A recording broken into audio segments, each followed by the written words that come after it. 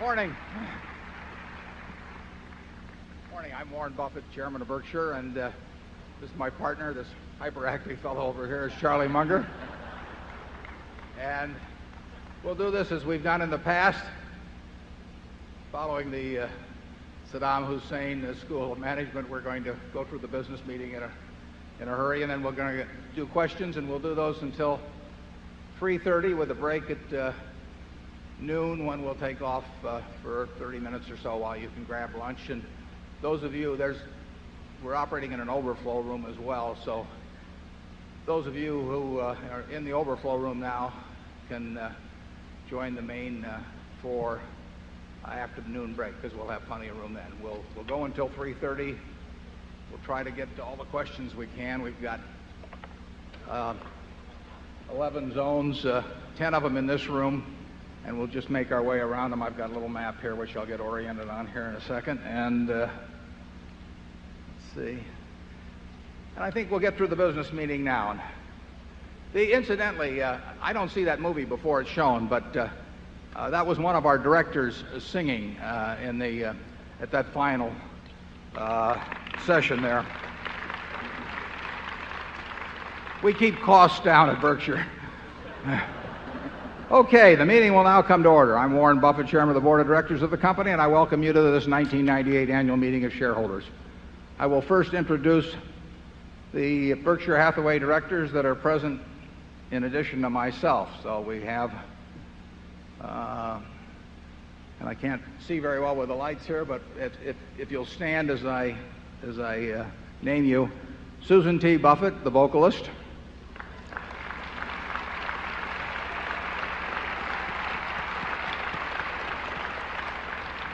Howard G. Buffett, the non-vocalist; Malcolm G. Chase;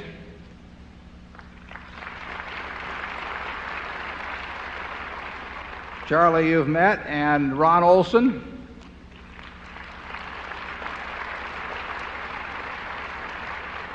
and Walter Scott Jr.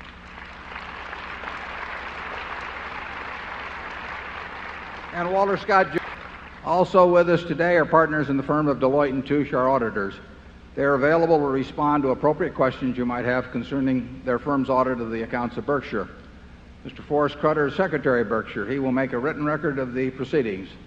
Ms. Becky Amick has been appointed Inspector of Elections at this meeting. She will certify to the count of votes cast in the election for directors. The named proxy holders for this meeting are Walter Scott Jr. and Mark D. Hamburg. Proxy cards have been returned through last Friday, representing 1,039,276 Class A Berkshire shares and 1,080,509 Class 276 Class A Berkshire shares and 1,080,509 Class shares. The number of shares represents a quorum in the meeting. We will conduct the business of the meeting and then adjourn the formal meeting. After that, we will entertain questions that you might have. First order of business will be a reading of the minutes of the last meeting of shareholders. I recognize Mr. Walter Scott Jr., who will place a motion before the meeting. I move the minutes of the reading the minutes of the last stockholders meeting be dispensed with. Do I hear a second? A lot of seconds. The motion has been moved and seconded. Are there any comments or questions? We will vote on this motion by voice vote. All those in favor say aye. Opposed? Motion's carried. Does the Secretary have a report of the number of Berkshire shares outstanding entitled to vote and represented at the meeting? Yes, I do. As indicated in the proxy statement that accompanied the notice of this meeting that was sent by first-class mail to all shareholders of record on March 6, 1998, the record date for this meeting, there were 1,199,680 shares of Class A Berkshire Hathaway common stock outstanding, with each share entitled to one vote on motions considered at this meeting, and 1,245,081 shares of Class B Berkshire Hathaway common stock outstanding, with each share entitled to 1/200th of one vote on motions considered at the meeting. Of that number, 1,039,276 Class A shares and 1,000,509 Class B shares are represented at this meeting by proxies returned through last Friday. Thank you, Forrest. For shareholders present who wishes to withdraw a proxy previously sent in and vote in person on the election of directors, he or she may do so. Also, if any shareholder vote in person on the election of directors, he or she may do so. Also, if any shareholder that is present has not turned in a proxy, please identify yourself to meeting officials in the aisles who will furnish a ballot to you. Those persons desiring ballots, please identify themselves so that we may distribute them. The one item of business of this meeting is to elect directors. I now recognize Mr. Walter Scott, Jr. to place a motion before the meeting with respect to election of directors. I move that Warren E. Buffett, Susan T. Buffett, Howard G. Buffett, Malcolm G. Chase, Charles T. Munger, Ronald L. Olson, and Walter Scott, Jr. be elected as directors. Is there a second? It's been moved and seconded that Warren E. Buffett, Susan T. Buffett, Howard G. Buffett, Malcolm G. Chase, Charles T. Munger, Ronald L. Olson, and Walter Scott, Jr. be elected as directors. Are there any other nominations? Is there any discussion? Nominations are ready to be acted upon. If there are any shareholders voting in person, they should now mark their ballots on the election of directors and allow the ballots to be delivered to the Inspector of Elections. Would the proxy holders please also submit to the Inspector of Elections a ballot on the election of directors, voting the proxies in accordance with the instructions they have received. Ms. Amick, when you are ready, you may give your report. My report is ready. The ballots of the proxy holder in response to proxies that were received through last Friday cast not less than 1,039,298 votes for each nominee. That number far exceeds a majority of the number of the total votes related to all Class A and Class B shares outstanding. The certification required by Delaware law of the precise count of the votes, including the additional votes to be cast by the proxy holders in response to proxies delivered at this meeting, as well as those cast in person at this meeting, if any, will be given to the Secretary to be placed with the minutes of this meeting. Thank you, Ms. Amick. Warren E. Buffett, Susan T. Buffett, Howard G. Buffett, Malcolm G. Chase, Charles T. Munger, Ronald L. Olson, and Walter Scott, Jr. have been elected as directors. After adjournment of the business meeting, I will respond to questions that you may have that relate to the businesses of Berkshire, but do not call for any action at this meeting. Does anyone have any further business to come before this meeting before we adjourn? If not, I recognize Mr. Walter Scott, Jr. to place a motion before the meeting. I move that this meeting be adjourned. Second? Motion to adjourn has been made and seconded. We will vote by voice. Is there any discussion? If not, all in favor say aye. Aye. All opposed say I'm leaving. This meeting is adjourned.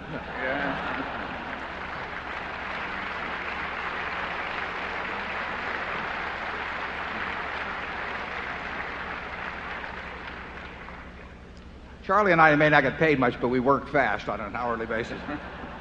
Now we're going to do this by zones, and I think you can see who is manning each. Yeah, I see we've got a number out there already. And please ask just one question. The only thing that I can think of that we won't discuss is what we're buying or selling, or maybe buying or selling. But we'll be glad to talk about anything that's on your mind. So let's go right to zone 1 and start in. Thanks for the beautiful, beautiful weekend in Omaha. I'm Micah Sale from New York City with a question for Warren and Charlie about what makes a company's price-earnings ratio move up relative to other companies in its industry. How can we, as investors, find companies and even industries that will grow their relative price-earnings ratios as well as their earnings? And thank you for the wonderful weekend and for sharing your brilliance with the shareholders. Oh, thank you. Thank you. You know, it's very simple that relative price-earnings ratios move up because people expect either the industry or the company's prospects to be better relative to all other securities than they have been than their preceding view, and that can turn out to be justified or otherwise. Absolute price-earnings ratios move up in respect to the earning power of, or the prospective earning power of that is viewed by the investing public of future returns on equity, and also in response to changes in interest rates. And in the recent, well, really ever since 1982, but accentuated in recent years, you've had decreasing interest rates pushing up stocks in aggregate, and you've had an increase in corporate profits. Return on equity of American businesses improved dramatically recently, and that also, and people are starting to believe it. So that has pushed up absolute price earnings ratios. And then within that universe of all stocks, when people get more enthusiastic about a specific business or a specific industry, they will push up the relative PE ratio for that stock or industry. Charlie, you've got anything? Yes, I think he also asked, how do you forecast these improvements in price earnings ratios? That's your part of the question.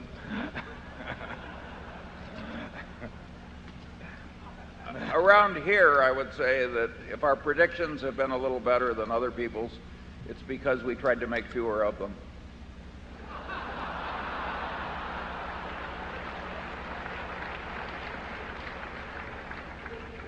We also try not to do anything difficult, which ties in with that. We really do feel that you get paid just as well. You know, this is not like Olympic diving. In Olympic diving, you know, they have a degree of difficulty factor, and if you can do some very difficult dive, the payoff is greater if you do it well than if you do some very simple dive. That's not true in investments. You get paid just as well for the most simple dive as long as you execute it all right. And there's no reason to try those 3.5s when you get as long as you execute it all right. And there's no reason to try those 3.5s when you get paid just. So we look for 1 foot bars to step over rather than 7 foot or 8 foot bars to try and set some Olympic record by jumping over. And it's very nice because you get paid just as well for the 1 foot bars. Okay, zone 2. Good morning. My name is Joe Lacey. I'm from Austin, Texas. In this era when the financial departments of the institutions of higher learning are referring to you as an anomaly, and they preach the efficient markets hypothesis, stating that you can't outperform the market, where does one go to find a mentor like you found in Ben Graham, someone you can ask questions to regarding value investing? My understanding is that the University of Florida has instituted a couple of courses that actually Mason Hawkins gave them a significant amount of money to finance, and I believe they're teaching something other than efficient markets there. There's a very good course at Columbia, I know, that it gets a lot of visiting teachers to come in. I go in there and teach occasionally, but a number of practitioners. I think the efficient market theory is less wholly writ now than it was 15 or 20 years ago in universities, but it's than it was 15 or 20 years ago in universities, but it's 20 years ago, and I'd recommend, you know, looking into those 2 schools. It's really quite useful. If you had a merchant shipping business, if all of your competitors believe the world is flat, you know, it is a huge edge, because they will not take any they will not take on any cargo to go to places that are beyond where they think they will fall off. And so we should be encouraging the teaching of efficient market theories in universities. And it amazes me, but what it amazes me, but I'm most economical about ideas that they make the ones they learn in graduate school last a lifetime. And what happens is that you spend years getting your PhD in finance, and you learn theories with a lot of mathematics in them that the average layman can't do, and you become sort of a high priest, and you get an enormous amount of yourself and ego and even professional security invested in those ideas, and it gets very hard to back off after a given point. And I think that to some extent has contaminated the teaching of investing in the universities. Charlie? Well, I would argue that the contamination was massive. But it's waning. Yeah, it is waning. It's waning. The good ideas eventually triumph. Yeah. The word anomaly I've always found interesting on that, because after a while, I mean, Columbus was an anomaly, but what it means is something that the academicians could not explain, and rather than re-examine their theories, they simply discarded any evidence of that sort as anomalous. And I think when you find information that contradicts previously cherished beliefs, that you've got a special obligation to look at it and look at it quickly. I think Charlie told me that one of the things Darwin did was that whenever he found anything that contradicted some previous belief, he knew that he had to write it down almost immediately, because he felt that the human mind was so conditioned to reject contradictory evidence that unless he got it down in black and white very quickly, his mind would simply push it out of existence. Charlie knows more about Darwin than I do. Maybe he can explain that. Well, I don't know about Darwin, but I did find it amusing. One of these extreme efficient market theorists explained Warren for many, many years as an anomaly of luck.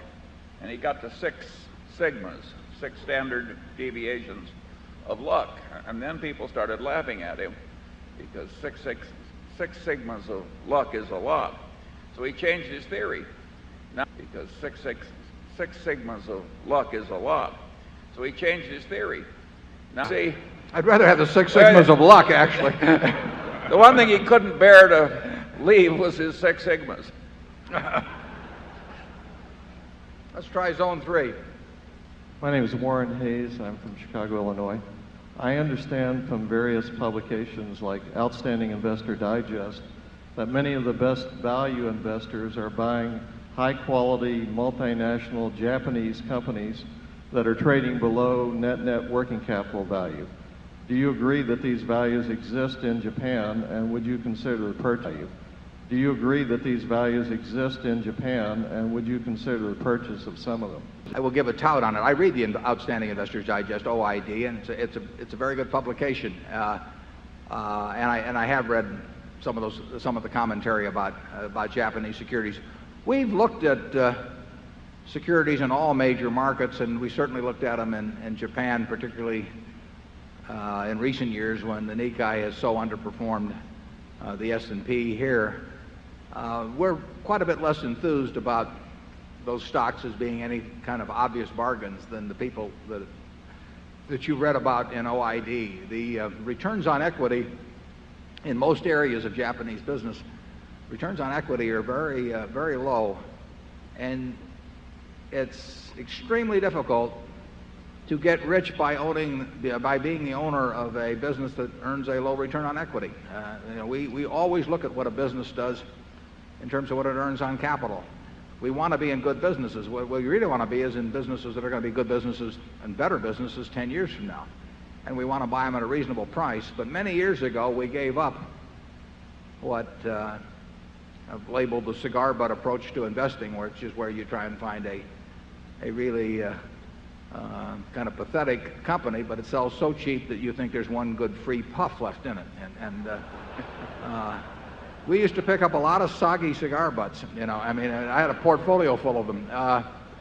And there were soggy cigar butts. I mean, I had a portfolio full of them. And there were free puffs in them. And B, we don't find many cigar butts around that we would be attracted to. But those are the companies that had low returns on equity. And if you have a business that's earning 5 or 6% on equity, and you hold it for a long time, you are not going to do well in investing, even if you buy it cheap to start with. Time is the enemy of the poor business, and it's the friend of the great business. I mean, if you have a business that's earning 20 or 25% on equity, and it does that for a long time, time is your friend. But time is your enemy if you have your money in a low return business, and you may be lucky enough to pick the exact moment when it gets taken over by someone else, but we like to think when we buy a stock we're going to own it for a very long time, and therefore we have to stay away from businesses that have low returns on equity. Charlie? Yeah, it's not that much fun to buy a business where you really hope this sucker liquidates before it goes broke.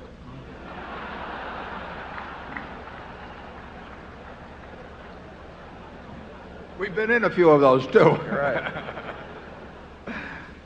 Yeah, Charlie and I, or at least I've owned stock in an anthracite, that don't know what anthracite is, street railway companies, windmill manufacturers. What other gems have we had, Charlie? Textiles. Yeah, textiles. Yeah, textiles. Don't even think. Yeah, Berkshire was a mistake, believe it or not. I mean, we went into Berkshire because it was cheap statistically, just as a general investment back in the early 60s. And it was a company that in the previous 10 years had earned less than nothing. I mean, it had a significant net loss over the previous 10 years. It was selling well below working capital, so it was a cigar butt. And it was, I mean, we could have done the things we've done subsequently from a neutral base rather than a negative base, and actually it would have worked out better. But it's been a lot of fun. Number 4. Hello, my name is Martin Wiegand from Bethesda, Maryland. Again, I want to thank you for your letters and principles. They're a great help for small business people running their business. My question is, last year you said you had filters in your mind to help you quickly analyze businesses. How do your filters take into account the very fast changes of technology and the way that businesses communicate with their customers, take orders, things like that? Well, we do have filters, and sometimes those filters are very irritating to people who check in with us about businesses, because we really can say in 10 seconds or so no to 90% plus of all the things that come in, simply because we have these filters. We have some filters in regard to people, too. But the question of technology is very simple. That doesn't make it through our filter. I mean, so if something comes in where there's a technological component that's of significance, or where we think that future technology could hurt the business as it presently exists, we look at, we look at that as something to worry about. It won't make it through the filter. We want things that we can understand, which filters out a lot of things, and we want them to be good businesses, and we want the people to be the people we're very comfortable with. That means ability and integrity, and we can do that very fast. We've heard a lot of stories in our lives, and it's amazing how you can become quite efficient in probably getting 95% of the ideas through in a very short period of time that should get through. Charlie? Yeah, we have to have an idea that is A good idea, and B, a good idea that we can understand. It's just that simple. And so those filters are filters against consequences from our own lack of talent. Filters haven't changed much over the years either. Okay, area 5. Hi, I'm Alan Maxwell. I live in the wonderful tropical island of Omaha. Well, that's right up there with Exarban. That's Nebraska spelled backwards. Everybody in this room's got to be wondering the same question. Who, in your opinion, both of you, is the next Warren Buffett? Charlie? Who's the next Charlie Munger? Well, let's try that first. That's a more difficult question. There's not much demand.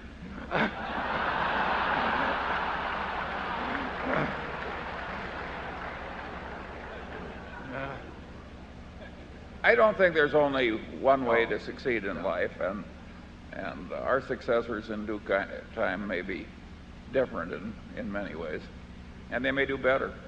Incidentally, we have a number of people in the company, some of whom are in this room today, and the ones you saw on that screen, who are leagues ahead of Charlie and me in various kinds of abilities. I mean, there's a lot of different talents.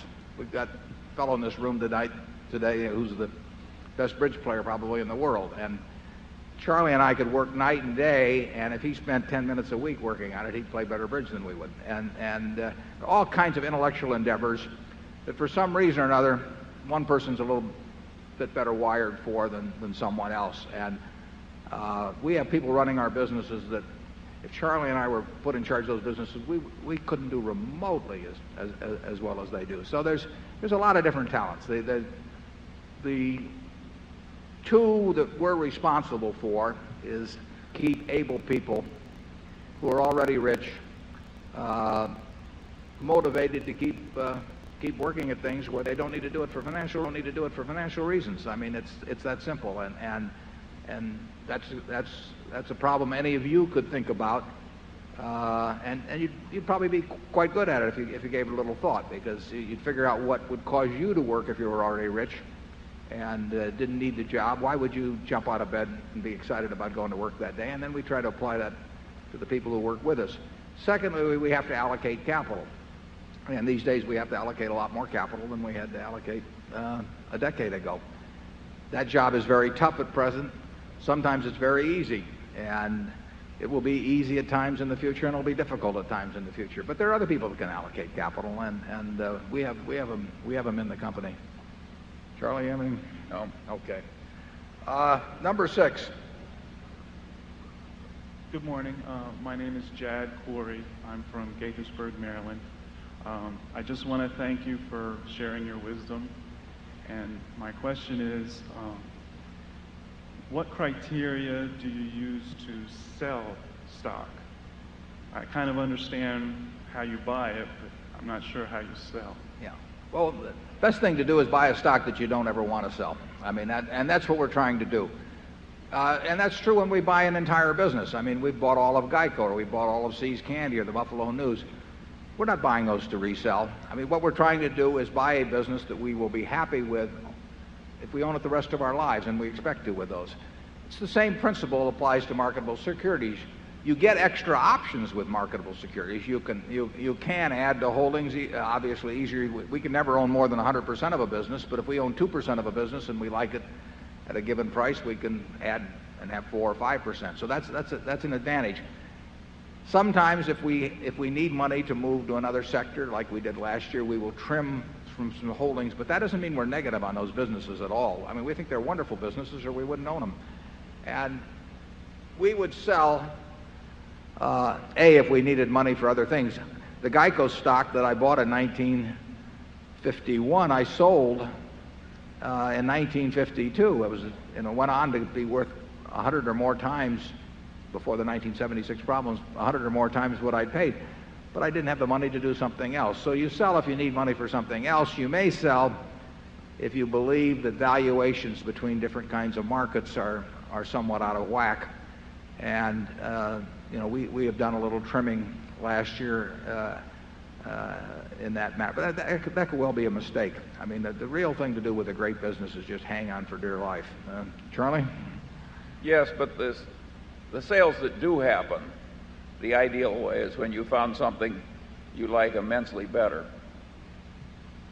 Isn't that obvious? That's the ideal way to sell.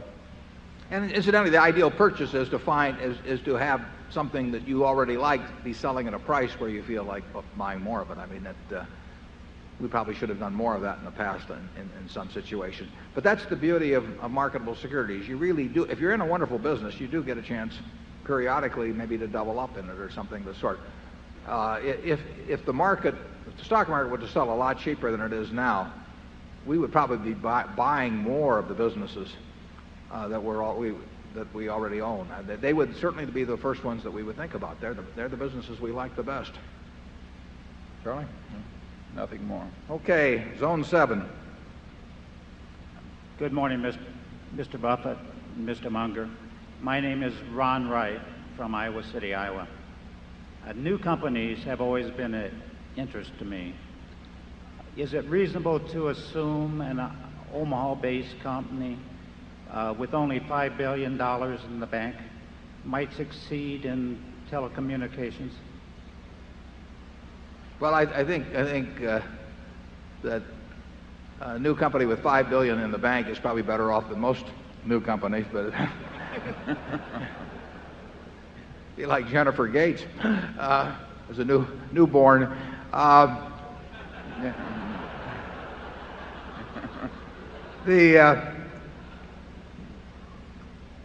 think you're probably referring to a company that was created out of one of our local operations that's run by Walter Scott, one of our directors from the Kiewit Company, Level 3. I can tell you it's got very able management, and I'll take your word for it that it's also got fine, but you'll have to make your own judgment on the stock. I know Charlie won't comment on that one. Zone 8. Yes, good morning. This is Mo Spence from Omaha, Nebraska. In the past, you've often said that the insurance operation is the most important business in Berkshire's portfolio. Is that true? And what are numbers 2 and 3? I'd also like to ask, is it true that Charlie chose the colors for the cover of this year's annual report? Did Charlie chose them? He had nothing to do with them. I chose them. They're a tribute to the Nebraska football team and Tom Osborne, who you saw.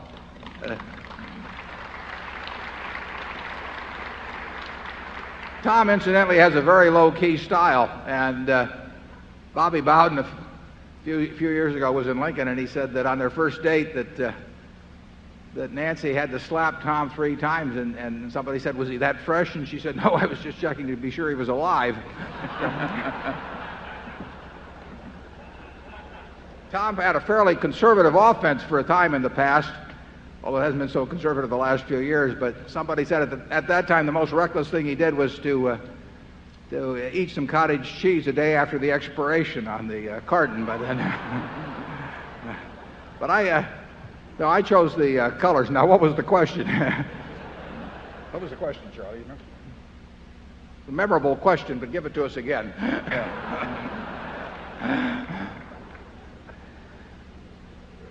Are we back there in Zone 8? Oh, the numbers, yeah, sure. The question was about the insurance business, which we have said will be by far the most important business at Berkshire. We said that many, many years ago, and it's proven to be the case. It obviously got a big leg up when we purchased all of GEICO. Insurance, as far as the eye can see, will be by far the most significant business at Berkshire. And the question about 2 and 3, in terms of earnings, flight safety is the second largest source of earnings, but we don't really think of them that way. I mean, we do know our main business is insurance, but we really have a lot of fun out of all of our businesses. I mean, I have a great time out of Borsheim's yesterday, or at a Dairy Queen. So.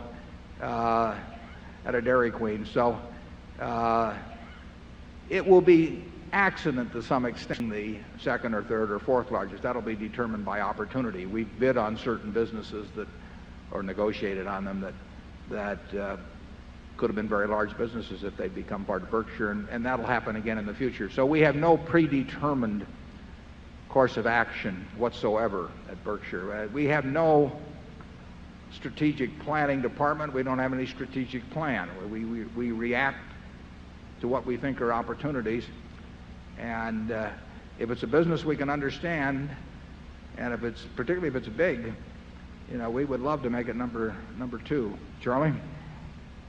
I also want to say proudly that we have no mission statement. No.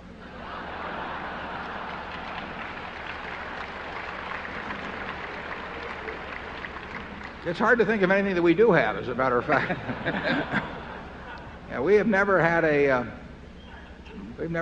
mean, I'm sure you all know this, we've never had a consultant, and we try to keep things pretty simple. We still have 12 people at headquarters. We have about 40,000 people that now work for Berkshire, and we hope to grow a lot, but we don't hope to grow at headquarters. Number 9. Yes, my name is Patty Buffett, and I'm from Albuquerque, New Mexico. I like your name. Thanks. In your opinion, what effect will the year 2000 compliant issue have on the U.S. stock market and the global economy? Well, I get different reports on 2000, but the main report I hear, I think, you wouldn't want to rely on me on this, but you could rely on our managers, and I think we're in good shape. It's costing us some money, but not huge amounts of money to be prepared for 2000. With companies in which I'm a director, I hear some reasonably good-sized numbers. Those numbers are in their annual reports and described as to the cost of compliance. But what I'm told by people that know a lot more than I do is that they think probably that the weakest link may be in government. Think that in terms of where they stand versus the commercial sector, in terms of reaching where they need to be by 2000 that there's some areas of both national and state and local governments and foreign government where they're really behind the curve. Now, that is not an independent judgment of mine, but somebody said you want to be very careful about making a phone call at 5 seconds before midnight at the Millennium because you may get charged for 100 years, you know. So it'll be interesting. I don't think it's going to affect Berkshire in any material way, and I certainly have a feeling that the world will get past it very easily. But it is expensive for some companies, and it's going to be very expensive for governments. Charlie?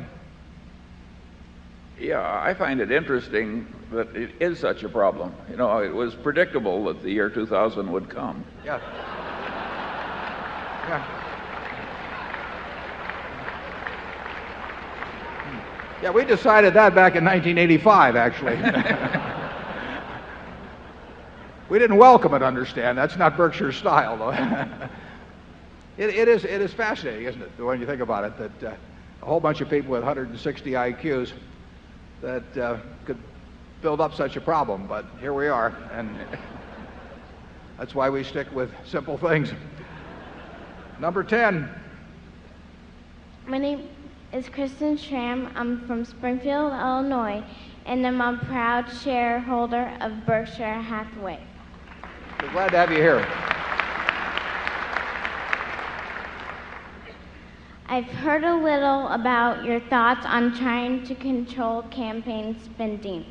Could you tell us more about your thoughts and efforts on this topic? Thank you.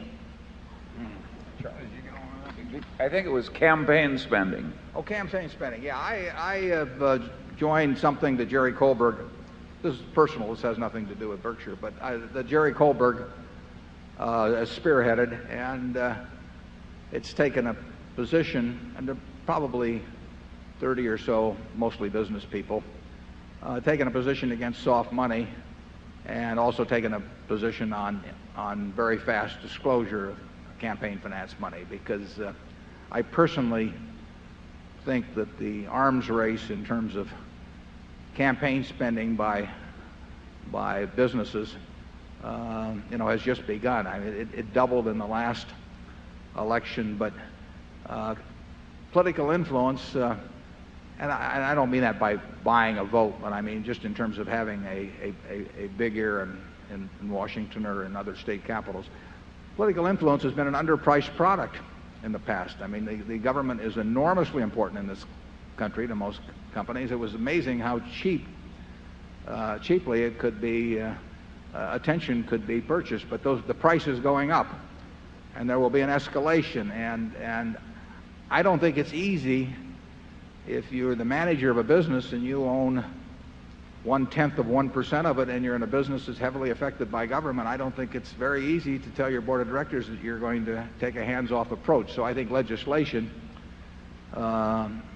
is needed in that arena, and there are over 100 campaign finance reform bills that have been introduced. Everybody wants to have their name on a bill, they just don't want to have it passed. And John McCain's been working hard on it, and it's something I think we have to come to grips with, because it's going to be a battle of the wallets for influence. And like I say, if I were running some other company and my competitors were spending money to get the attention of would-be legislators or actual legislators, it'd be very difficult to take some high and mighty position that I wasn't going to do it myself, and my board and my shareholders might ask me why I was taking that position. We are lucky, basically, to be in a business that's relatively unaffected by legislation, although we're going to pay a lot of tax this year. I said 2 years ago that it would only take 2,000 entities in the whole United States, businesses, individuals, any kind of entity, to pay the same amount of taxes as Berkshire, and that would take care of the entire budget. You'd need no Social Security taxes, you'd need no nothing. I think we're going to be able to say that again this year. I think that if you multiply our tax by 2,000, you will more than account for, including Social Security and everything else. So you might say, why aren't you in Washington lobbying for a capital gains rate at corporations it's the same as individuals or something, but we basically haven't played that game. We feel very fortunate. I'll say this, I would rather in this country be a huge taxpayer myself than be somebody who needed the other end of it, the government dispensing. I mean, if anybody here is paying taxes and they want to, if you'd like to shift positions with somebody in a veterans hospital or that that has a couple of children by age 19 and is getting a check from the government, I don't want to shift positions. I'm happy to be paying the taxes.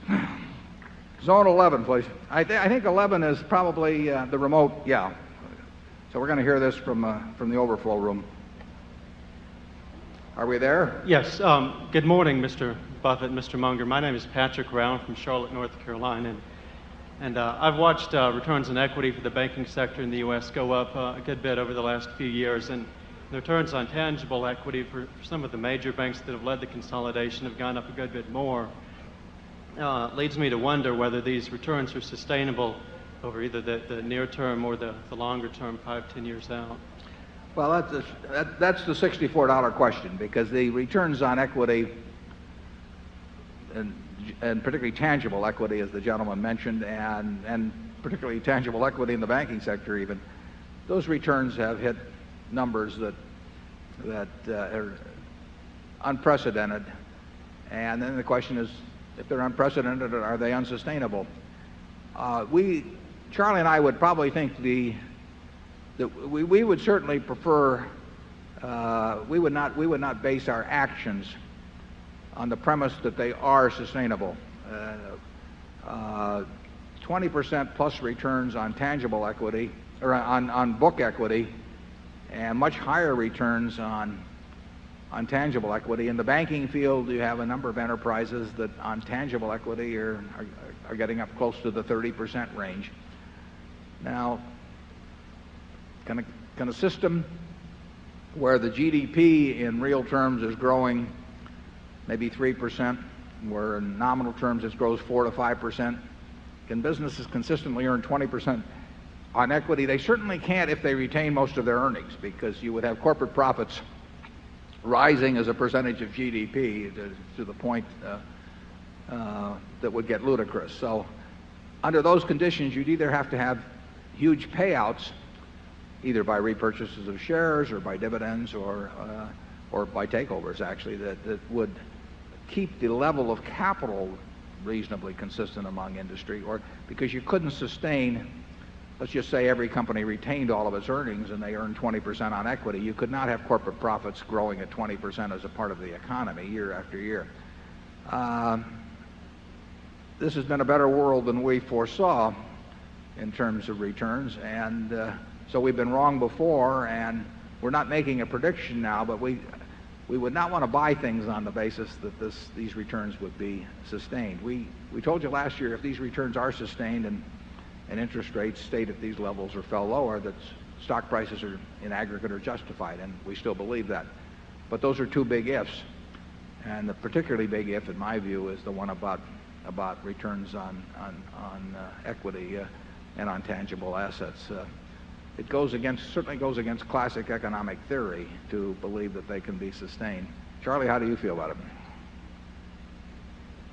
Well, I think a lot of the increase in return on equity has been caused by the increasing popularity of Jack Welch's idea that you can't be a leader in a line of business, get out of it. And as you get fewer people in the business, why returns on equity can go up. Then it's gotten way more popular to buy in shares, even at very high prices per share. And if you keep the equity low enough by buying shares back, why, you can make return on equity whatever you want. We've had, to some extent, a slow revolution in corporate attitudes. And but Warren is right. You can't have massive accumulations of earnings that are retained and keep earning these rates of return on them. An interesting question is to think about it. If you had 500 Jack Welches and they were running the Fortune cloned and they were running all of the Fortune 500 companies, would returns on equity for American business be higher or lower than they are presently? I mean, if you have 500 sensational competitors, they can all be rational, but that doesn't, and they will be, and they'll be smart, and they'll keep trying to do all the right things. But there's a self-neutralizing effect. It's like having 500 expert chess players or 500 expert bridge players. You still have a lot of losers if they get together and play in a tournament. So it's not at all clear that if all American management were dramatically better, leaving out the competition against foreign enterprises, that returns on equity would be a lot better. They might very well drive things down. That's what, to some extent, can easily happen in securities markets. It's way better to be in securities markets if you have 100 IQ and everybody else operating has an 80 than if you have 140 and all the rest of them also have 140. So it's the secret of life is weak competition. Somebody said, how do you beat Bobby Fischer, you know, and you play him any game except chess. Well,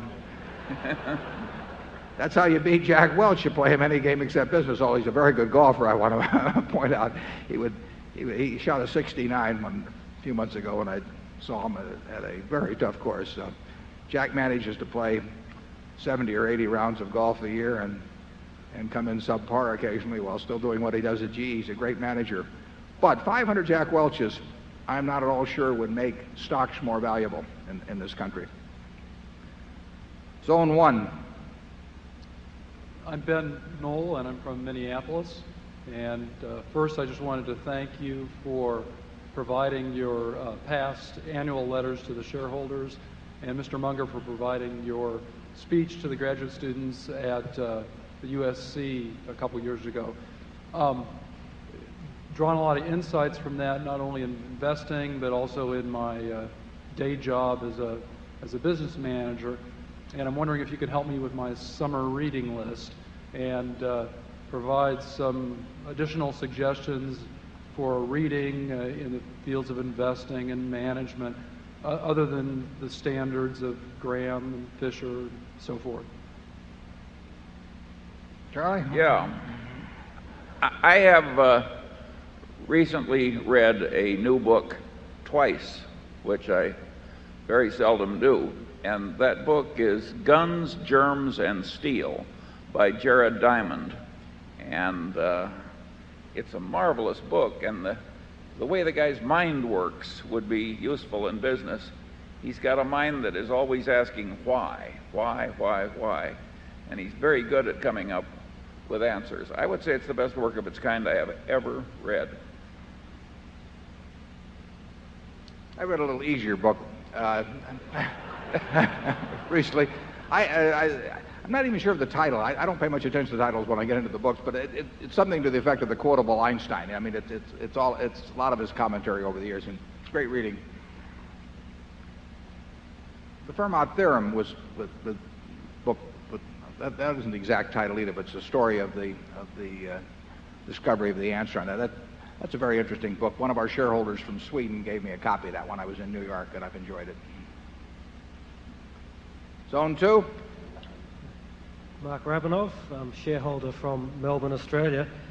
Gentlemen, we have large holdings in Freddie Mac and Fannie Mae, and as you both know, they were hurt quite a lot when interest rates went up in the past.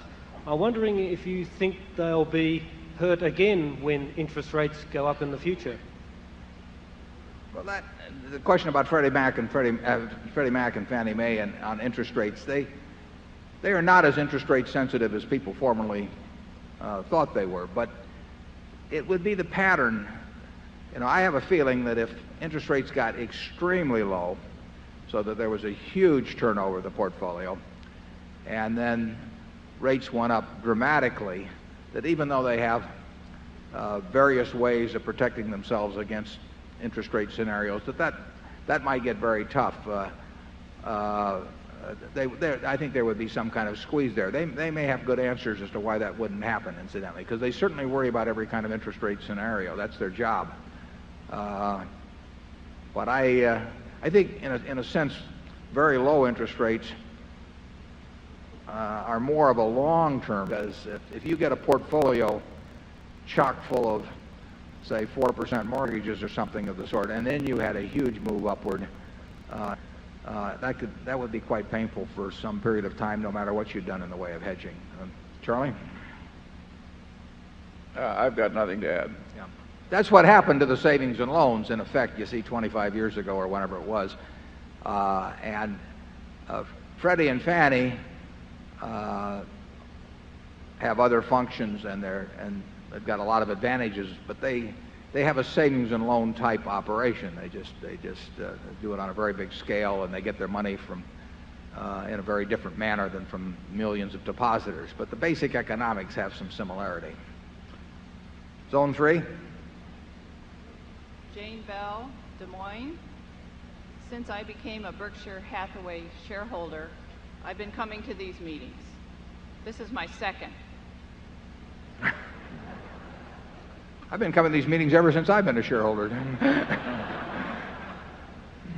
Mr. Buffett, I'm a partner and owner in a consulting business, and we tell our clients and potential clients that we design solutions for what keeps them awake at night. Mr. Buffett, from your perspective as an investor, what keeps you awake at night? Well, that's a good question, and that's one I always ask the managements of our subsidiaries as well as any new investment. I want to know what their nightmare is. Andy Grove, in his book Only the Paranoid Survive, talks about the silver bullet for a competitor. So in terms of if you only had one silver bullet, which competitor would you fire it at? And it's not a bad question, and your question's a little broader. If you only had one worry that you could get rid of, what would it be? I would say that and I think I speak for Charlie, I'll let him do it, but we really don't worry. We will do the best we can, and when we have capital allocated, sometimes it's very easy to do, sometimes it's almost impossible to do, but we're not going to worry about it because the world changes, and if we had something we were worried about in the business, we would correct it. I'm not worried about anything. I'm not really worried about we can lose $1 billion on a California earthquake, but I'm not worried about it. Although I have a sister who's in the audience that lives in California. I've told her to call me quickly if the dogs start running in circles or anything like that. But there's if you're worried about something, the thing to do is get it corrected and get back to sleep. And I can't think of anything I'm worried about at Berkshire. That doesn't mean that I have any good ideas as to what we should be doing with a whole lot of money that we have around. But I can't do anything about that except keep looking for things that I might understand and do something with the money. And if they aren't there, they aren't there, and we'll see what happens tomorrow and next week and next month and next year. Charlie, what are you worried about? Well, in the 30-some years I've been watching you, I would say what it takes to make you not sleep at night is an illness in the family. Short of that, Warren likes the game. I like the game. And even in the periods that look tough to other people, it's a lot of fun. It's a lot of fun. It's a lot of fun. In fact, it probably is the most it is the most. I mean, we define tough times differently than other people would, but our idea of tough times is like now, and our idea of we don't feel it's tough times when the market's going down a lot or anything of the sort. So we are having a good time then. I mean, we don't want to sound like undertakers during a plague or anything, but there's really, it makes no difference to us whether the price of Berkshire is going up or down. We're trying to figure out ways to make the company worth more money years down the road, and if we figure that out, the stock will take care of itself. So, and usually when the stock is going down, it means other things are going down, and it's a better chance for us to deploy capital, and that's our business. So you will not see us worrying. Maybe we should. What may worry? No, Zone 4. My name is Phil Yoon from LA, California. Mr. Warren Buffett, Mr. Trotter, I'm one of the persons who highly admire you both. I have two questions. Question one, your view on world financial business environment in the next decade. Question two, U.S. position for economic competition in the next decade. Thank you. Well, you've asked two big questions, but you're going to get very small answers, I'm afraid. And that's no disrespect, but we don't think about those things very much. We just are looking for decent businesses, and incidentally, our views in the past wouldn't have been any good on those subjects. And we try to think about two things. We try to think about things that are important and things that are knowable. Now, there are things that are important that are not knowable. In our view, those two questions that you raised fall in that. There are things that are knowable but not important. We don't want to clutter our minds up with those. So we say, what is important and what is knowable? And what among the things that fall within those two categories can we translate into some kind of an action that is useful for Berkshire? And we really, there are all kinds of important subjects that Charlie and I, we don't know anything about. And therefore we don't think about them. So we have our view about what the world will look like over the next 10 years in business or competitive situations. We're just no good. We do think we know something about what Coca-Cola is going to look like in 10 years, or what Gillette's going to look like in 10 years, or what Disney's going to look like in 10 years, or what some of our operating subsidiaries are going to look like in 10 years. We care a lot about that. We think a lot about that. We want to be right about that. If we're right about that, the other things get to be, they're less important. And if we started focusing on those, we would miss a lot of big things. I've used this example before, but Coca-Cola went public in, I think it was 1919. And the first year, one share cost $40. The first year it went down a little over 50%. At the end of the year it was down to $19. There were some problems with bottler contracts, there was problems with sugar, various kinds of problems. If you'd had perfect foresight, you would have seen the world's greatest depression staring you in the face when the social order even got questioned. You would have seen World War II, you would have seen atomic bombs and hydrogen bombs. You would have seen all kinds of things. And you could always find a reason to postpone why you should buy that share of Coca-Cola. But the important thing wasn't to see that. The important thing was to see that they were going to be selling 1 billion 8-ounce servings of beverages a day this year, or some large number. And that the person who could make people happy 1 billion times a day around the globe ought to make a few bucks off doing it. And so that $40, which went down to $19, I think with dividends reinvested has to be well over $5 million now. And if you developed a view on these other subjects that in any way forestalled you acting on this more important, specific, narrow view about the future of the company, you would have missed a great ride. So that's the kind of thing we focus on. Charlie? Yeah, we're not predicting the currents that will come, just how some things will swim in the currents, whatever they are. Zone 5, please. Good morning. Mark Gerstein from Value Line. Mr. Buffett, considering the large amount of demands on your time, how do you go about reviewing the entire spectrum of choices in the equity markets? Give me that last part again. I got the demands on my time. And how do you and Mr. Munger manage to review the whole spectrum of choices in the equity markets? A fat pitch coming up. But I don't mind it at all, because the truth is that we get, I don't know what we even pay for Value Line. Charlie and I both get it, but in our respective offices, but we get incredible value out of it because it gives us the quickest way to see a huge number of the key factors that tell us whether we're basically interested in the company. It also gives us a good way of sort of periodically keeping up to date. Value Line has 1,700 or so stocks they cover, and they do it every 13 weeks. So it's a good way to make sure that you haven't overlooked something if you just quickly review that. But the snapshot it presents is an enormously efficient way for us to garner information about various businesses. We don't care about the ratings. I mean, that doesn't make any difference to us. We're not looking for opinions. We're looking for facts. But I have yet to see a better way, including fooling around on the internet or anything that gives me the information as quickly. I can absorb the information about a company. Most of the key information you can get in probably doesn't take more than 30 seconds in glancing through Value Line, and I don't have any other system that's as good. Charlie? Well, I think the Value Line charts are a human triumph. It's hard for me to imagine a job being done any better than is done in those charts. An immense amount of information is put in very usable form.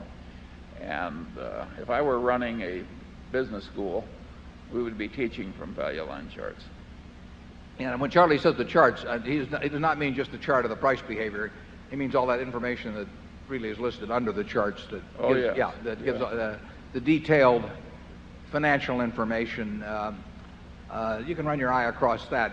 The chart of the price action doesn't mean a thing to us, although it may catch our eye just in terms of businesses that have done very well over time. But price action has nothing to do with any decision we make. Price itself is all important, but whether a stock has gone up or down, or what the volume is, or any of that sort of thing, that is, as far as we're concerned, those are chicken tracks, and we pay no attention to them.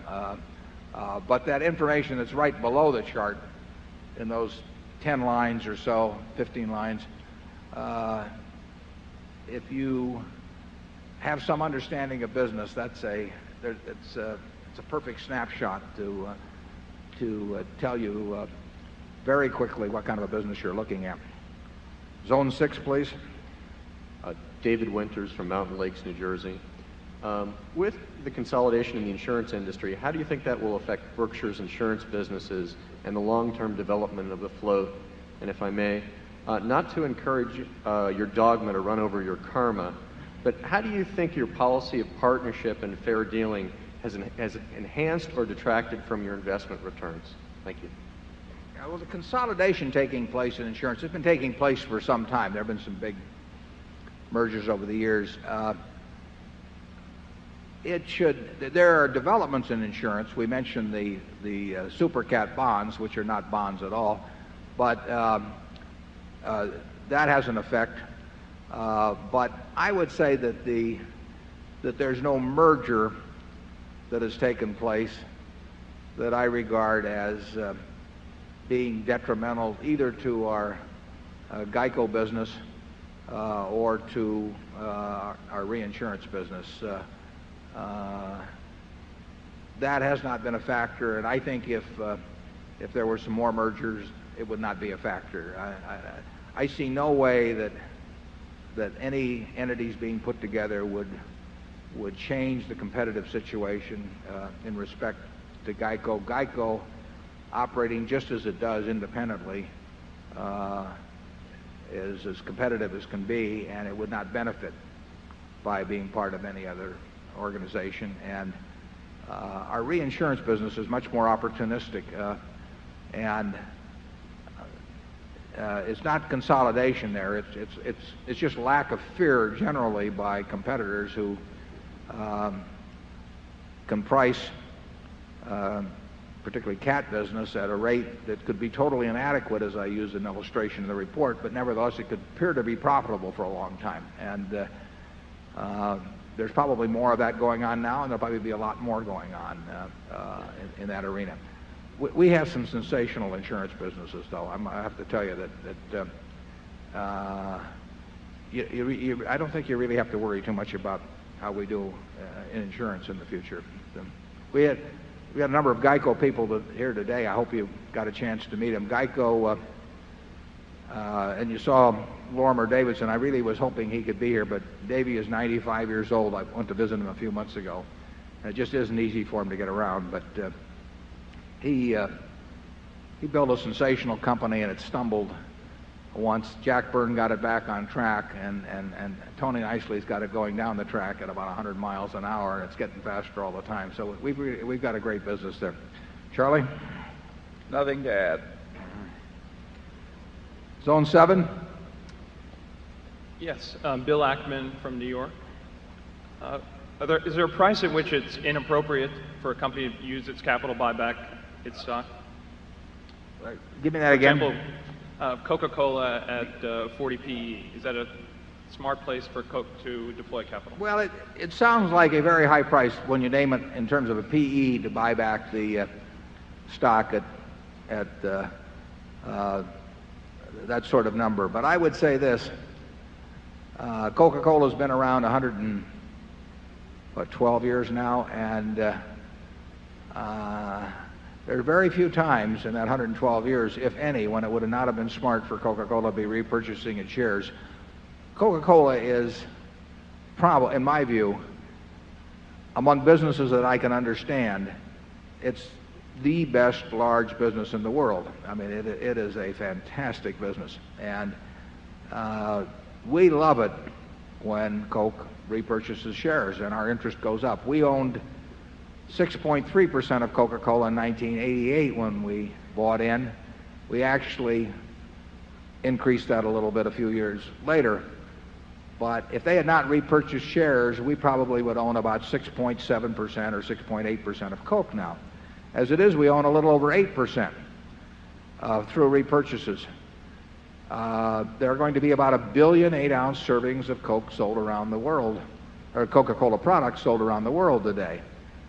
8% of that is 80 million, and 6.8% is 68 million. So there are 12 million extra servings for the account of Berkshire Hathaway being sold around the world.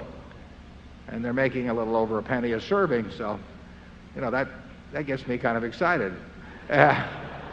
And I think all I can tell you is I approve of Coke repurchasing shares. I'd a lot rather have them repurchasing shares at 15 times earnings, but when I look at other ways to use capital, I still think it's a very good use of capital. And maybe the day will come when they can buy it at 20 times earnings, and if they can, I hope they go out and borrow a lot of money to buy a ton of it at those prices. And I think we will be better off 20 years from now if Coke follows a consistent repurchase approach. I do not think that is true for many companies. I mean, I think that repurchases have become in vogue and done for a lot of silly reasons. And so I don't think everybody's repurchase of shares is well reasoned at all. You know, we see companies that issue options by the ton and then they repurchase shares much higher. You know, I started reading about investments when I was 6, and I think the first thing that I read was, you know, buy low, sell high. But these companies, through their options, you know, they sell low and then they buy high, and they've got a different formula than I was taught. So there are a number that we don't approve of. But when we own stock in a wonderful business, we like the idea of repurchases even at prices that may give you nosebleeds. It generally turns out to be a pretty good policy. Charlie? Well, I think the answer is that in any company, the stock could get to a price so high it would be foolish for the corporation to repurchase its shares. Sure. And you can even get into gross abuse. Before the crash, the Insul utilities were madly buying their own shares as a way of promoting the stock higher. It was like a giant Ponzi scheme at the end. So there's all kinds of excess that's possible, but the really great companies that buy at high price earnings, that can be wise. Our interest in Geico went from 33% to 50% without us laying out a dime, because Geico was repurchasing its shares. And we benefited substantially, but we benefited a lot more, obviously, when prices were lower. I mean, our interest in the Washington Post company has gone from 9.5% to 17.5% over the years without us buying a single share. But the Post or Coke or any number of companies don't get the bargain in repurchasing now that they used to. We still think it's probably the best use of money in many cases. Zone 8. My name is Hutch Vernon. I'm from Baltimore, Maryland. My question has to do with float You said in the annual, and you've said in the past, that float has had a greater value to Berkshire than an equal amount of equity. And I wondered if you could clarify that statement. Is that because the float has been generated at such a low cost relative to an imputed cost for equity, or is there something else behind that statement? No, it's because the float, which is now, we'll say, $7 billion, comes to us at a negative cost. We would not make that statement if our float was costing us a couple percent a year, even though float would then be desirable, highly desirable. But our float is even better than that, or it has been, and so it comes to us with a cost of less than zero. It comes to us with a profit attached. So if we were to get out of the insurance business and give up the $7 billion of float and replace it with $7 billion of equity, we would have less going for us next year than under the present situation, even though our net worth would appear to be $7 billion higher.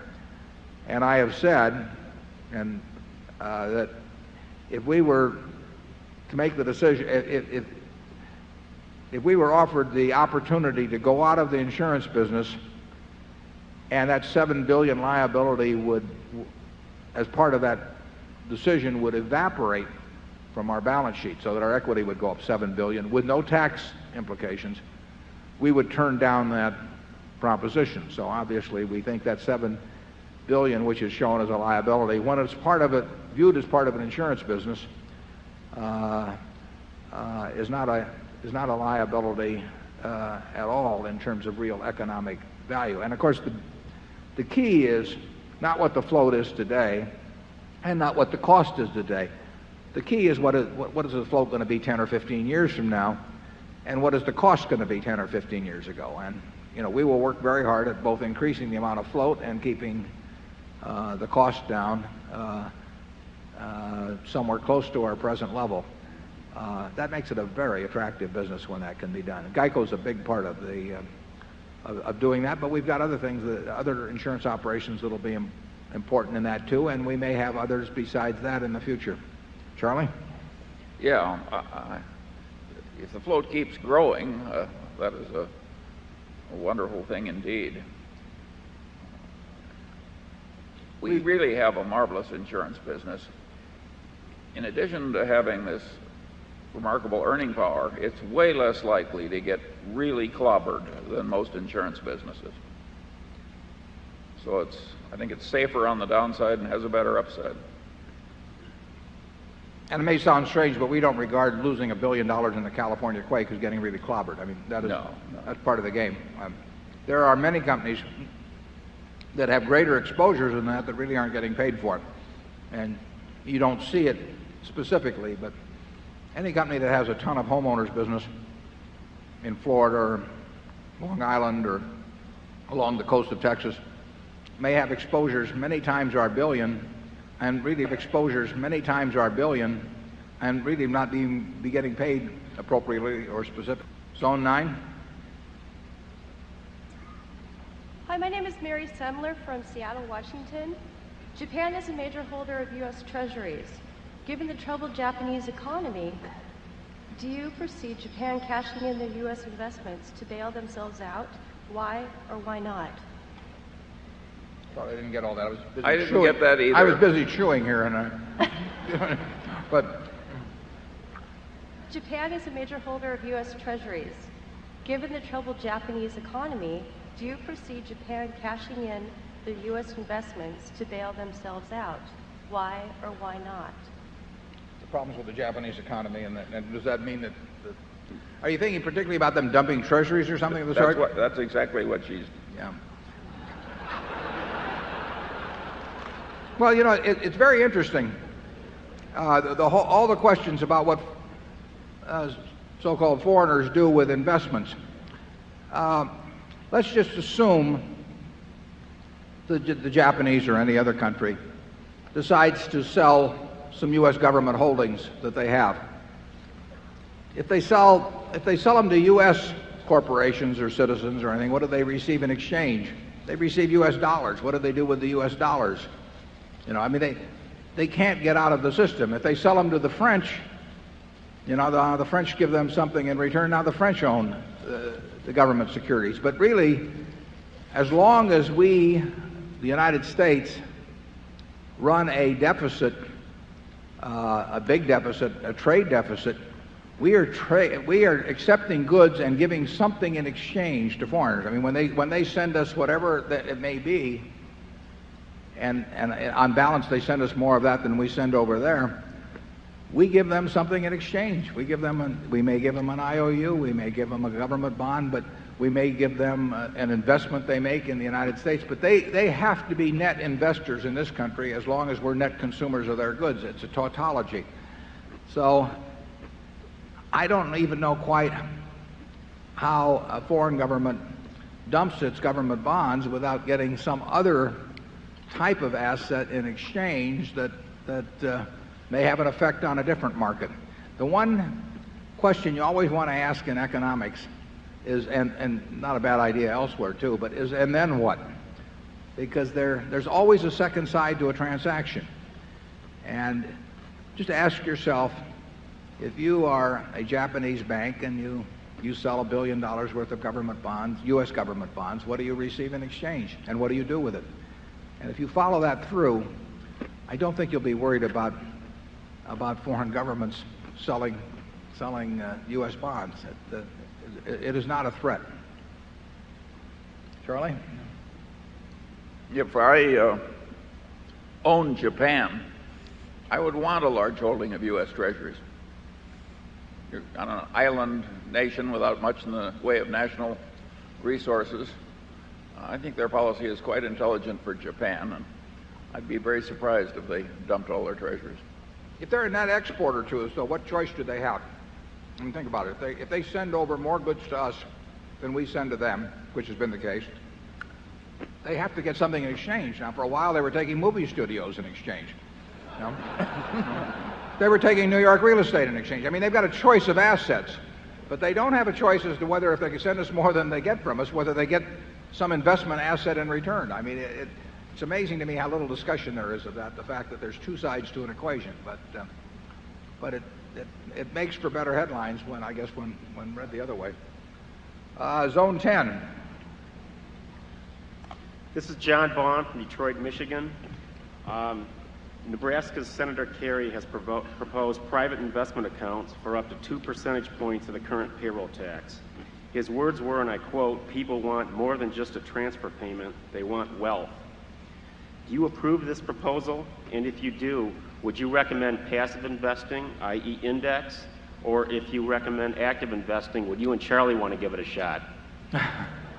Well, I've talked with Bob Kerry about that, and Bob does like the idea of giving everybody some piece of the American economy and an interest in it. He's thought, as you know, he's proposed really sort of small grants to the 3.5 million or so children born every year, and then some buildup of that account. Senator Moynihan has come up with something recently in conjunction with Kerry. I personally would not like to see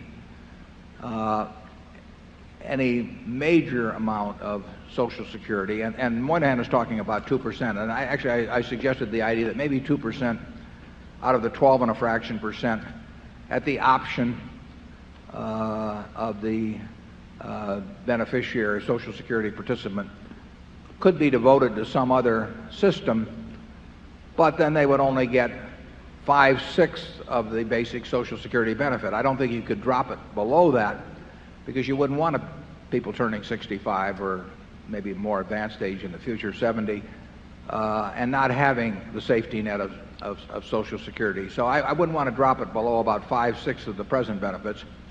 I think it's a perfectly reasonable topic to discuss whether you want to take that 2% then and let people build up an account, perhaps tax-free, perhaps an IRA type account, so they would have both wealth and the safety net. But I wouldn't want to drop the safety net very far. And I think that I would not want to turn an army of salespeople loose on the American public with a mandatory 2% going in some direction. I don't think that would be particularly healthy. Charlie?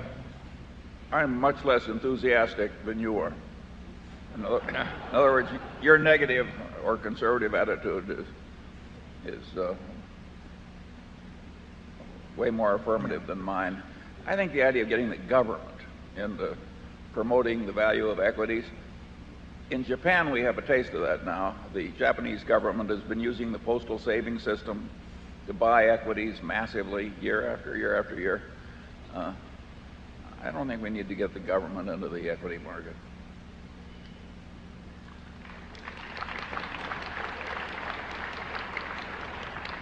We go to zone 11, please.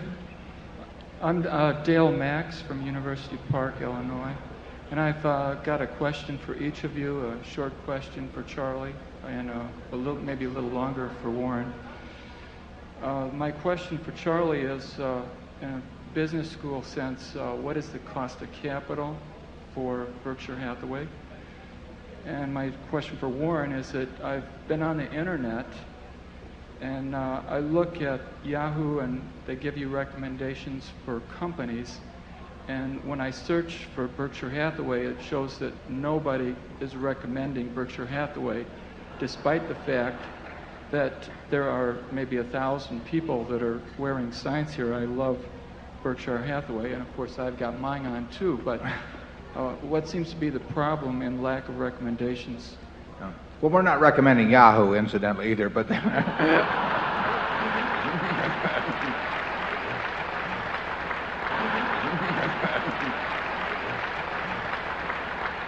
but I'll let puzzle people for thousands of years, and then the way that is taught in most business schools now, I find incoherent, and so I'm the one that asks that question and gets the incoherent answers. I don't have a good answer to a question I consider kind of a stupid question.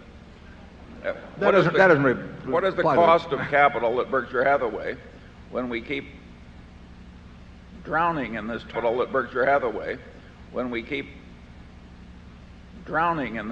of cash? To get to that, but you don't need a mathematical answer. The first question is when you have capital, is it better to keep it or return it to shareholders? It's better to return it to shareholders when you cannot create more than $1 of value with that capital. That's test number one. And if you pass that threshold that you think you can achieve more than $1 of value for every dollar retained, then you simply look around for the thing that you feel the surest about and that promises the greatest return, weighted for that certainty. So our cost of capital is, in effect, is measured by the ability to create more than $1 of value for every dollar retained. If we're keeping dollar bills that are worth more in your hands than in our hands, then we've exceeded the cost of capital as far as I'm concerned.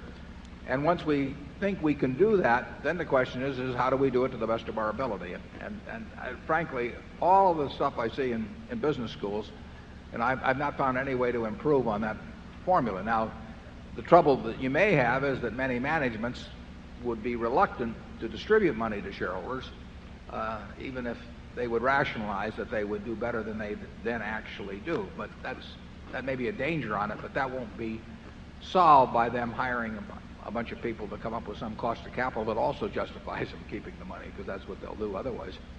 The question about recommending the stock, we've very seldom had stock recommendations over the years. As I think back to 1965, I can't think of a lot of brokerage reports that have recommended Berkshire.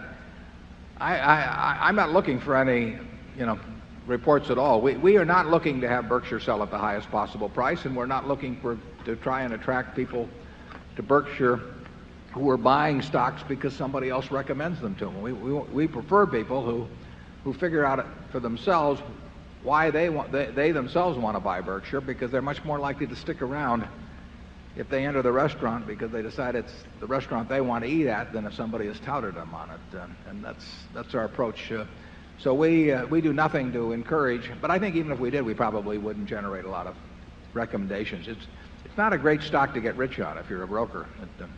Yeah, I think the reason.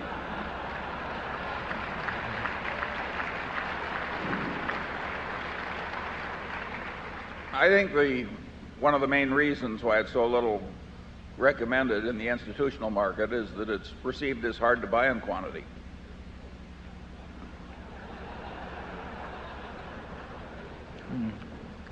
We prefer, we've got some good institutions as holders, including one that's run by a very good friend of ours, but frankly, it's more fun for us to have a bunch of individual shareholders. I mean, you see it translates, if there's money made, it translates into changes in people's lives and not some change in somebody's performance figure for one quarter. And we think that individuals are much more likely to join us with the idea of staying with us for as long as we stay around. And you know, that's the way we look at the business. Very few institutions look at investments that way, and frankly, we think they're often less rational holders than we get with individuals. Number one. Good morning. Good morning, gentlemen. I'm Hugh Stevenson, a shareholder from Atlanta. My question involves the company's SuperCat reinsurance business.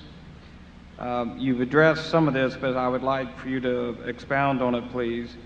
You've indicated that you think this is the most important business of the company. And my question is what you think the long-term impact of catastrophe bonds and is what you think the long-term impact of catastrophe bonds and catastrophe derivatives will be on the float and the growth in float of the company affect the way you price your business. But I'm wondering how you think it can affect the volume of the business. And I remember several years ago, Mr. Buffett, you talk about you can never be smarter than your dumbest competitor. Right. And these are some potentially dumb competitors. You've got it. I just want to put an asterisk on one thing. We say insurance will be our most important business. We've not said the SuperCat business will be our most important. SuperCat has been a significant part of our business and may well over the years remain a significant part, but it is far less significant than GEICO, and I'll mention a word or two about that. But the SuperCat business, you can price wrong, as I illustrated in my report. You can be pricing it at half what it should be priced at. I used an illustration in the report of how you could misprice it, a policy that you should be getting, say, $1.5 million for, namely a $50 million policy on writing on something that had one chance in 36 of happening. So you should get almost $1.5 million for it. I said if you priced it at $1 million a year, you know, you would think you were making money after 10 years, 70-odd% of the time. The interesting thing about that is if you priced it for $1 a year, you would have thought you made money 70-odd% of the time, because when you are selling insurance against very infrequent events, you can totally misprice them but not know about it for a long time. SuperCat bonds open up that field wide open. I mean, you've always had the problem of dumb competitors, but you have a much more chance of having dumb competitors when you have a whole bunch of people who, in the case of hedge funds who have bought some of these, where the manager gets 20% of the profits in the year when there are profits and there is no hurricane, and when there happens to be a hurricane or an earthquake, he doesn't take the loss as limited partners do. So it's very likely to be a competitive factor that brings our volume down a lot. It won't change our prices. You know, the thing to remember is the earthquake does not know the premium that you receive. I mean, the earthquake happens regardless. So it doesn't say, you know, you don't have somebody out there on the San Andreas Faults that says, well, he only charged a 1% premium, so we're only going to do this once every 100 years. It doesn't work that way. So we will probably do a whole lot less volume in the next few years in the SuperCat business. We have these two policies that run for a couple of more years. But in terms of new business, we will do a whole lot less. GEICO is by far the most important part of our insurance business, though. GEICO in the 12 months ended April 30th had a 16.9% increase in policies in force. Year end, I told you it was 16.0. A year ago, I told you it was 10. The year before that, I think it was 6 and a fraction. So its growth is accelerating, and it should be in a whole lot more homes around the country than it is now, you know, by a big factor, and it will be, in my view. So that will be the big part of our insurance business. But we may be in the insurance business in some other ways too, as time goes along. It's a business that if you exercise discipline, you should find some ways to make money, but it won't always be the same way. Charlie? I've got nothing to add. Okay, zone 2. Hello, I'm Steve Davis from San Francisco. I'd like your advice on how to understand annual reports, what you look for, what's important, what's not important, and what you've learned over the years from reading thousands of reports. Thank you. Well, we've read a lot of reports, I will tell you that. And we start by looking at the reports of companies that we think we can understand. So we hope to be reading reports, and I do read hundreds of them every year. We hope to be reading reports of businesses that are understandable to us. And then we see from that report whether the management is telling us about the things that we would want to know about if we owned 100% of the company. And when we find a management that does tell us about those things and that is candid in the same way that a manager of a subsidiary would be candid with us and talks in language that we can understand, it definitely improves our feeling about investing in such a business, it definitely improves our feeling about investing in such a business, and the reverse turns us off to some extent. So if we read a bunch of public relations gobbledygook, it has some effect toward a business. We want to understand the business better when we get through with the annual report than when we picked it up. And that is not difficult for a management to do if they want to do it.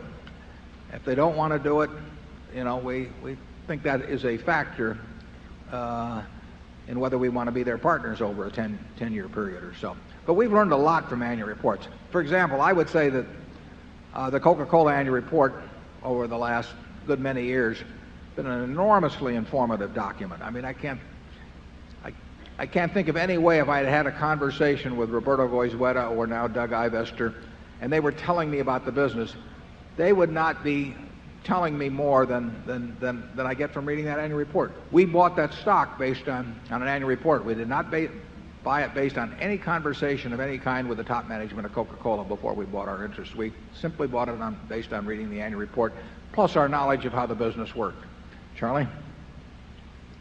Yeah, I do think if you've got a standardized bunch of popular jargon that looks like it came out of the same consulting firm, I do think it's a big turnoff.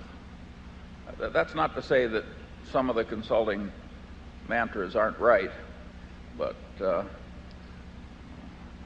think there's a lot for sort of candid, simple, coherent prose. A lot to be said for it.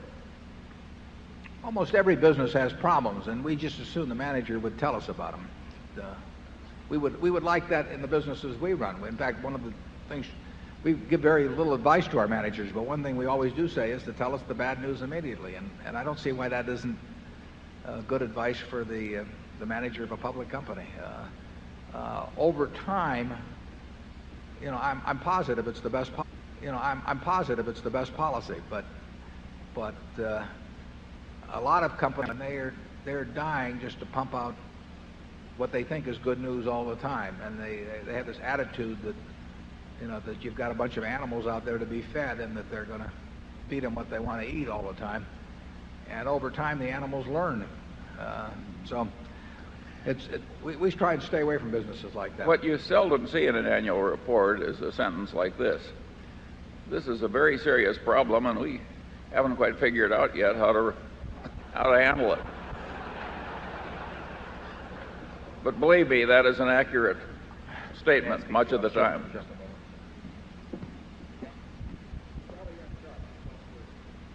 All right, zone 3.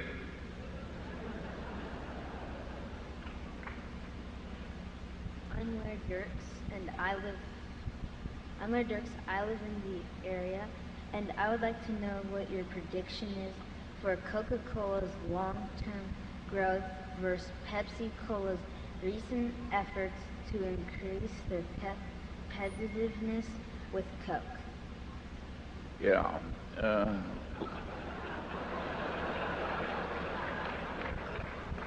Long term, I would expect Coke to continue to gain versus Pepsi.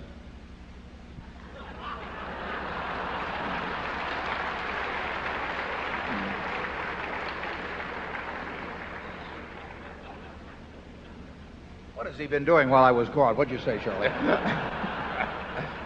I knew I was taking a chance.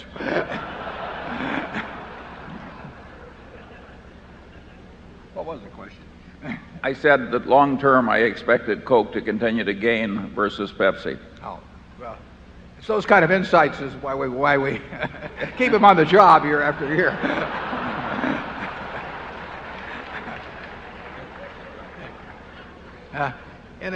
In a moment of particular confidence, he one time told me the same thing about RC. That was probably zone 3 you were answering, so we'll go to 4. What have you got there? You got peanut brittle? Zone 4, please. Jason, Houston, Texas. My first question's on the quality of earnings and your evaluation of quality of earnings in the U.S. right now. And the second is what multiples should be put on asset gains, such as sale of bottling assets or reversal of merger reserves. Thanks.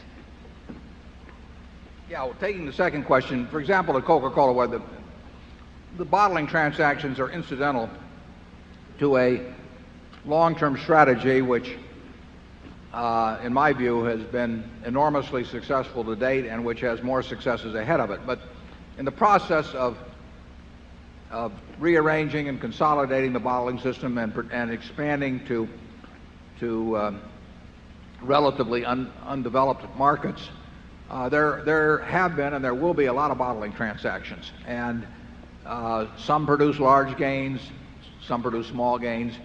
I ignore those in my evaluation of Coke. The two important elements in Coke are unit case sales and shares outstanding. And if the shares outstanding go down and the unit case sales advance at a good clip, you are going to make money over time in Coca-Cola. There have been transactions where people have purchased rights to various drinks. Coca-Cola's purchased some of those around the world. And when you see what is paid for 1 million or 100 million unit cases of business, and then you think to yourself that maybe Coke will add a 1.5 billion cases a year, that's a real gain in value. It's a dramatic gain in value, and that is what counts in terms of the Coca-Cola Company. If you think the Coca-Cola Company is going to sell some multiples of its present volume 15 or 20 years from now, and you think there'll be a lot fewer shares outstanding, you've gone about as far as you need to go. But I would pay no attention to asset gains. I would just take those out of the picture. Now, as to quality of earnings,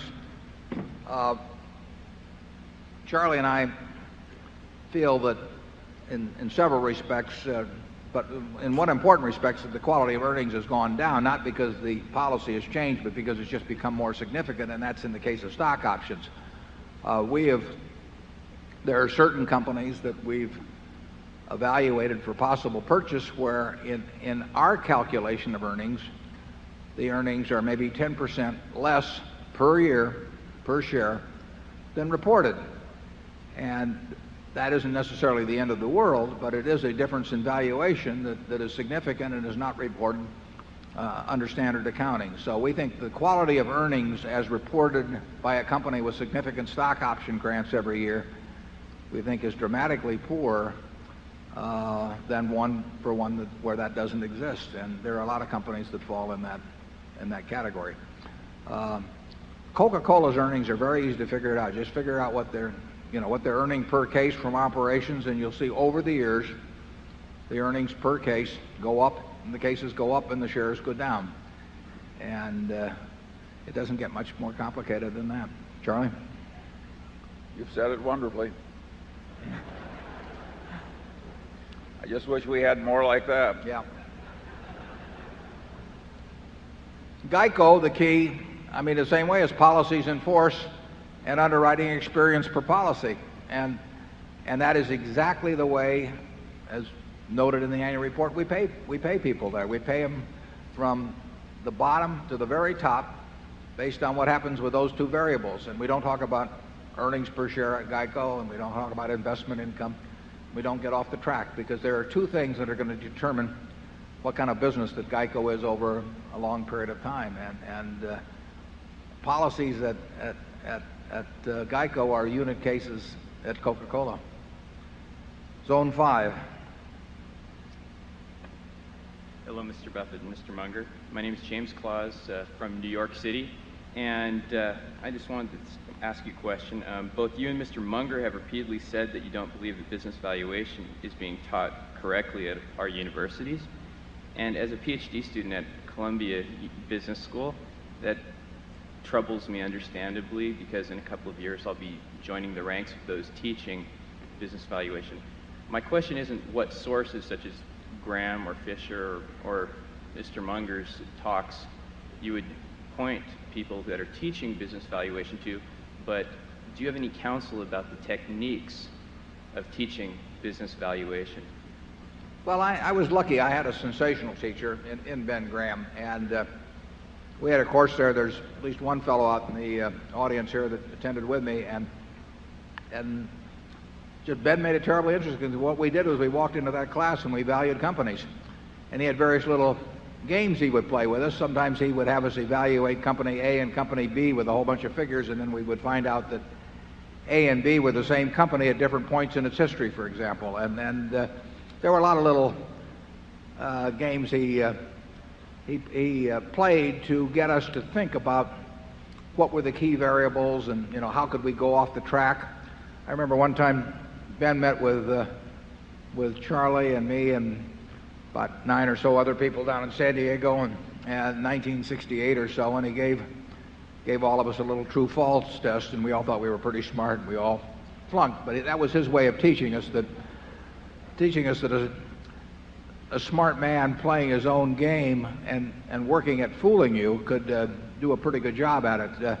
But I would, if I were teaching a course on investments, there would be simply one valuation study after another with the students trying to identify the key variables in that particular business and evaluating how predictable they were first, because that is the first step. If something is not very predictable, forget it.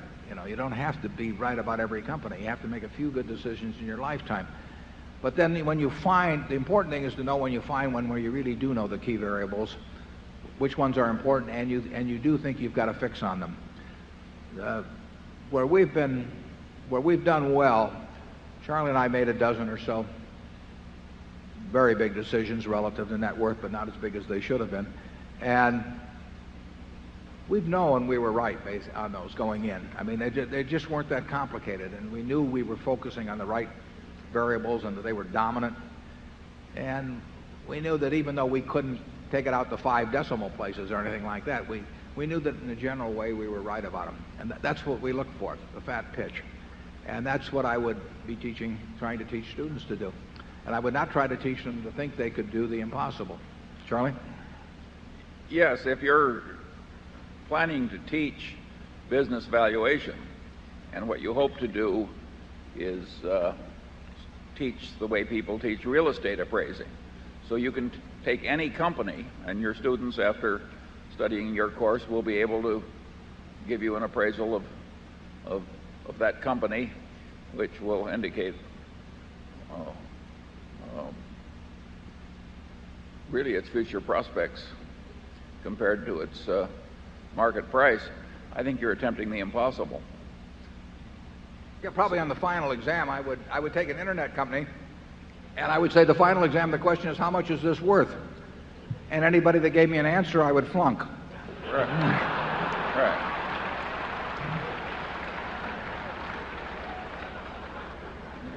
Make grading papers easy, too. Okay, Zone 6. Good morning. Lawrence Balter, Carlsbad, California. Question for the two of you. There was an article, I think about last year in the New York Times that regarded Wesco as a Berkshire Class C share type company.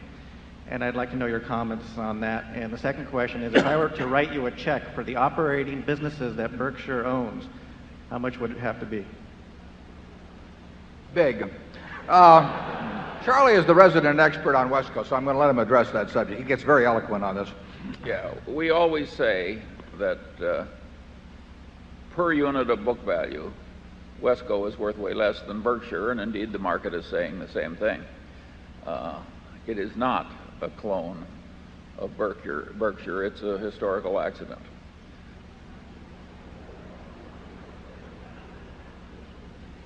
We want to do well, obviously, for Wesco. We own 80% of it, and we've got strong feelings about the people who are our partners there, particularly the Peters family, who, in effect, invited us in 20-odd years ago and trusted us to manage a big part of their money, in effect, by letting us buy control. So we've got strong fiduciary feelings about it.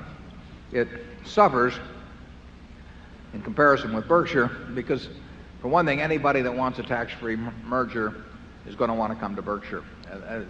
That's just the way it is, unfortunately. And we are looking for big ideas primarily, and the big ideas are going to fit into Berkshire. We would love to get ideas that fit into Wesco, and we had a very good one a couple of years ago, thanks to Roy Dinsdale pointing me in the right direction.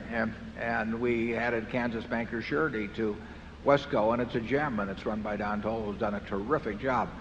But that's the exception, unfortunately, because if a flight safety comes along, it's not going to fit Wesco. So we will do our best for Wesco, but the nature of things is that most of the opportunities that make a lot of sense are going to come to Berkshire. Charlie, do you have anything? Nothing more. Okay, Zone 7. My name is Bob Swanson from Phoenix, and I'm wondering, what are the advantages of investing in Berkshire Hathaway as opposed to investing in the stocks that Berkshire owns? Well, a lot of people do one or the other, and some people do both, but you have to really make up your own mind on that. We're not going to go to great lengths to tell you about everything that Berkshire is doing as we go along, and there could be some changes, and there will be things that can happen in Berkshire that I think you would have trouble duplicating elsewhere. But on the other hand, if you'd put all your money in Coca-Cola some years back, you might have done better than if you put in Berkshire. So we really make no recommendation to what people do with their money. We do not seek to become investment advisors through, in effect, our portfolio actions at Berkshire. Charlie? Basically, we hate it when people follow us around buying what we buy. Nothing personal. No. By the way, the questioner before this last one asked, what is the market value under the hammer of all Berkshire's operating subsidiaries? And the answer is, you have to figure that out yourself. Mr. Nice Guy.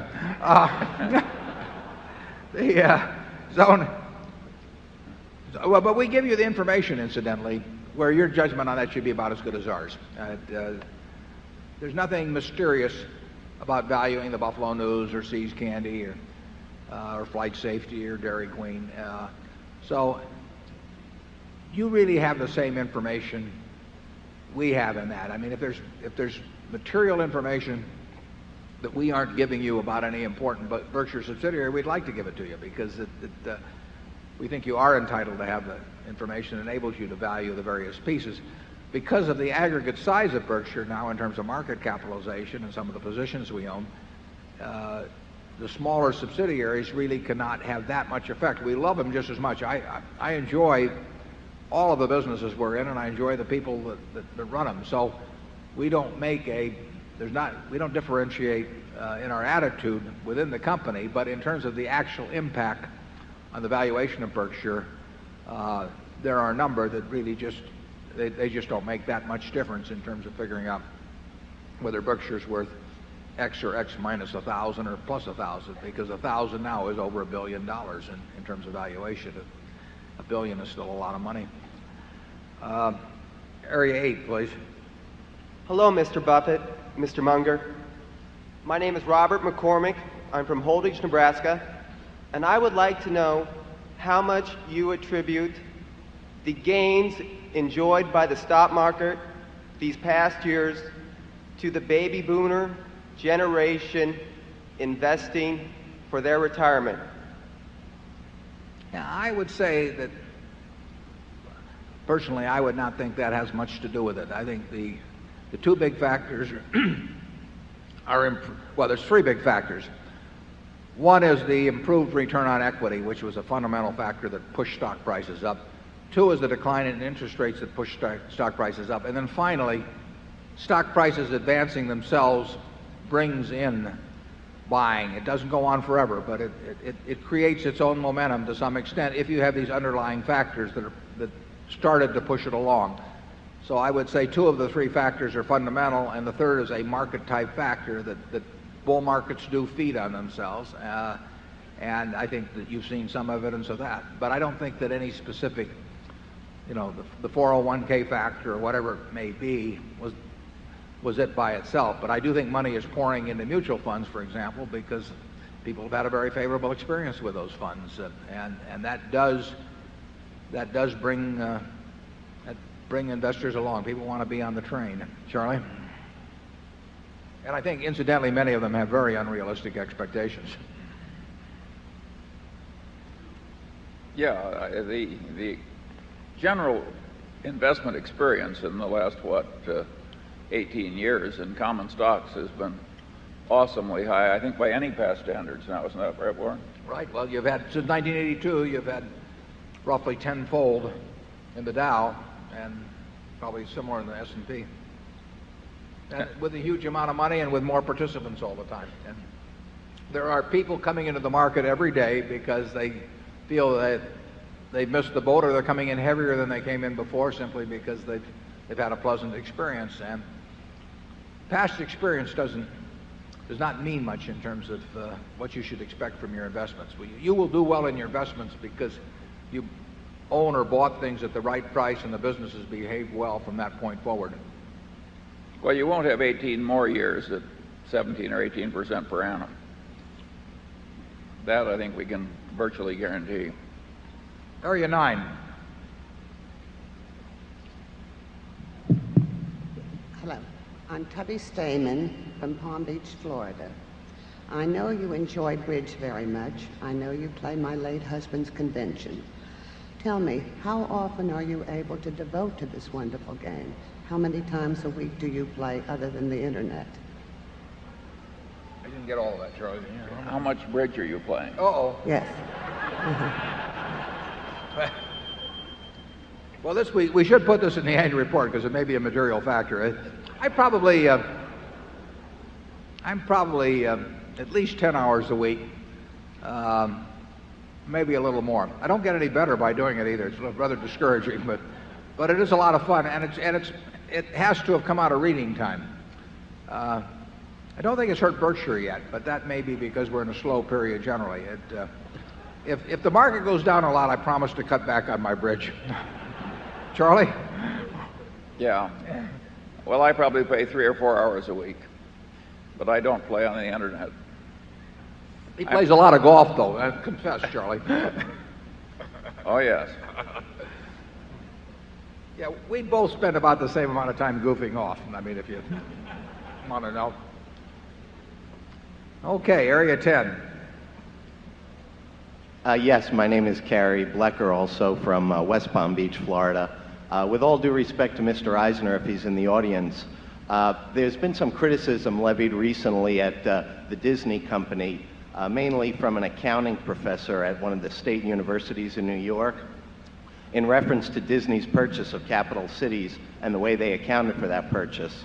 Basically, what this professor is saying is that Disney somehow created a slush fund and is charging the expenses to the merger to this slush fund rather than earnings. If you're familiar with this criticism, I'm wondering what you think of it. If you're not, are you familiar with the way Disney accounted for the purchase of capital cities? Yeah, I am familiar. Thank you. And actually, Abe Brilloff, who wrote that, is a fellow who in general I admire. Abe Brilloff, who wrote that, is a fellow who in general I admire. Abe wrote me a letter where he teaches, and I wrote him back, and I told him I wouldn't be able to do it because it's not in proximity to where I'll be. And I told him, and he asked me about the Disney thing, and I told him I disagreed with him on certain. I I admire what Abe does in the attempt to have accounting reflect economic reality, but he and I don't see it exactly the same on some points, although we would agree on other points. I don't think Disney is a very complicated enterprise to evaluate. I mean, when Cap Cities bought ABC, there were purchase accounting adjustments, and they tend to wash through to some extent. I mean, if you have programs that you're stuck on, you may write those down from what the previous carrying cost was. Maybe the previous management should have written them down too at that point. But I don't think that. I think with Disney, what you see now is what you get. Charlie? Yeah, I've got no great quarrel with the accounting at Disney. I think Brilloff is a wonderful guy. He's got a good sense of humor, and he generally fights the right demons, but I don't think you can criticize Disney's accounting. We certainly disagree with Abe, who, like I say, I agree with Charlie. He's a good guy, but we disagree with him on amortization of intangibles entirely. So we would say that if Disney is charging whatever it may be, probably $400 million a year for amortization of intangibles, which is not tax deductible, we would include that as a component of earnings. So there might be some pluses and minuses that you would make in adjustments, but I would say by the time you had back amortization of intangibles, that we would probably think the economic earnings of Disney might well be more than the reported earnings in the next few years. I think that the intangible amortization question, which the FASB is looking at now, I think it should be changed. I mean, I think it absolutely distorts economic reality, and I think that it influences whether people go to purchase or accounting or pooling, and they do all kinds of acrobatics to try and get pooling accounting. And it shouldn't make that kind of difference in reported numbers based on whether a transaction which has exactly the same economics is done through a purchaser pooling. But I have seen managements, some I know quite well, arrange to do things on a pooling basis that they think if they were private, they would do it on a purchase basis. And I think that's nuts. And I think if accounting is pushing people to doing things that are nuts, that it's time for accounting to look at accounting to look at itself. I would say that net, the economic earnings of Disney, in our view, are somewhat higher than reported earnings. Zone 11, please. Good morning, Mr. Munger and Mr. Buffett. My name is Prakash Puram from Minneapolis. There seem to be great values in the technology sector that meet most of your criteria, philosophy in investing, with the exception of the simplicity criterion. Names like IBM, Microsoft, HP, Intel. Would you ever consider investing in companies in this sector in the future? Well, the answer is no, and it's probably pretty unfortunate because I've been an admirer of Andy Grove and Bill Gates, and I wish I translated an admirer of Andy Grove and Bill Gates, and I wish I translated that admiration. And I don't know what that world will look like in 10 years, and I don't want to play in a game where I think the other guys have got an advantage over me, and I could spend all my time thinking about technology. I wouldn't be the 100th or the 1,000th or the 10,000th smartest guy in the country in looking at those businesses. So that is a 7 or 8 foot bar that I can't clear. There are people that can clear it, but I can't clear it, and no matter how I train, I can't clear it. So the fact that there will be a lot of money made by somebody doesn't bother me really. And I mean, there may be a lot of money made by somebody in cocoa beans, but I don't know anything about them. And there are a whole lot of areas I don't know anything about. So, more power to them. And I think it would be a very valid criticism if Charlie and I, if it were possible that Charlie and I, and by spending a year working on it, could become well enough informed so that our judgment would be better than other people's. But that wouldn't happen, and it would be a waste of time. It's much better for us to swing at the easy pitches. Charlie? Whatever you think you know about technology, I think I know less. That's probably not true, incidentally. Charlie has a little more of a, he understands some things in the physical world a lot better than I do. But anyway, we'll go to zone one. Good morning. I'm Murray Cass from Markham, Ontario. First off, against my dentist's advice, I'd like to thank you for the free Coke and ice cream last night. Earlier this morning, Mr. Buffett, you mentioned that you liked when wonderful companies like Coke purchased their shares back. Similarly, I own shares in a wonderful company, that's Berkshire. Should I be hoping that you buy your own shares back? Well, it's interesting. We should have, perhaps we should have bought some shares back, but usually at the time we could have bought something else that also did very well for us. I mean, maybe when we were buying Coke, we could have been buying our own shares back.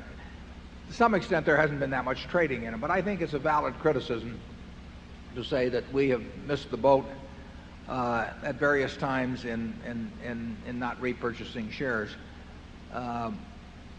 We'll see what we do in the future on that. If it looks like the best thing to do with money, it's what we should be doing. And in the past, I've probably been not optimistic enough in respect to Berkshire compared to other things we were doing with money. Now, the money we spent buying the Geicos and all of that has turned out to be a good use of money, too. But we've never wanted to leverage up. That's just not our game. So we've never wanted to borrow a lot of money to repurchase shares.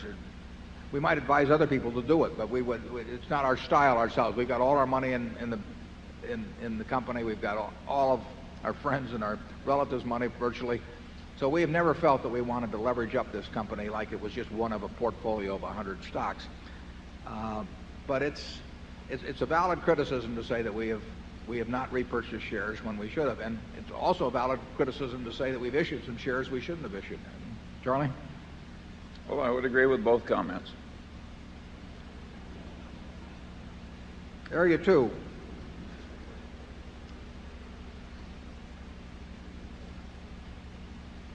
Fellow investors of Berkshire and Hathaway, Warren Buffett and Charlie Munger. I'm from originally China. Now I have a company in Michigan. I want to ask questions based on facts. I want to sell Coke, Geico, and a little book called The Wizard of Omaha, The Investment Philosophy of Warren Buffett in China. Through all the villages, the cities, little towns, I want to make that a reality. Cheers. Cheers. Cheers.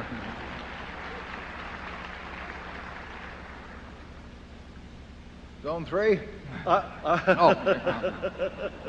not asking a question. Oh, yeah, just warming up. Okay. Yeah. I will. They always tell me to get off the stage while you're in good shape, but I'll say it. I could quit, but you missed your chance. I'm an owner of Berkshire, and I spend 6% of my net worth to be engaged to Berkshire. Wise decision. I did better than, guess who? Bill Gates. I noticed Bill Gates and you were traveling on a slow boat in China. I want to go home on a fast train. You want me to cut me off? If you want me to cut out, fine. Up to the investors. I quit if you want me to quit. I come a long ways. Okay. I know I'm a problem for you. But I'm here for a reason. Because I made some money. I'm going on a train.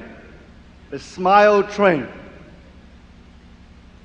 Yesterday, or the day before at the baseball, I asked Mr. Warren Buffett, have you heard of the smile train? He said no. I'm back here to respond. This is a smile train. Okay, we thank you, but I think that's your question. We better go to zone 4 on that. Thank you.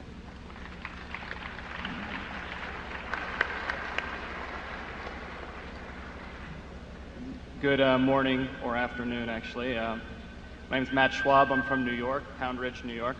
I actually had a question about the silver purchase last year.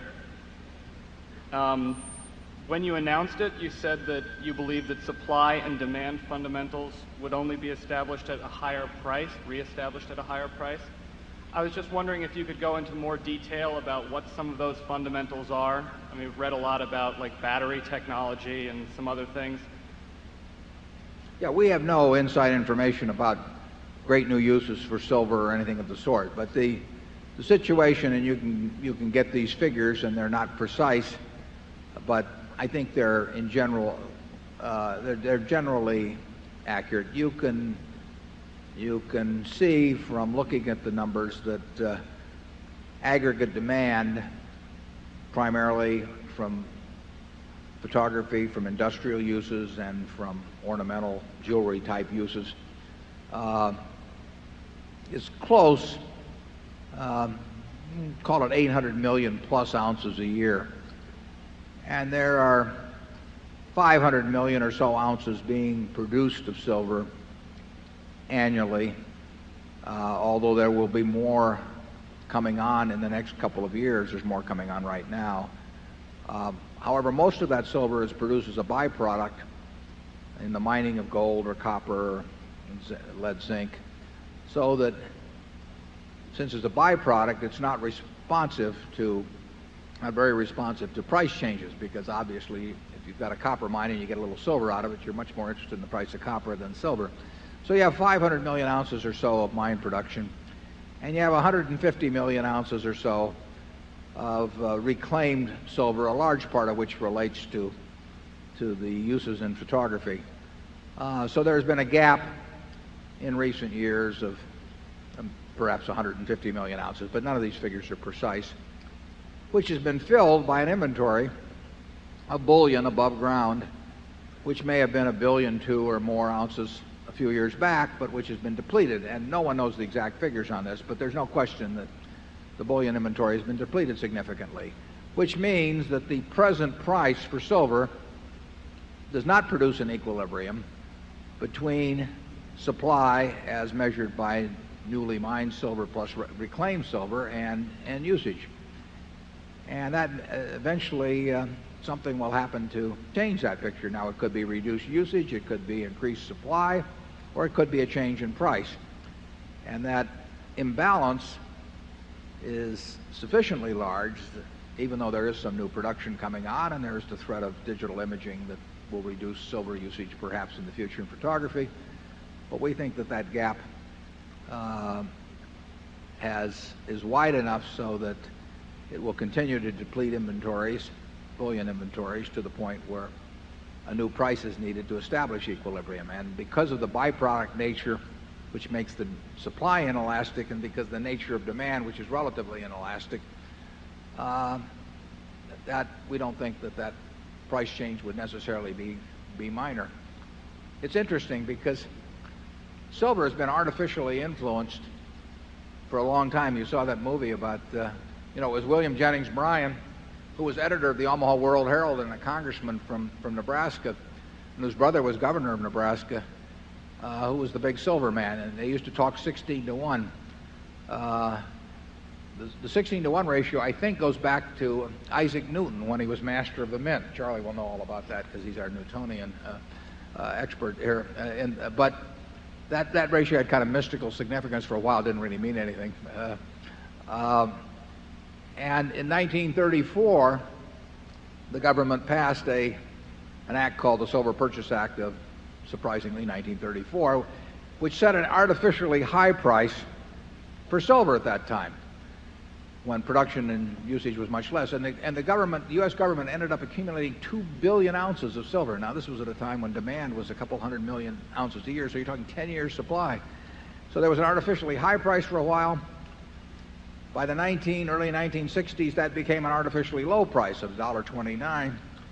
And at that time, I could see the inventories of the U.S. government being depleted, somewhat akin to what inventories are being depleted now. And despite the fact that Lyndon Johnson and the administration said they would not demonetize silver, they did demonetize it, and silver went up substantially. That was the last purchase we had of silver, but I've kept track of the figures ever since.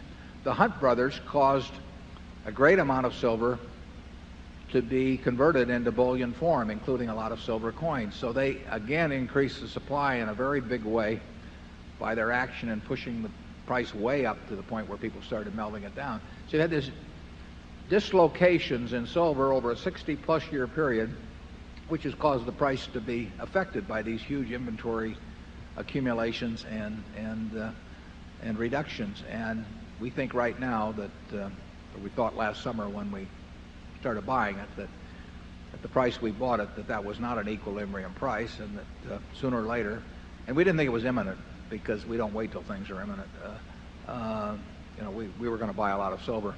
We didn't want to buy so much as to really disrupt the market, however. We had no intention of replaying any Hunt scenario, so we wanted to be sure we didn't buy that much silver, but we liked it. Charlie? Well, I think this whole episode will have about as much impact on Berkshire Hathaway's future as Warren's bridge playing. We've got a line of activity where once every 30 or 40 years you can do something employing 2% of assets. This is not a big deal for Berkshire. The fact that it keeps Warren amused and yeah, I did and like not doing counterproductive things. It makes me feel better about all those pictures that people take over the weekend. They all use a little bit of silver. At least it shows something that teaches an interesting lesson. Think of the discipline it takes to think about something for 3 or 4 decades, waiting for a chance to employ 2% of your assets. I'm afraid that's the way we are. It means there'll be some dull stretches. Right. Yeah, it's less than $1 billion in silver. It's $15 billion in coke. It's a non-event. It's $5 billion in American Express. I mean, it is close to a non-event, but if you see it there, at least it shows the human personality at work. Very peculiar personality, I might add. Reinforced by a partner. Yes. Okay, let's go to Area 5.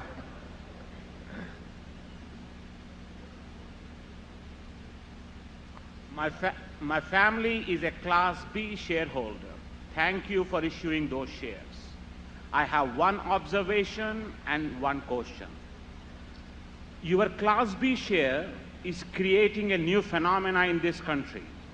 These baby shares are not only attracting my baby boomer generation, but also X generation and eco generation, your grandchildren. My question is, this next generation would like to hear from you, your investment discipline, your lifestyle, and your philosophy of contributing the wealth back to the society in a language they can understand and communicate back to their friends when they get back to school on Tuesday. Thank you. Thank you.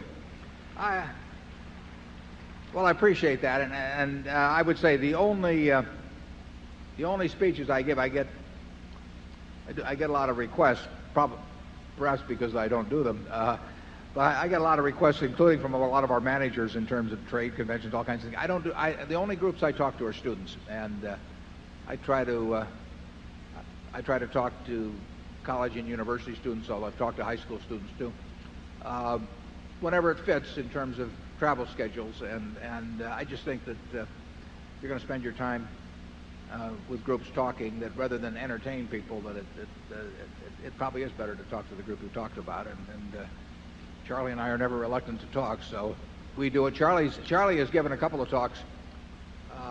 One I sent you a few years ago from USC, but there's been another one recently that I think everybody would profit by by reading, so it was reprinted in the Outstanding Investor Digest, but if you write Charlie, I'm sure he'll send you a copy. Area 6, please. Hi, my name is David Osterbahn. I'm from Kalamazoo, Michigan. This is a hypothetical question about Berkshire. It's going to take a little imagination, I think. The scenario as follows, that the U.S. Justice Department makes a ruling that Berkshire must split into two parts immediately. You and Mr. Munger must decide which part to keep. You can either choose your marketable securities, Coke, Gillette, Disney, etc., or you can choose your insurance and private businesses. Which one do you choose and why? Well, that's an easy question for me. I would choose the operating businesses anytime because it's more fun. And I have a good time out of the investments too, but I like being involved with real people in terms of the businesses where they're a cohesive unit that can grow over time. And I wish we owned all of Disney or Coca-Cola or Gillette, but we aren't going to. So if I had to give up one or the other, I'd give up the marketable securities. But it's not going to happen. So we're going to be happy in both arenas, and I look forward to being in both arenas for the rest of my life. Charlie? Well, I'll be in a hell of a fix if I'm not in the same arena. We'd both be in a hell of a fix. Yeah. Area 7. Yes, hello to Mr. Munger and Mr. Buffett. My name is Jerry Gonzalez from Plantation. My question is, what are your recommendations of Berkshire Hathaway if Charlie Munger were in charge, or your third man in charge, your third man, which I think you said, it's the CEO of Geico. What are your recommendations? I missed that fully. If Charlie Munger were to be in charge fully, 100%, or your third man, the CEO of Geico? Well, in due course, this corporation will have a change in management. I'm afraid we have no way of fixing that. But we do not, apart from making sure we've got good options and having some system in place, we are not obsessing about a future management yet. No, well, the director Warren plans to live almost indefinitely. Absolutely. Although I must say, at my last birthday, somebody asked me how old I was. I said, well, why don't you just count the candles on the cake? And he said he was driven back by the heat. So, but we're not going to leave willingly. And the directors know who, and they have a letter that says who they think, who we think should be the ones to succeed us at both the operating aspect and the investment allocation aspect, and that those letters can change over time as we keep hanging around. But I don't worry about the fact that 99% plus of my estate will be in Berkshire Hathaway stock, or that a foundation will eventually receive that stock. So it doesn't bother me in the least. I can't think of a place I'd rather have it. And that includes my appraisal of the managers that we have who can step in and do what Charlie and I do, and who knows, one of them may even understand technology. I think this place would have very respectable prospects if the top 25 managers all drop dead at once. Well, that's not an experiment we intend to pursue. No, but I see no reason to think it wouldn't continue to do quite well. Right. It's been lovingly put together to have a certain margin of safety. We actually, if we have a choice, it's number 3 through 23, though, that we're 25 that we're interested. Okay, area 8, please. This is Raul from Walnut Creek, California. Thanks, Mr. Buffett. Thanks, Mr. Munger. Thanks for your great company. wish I had known about it 10 years ago. You are not only the greatest, but the most honest. I want to commit 99% of what I have to Berkshire Hathaway, and I will. The question I want to ask is, how do you calculate the intrinsic value of the company? And based on intrinsic value, to me, Berkshire Hathaway looks a great bargain at these prices, especially based on look-through earnings. Is that true? And one last question I want to ask, just for fun. What do you think about telecom IPOs like Quest, USLEC? They seem to pop up 50% at opening. Does it make any sense to invest in these? Thank you very much. Charlie, you want to tackle that one? I didn't follow that all. Intrinsic value, we give you the facts and you make your own conclusions. I like the fact that you think we're honest, but you know, if you people keep bidding up the price of our stock, honesty will only do so much for you in the future. Yeah, we've never been tested. I mean, we're very lucky. We've never had, we've never had anything that we needed really that we haven't had. And who knows what the situation would be if your family was starving or something. So our intention is to continue in a position where we'll never be tested too, I might add. The intrinsic value question, I mean, by definition, intrinsic value is the present value of the stream of cash that's going to be generated by any financial asset between now and doomsday. And that's easy to say and impossible to figure, but it's the kind of thing that we're looking at when we look at a Coca-Cola, where we think it's much easier to evaluate the stream of cash that comes in the future than it is in a company such as Intel, marvelous as it may be. It's easier for us. It may not. Andy Grove may be better at figuring out Intel than Coke.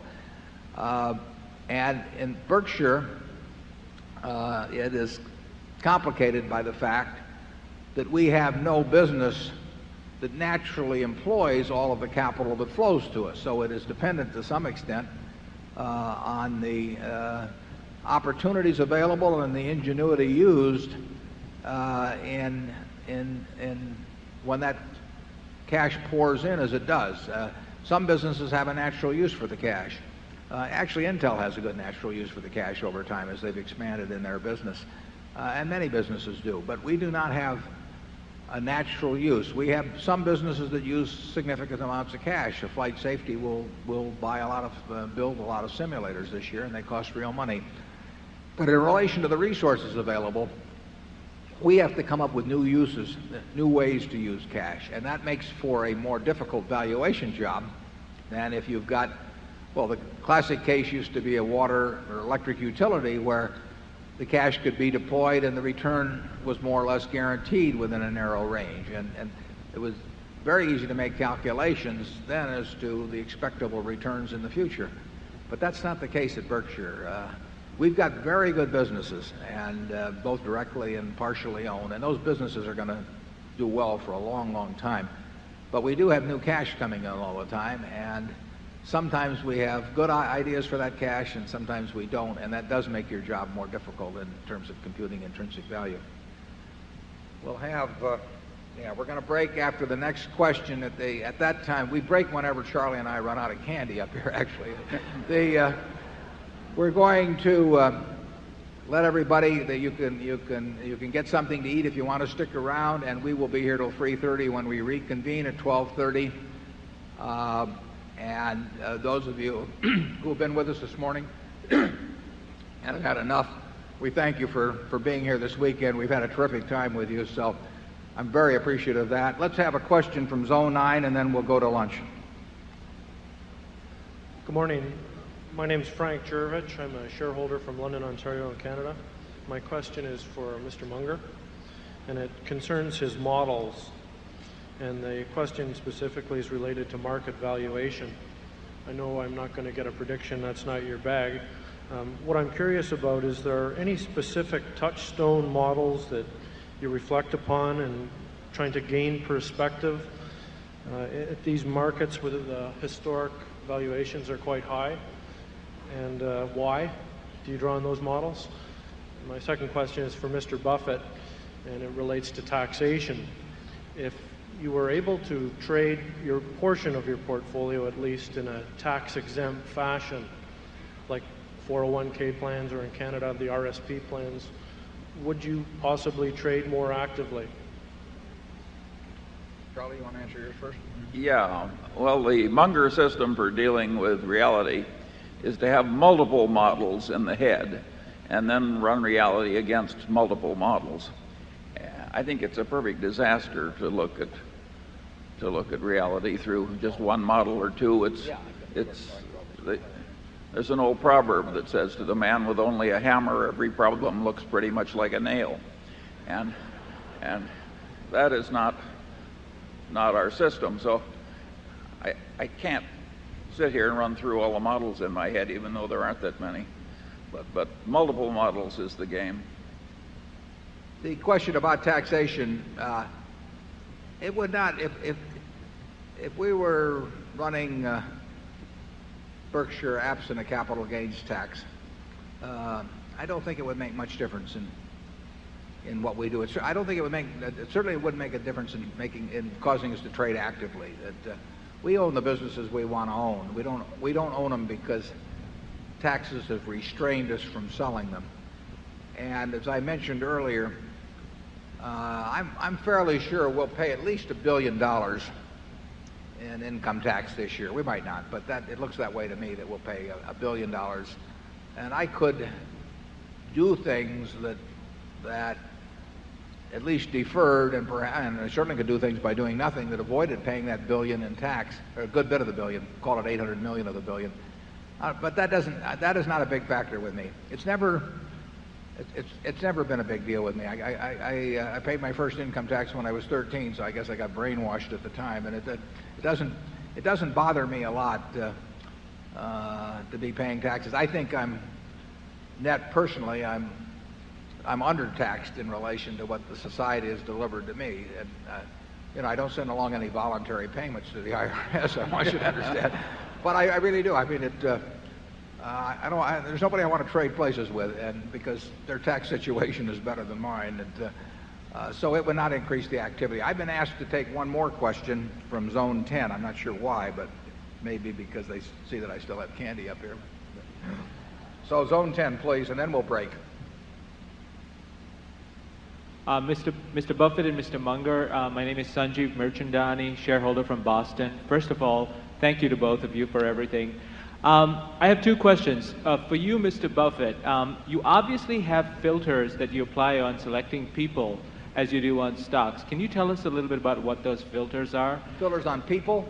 Yes, in selecting, you have an ability to motivate people who have a lot of money to keep working. What do you look for to figure out who those people are? Well, that is a key question, because when we buy businesses, we don't have managers to put in them. I mean, we're not buying them that way. We don't have a lot of MBAs around the office that we're... Thank God. Yeah.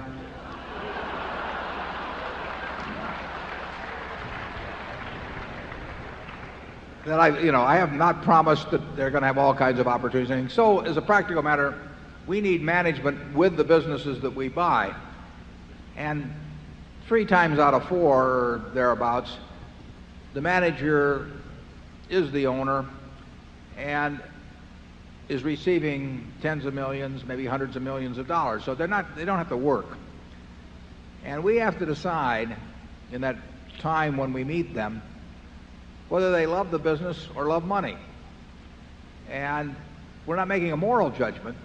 Charlie may, but I'm not making a moral judgment about whether it's better to love the business or love money, but it's very important for me to know which of the two is the primary motivator with them. And we have had extremely good luck in identifying people who love their business. And so all we have to do is avoid anything that on our part that diminishes that love of the business or makes other conditions so intolerable that they overcome that love of the business. And we have a number of people working for us that have no financial need to work at all. And they probably outwork, 95% or more of the people in the world, and they do it because they love smacking the ball. And we virtually had no mistakes in that respect. And we have identified a number of people, Charlie and I have, in terms of proposals to us, where we felt that they liked the money better than the business. They were kind of tired of the business, and they might promise us that they would continue on and they would do it in good faith, but something would happen 6 months later or a year later, and they'd say to themselves, why am I doing this, for Berkshire Hathaway when I could be doing whatever else they want to do? I can't tell you exactly what filter it is that we put them through mentally, but I can tell you that if you've been around a while, I think you can have a pretty high batting average in coming to those conclusions, as you can about other aspects of human behavior. I'm not saying you can take 100 people and take a look at them and analyze their personalities or anything of the sort, but I think when you see the extreme cases, the ones that are going to cause you nothing but trouble or the ones that are going to bring you nothing but joy, I think you can identify those pretty well. Charlie? Well, yeah, I think it's pretty simple. You've got integrity, intelligence and experience and dedication. And that's what human enterprises need to run well. And we've been very lucky in getting this marvelous group of associates to work with all these years. It would be hard to do better, I think, than we've done in that respect. Look around this place. I mean, and particularly you young people, look around this place. Look at how much gratification can come into these lives, which have been mostly spent in deferring gratification. It's a very funny group of people, you shareholders. Well, on that note of self-congratulation, let's go have lunch, and we'll be back in half an hour.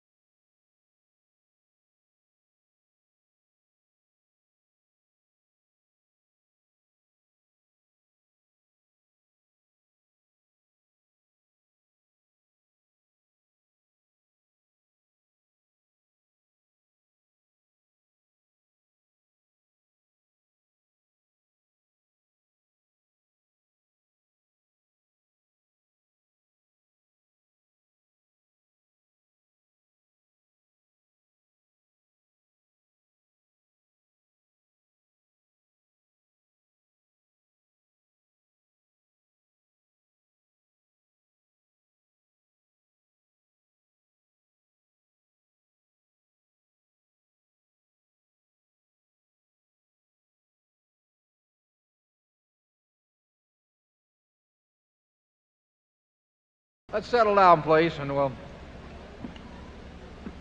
we're going to go to, we skipped one last time, so we're going to go first to Zone 4. Hello.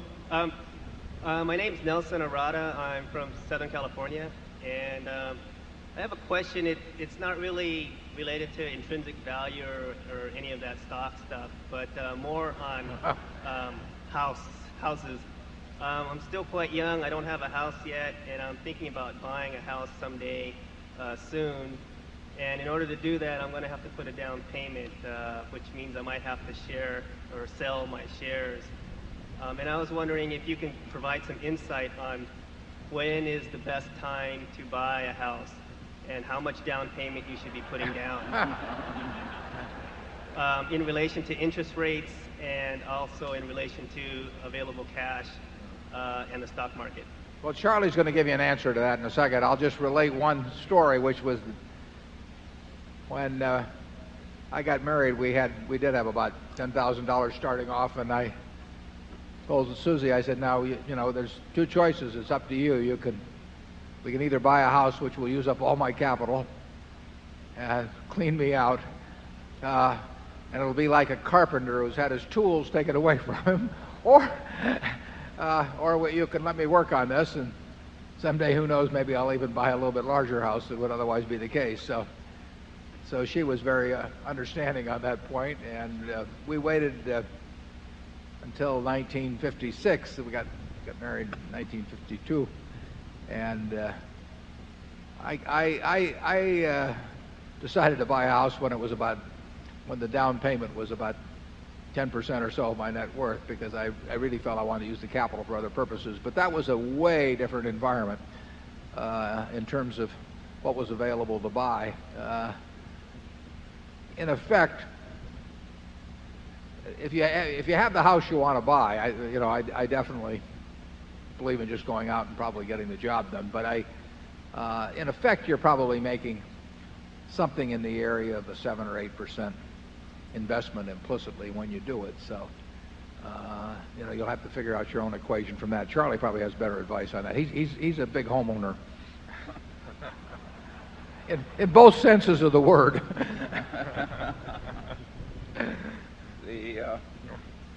I think the time to buy a house is when you need one. And when do you need one? Well, I have very old-fashioned ideas on that, too. The single people, I don't care if they ever get a house.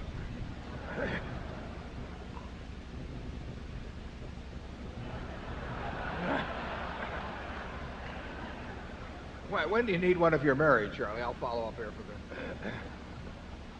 You need one when your wife wants one. Yeah. I think you've got that exactly right. Yeah. Sure. Gregory Crawford needs to go to the security office, please, for emergency message. Gregory Crawford to the security office for emergency message. Thank you. Okay. Hope it isn't a margin call.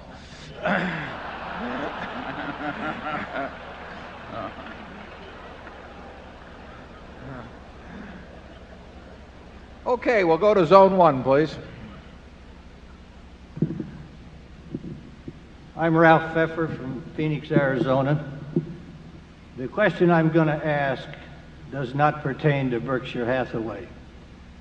But I would appreciate it if you gentlemen, if you can, explain the justification and rationalization for the exorbitant salaries, bonuses, perks, directors' fees, and other benefits that most public corporations are paying.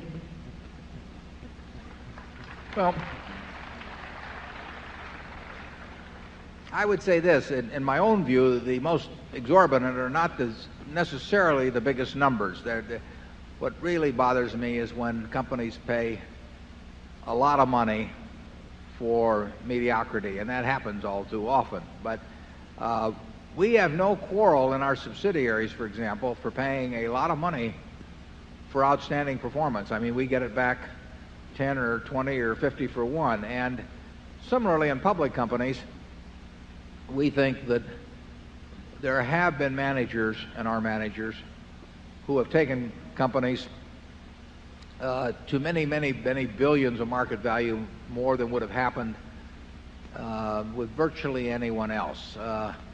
And they sometimes take a lot of money for that. Sometimes, as in the case of Tom Murphy at Cap Cities, it just didn't make a difference to him. I mean, he performed in a way that would have justified huge sums, but it wasn't. I mean, he would tell you that he had all the money he needed, and he just didn't care to take what the market might bear. But I am bothered by irrational pay systems And I'm particularly bothered when average managers take really large sums. I'm bothered when they design or have designed for them systems that are very costly to the company, maybe partly to make themselves look good because they want huge options themselves, so they feel like they give options widely throughout the company. So they design a system that is illogical company-wide because they want one that's illogical for them personally.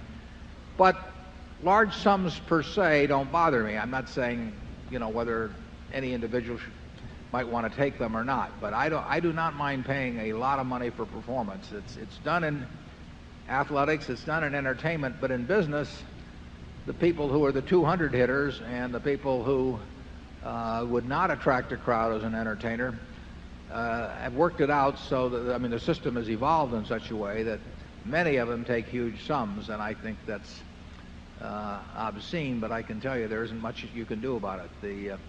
The system feeds on itself, and companies do look at other companies' proxy statements. Every CEO does, and they say, well, if Joe Smith is worth X, I have to be worth more. And they tell the directors that certainly you wouldn't be hiring anybody that was below average, so how can you pay me below average? And the consultants come in and ratchet up the rewards, and it's not anything that's going to go away. It's like we were talking about campaign finance reform earlier. The people who have their hands on the switch are the beneficiaries of the system. Who have their hands on the switch are the beneficiaries of the system, benefiting enormously and perhaps disproportionately from that system. Charlie? Well, yeah, I'd like to report that the original Vanderbilt behaved even better than the people at Berkshire Hathaway. He didn't take any salary at all. He thought it was beneath him as a significant shareholder to take a salary. That ideal, I'm afraid, died with him. Yeah, Charlie and I, our directors are paid $900 a year, but I tell them on an hourly basis they're making a fortune because we don't work them that hard. But what Charlie and I did not think through when we established that $900 a year is that they set our salaries too. So we have not followed the standard procedure, which is to load it on the directors, and the directors shall load it on you. I do think it will have pernicious effects for the country. Load it on you. I do think it will have pernicious effects for the country. It's escalating because I think you're getting at the very top, corporate salaries in America are too high. And that is not a good thing for a civilization when the leaders are regarded as not dealing fairly with the institutions that they head.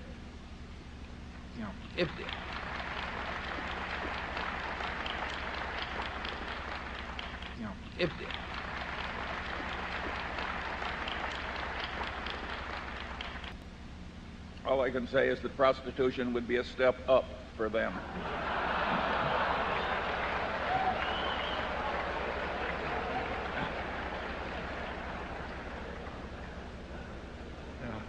Put him down as undecided.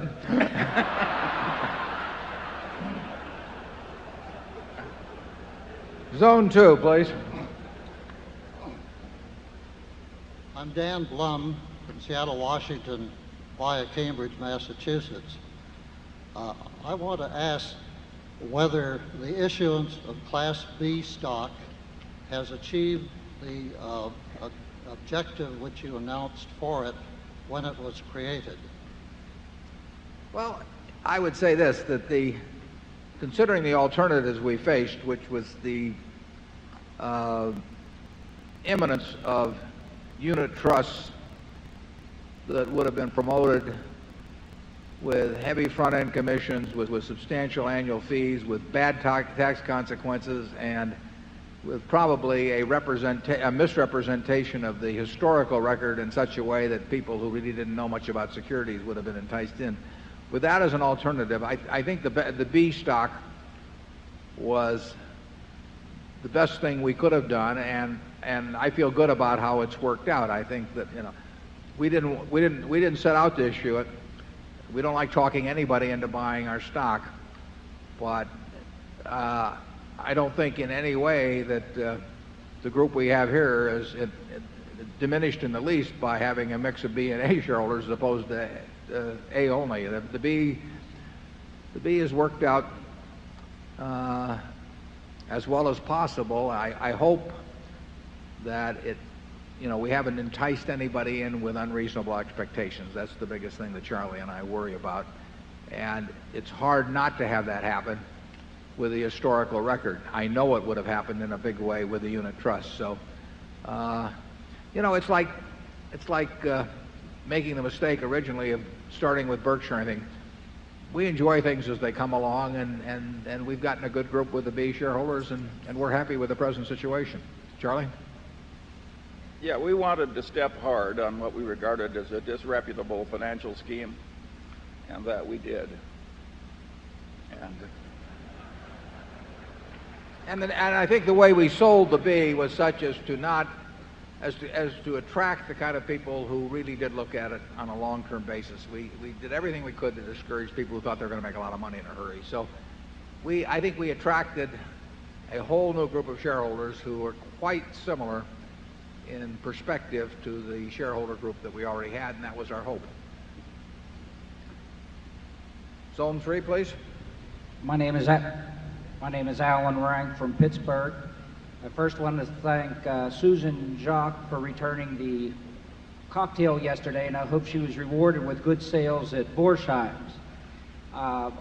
Question is regarding the fact that you don't report details of anything under $750 million, and with the change of the values of small cap in relation to large cap, would that be something that Berkshire or individuals might try to look as opportunity with the small cap premium shrinking as it has? We don't worry about whether a stock is small cap or large cap, except to the extent that by now we've gotten to a point where anything below a certain level just is not of interest to us because it can't be material to our results. So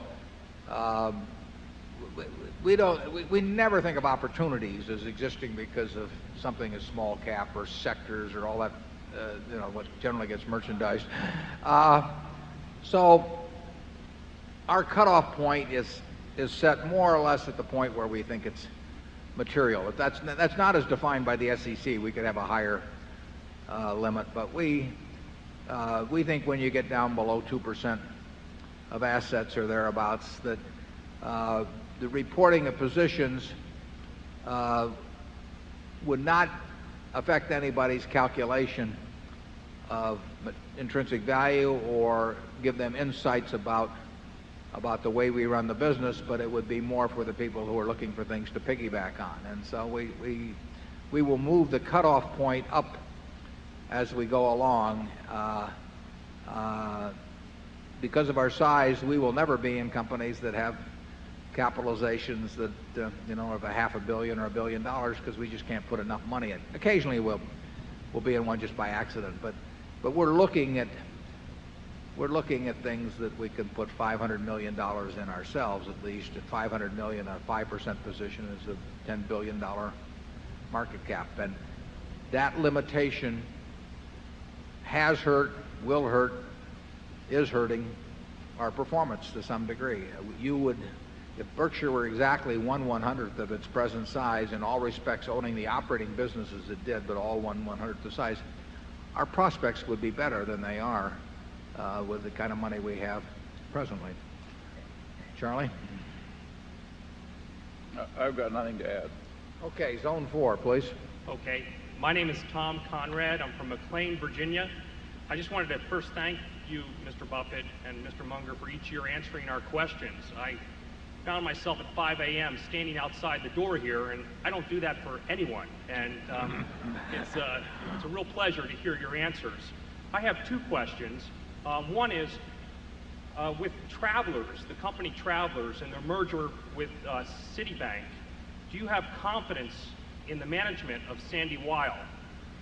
My second question is, you said it in a few meetings ago that diversification is a protection against ignorance. And it only takes 3 great companies to be set for an investment lifetime. And I invested in those 3 companies, Coca-Cola, Gillette, and Disney. And I went ahead and invested in a 4th company without asking you. I invested in Pfizer, and I just wonder what you think about the pharmaceutical industry, if you feel there's some great companies in that industry. Thank you very much. Yeah, well, we think Sandy Weil is a very, very good manager. Sandy is, I mean, the record is clear. It is not easy to manage in Wall Street. And Sandy has done an excellent job there, as well as in other allied or somewhat allied fields. So his record is proven. And he has done the last, ever since buying commercial credit from Control Data, he's built a terrific company. And he's built a terrific company in businesses that themselves aren't necessarily so terrific. So it's required real management skill. Pharmaceuticals, we missed. We would not have known how to pick out any single business, but single company within the industry.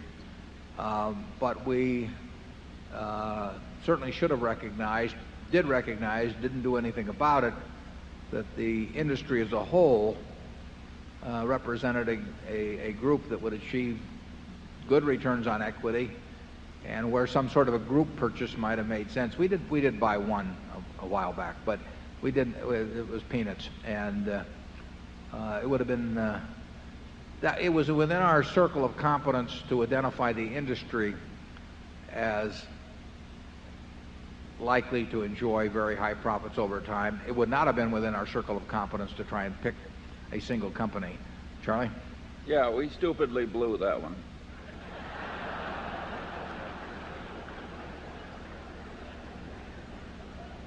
We'll blow more, too. Zone 5. Yes, sir. Good afternoon. My name is Matt Lovejoy from Lexington, Kentucky. And gladly, I'm not a consultant. I have a question, sir, Mr. Buffett, about your operating management style. In my opinion, the mainstream media minimizes the significance of your non-public operating investments. When you consider capital allocation in these companies, do you have the managers submit annual business plans? And if so, do you formally meet with those managers to see how well you can track progress against those plans?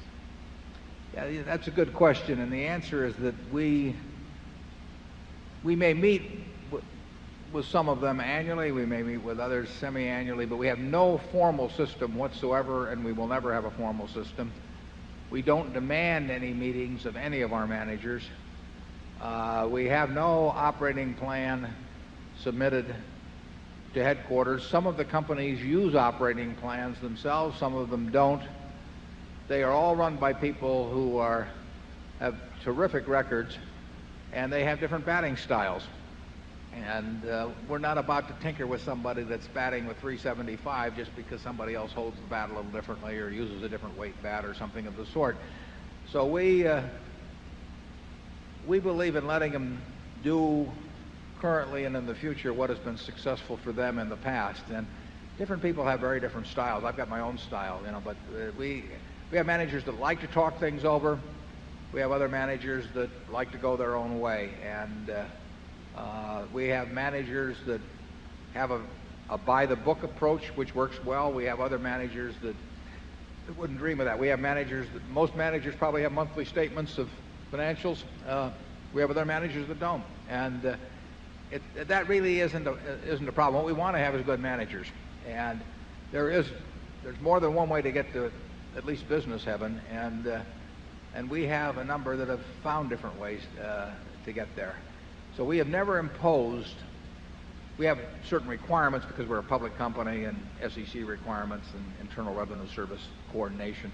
But we have never imposed anything from the top on any of the operating managements.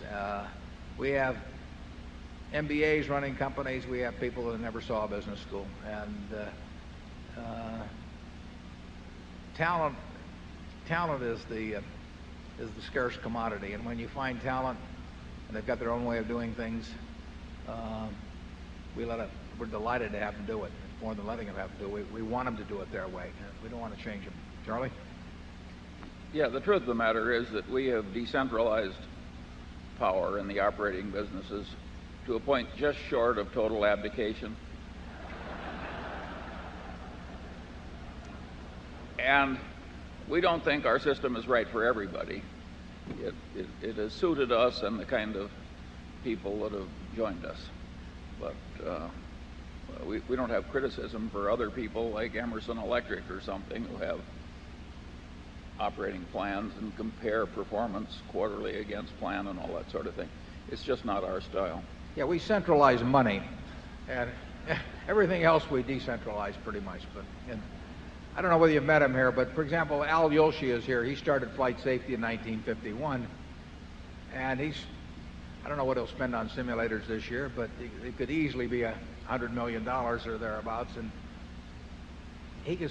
if I spent hours with him, I couldn't add 1/100th of 1% to his knowledge of how to allocate that money. I mean, it would be ridiculous. It'd be a waste of his time, and it would be an act of arrogance on my part.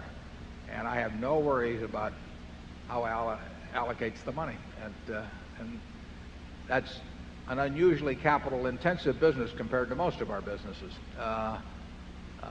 There's some that I get into the details more because I've just worked with a person that's running things a long time, and we kind of enjoy it. Ajit and I talk virtually every night about the reinsurance business. I am not improving the quality of his decisions at all, but it's an interesting game, and I like hearing about it, and he doesn't mind talking about it, so we talk them over. But that's just a matter of personal chemistry. And as we add managers, we will adapt to them. We adapt our accounting systems to a degree to them. Now we do have certain requirements that result from the SEC and IRS, but we don't. Our managers know their businesses, and they know how to run them. And if they don't, this hasn't been the case. But if they didn't, we would, we'd do something about the manager. We wouldn't try and build a bunch of systems. Zone 6, please. Good afternoon, gentlemen. My name is George Donner from Fort Wayne, Indiana. My question has to do with estimating the intrinsic value of a company, in particular the capital-intensive companies like you were mentioning. I'm thinking of things like McDonald's and Walgreens, but there are lots of others where you have a very healthy and growing operating cash flow, but it's largely or completely offset by heavy expenditures on putting up new stores or restaurants or building a new plant. And so my question is, what do you do for your estimate of future free cash flow? And with treasuries around, long treasuries around 6%, at what rate do you discount those cash flows? Well, we discount at the long rate just to have a standard of measurement across all businesses. But we would take the company that is spending the money as it comes in, and they don't get credit for gross cash flow. They get credit for whatever net cash is left every year. But of course, if they're spending the money wisely, even though you have to discount it for more years, the growth in cash development should offset that, or they weren't investing it wisely. The best business is one that gives you more and more money every year without putting up anything to get it, or very little. And we've got some businesses like that. The second best business is a business that also gives you more and more money. It takes more money, but the rate at which you reinvest the money to get that growth is a very satisfactory rate. The worst business of all is the one that grows a lot, and where you're forced in effect to grow to stay in the game at all, and where you're reinvesting the capital at a very low rate of return. Sometimes people are in those businesses without knowing about it. But in terms of discounting, in terms of calculating intrinsic value, you look at the cash that is expected to be generated, and you discount back. In our case, we use the long-term treasury rate. That doesn't mean that you pay the amount that present value calculation leads to, but it means that you use that as a common yardstick, that treasury rate. And That means if somebody is reinvesting all their cash flow the next 5 years, they better have some very big figures coming in down the road, because at some day a financial asset has to give you back cash to justify you laying out cash for it now. Investing is the art, essentially, of laying out cash now to get a whole lot more cash later on, and something at some point better deliver cash. Ben Graham in his class we used to talk about what he called the Frozen Corporation. And the Frozen Corporation was a company whose charter prohibited it from ever paying anything to its owners, or ever being liquidated, or ever being sold. And sort of like a Hollywood producer. yeah. And the question was, what was such an enterprise worth? Well, that's sort of a theoretical question, but it forced you to think about the realities of what business is all about. And business is all about putting out money today to get back more money later on. Charlie? I do think there is an interesting problem that you raise, because I think there is a class of businesses where the eventual cash back part of the equation tends to be an illusion. I think there are businesses where you just keep pouring it in and pouring it in, and then all of a sudden it doesn't work and no cash comes back. And what makes our life interesting is trying to avoid those and get on the alternative kind that drowns you in cash. The one figure we regard as utter nonsense is the so-called EBITDA. I mean, the idea of looking at a figure before the cash requirements of merely staying in the same place, and there usually are. Any business with significant fixed assets almost always has with it a concomitant requirement that major cash be reinvested in order simply to stay in the same place competitively and in terms of unit sales. To look at some figure that is before that is stated before those cash requirements is absolute folly, and it's been misused by lots of people to sell lots of merchandise in recent years. It's not to the credit of the investment banking fraternity that it has learned to speak in terms of EBITDA. I mean, the idea of using a measure that you know is nonsense and then piling additional reasoning on that false assumption, it's not creditable intellectual performance. And then once everybody is talking in terms of nonsense, why, it gets to be standard.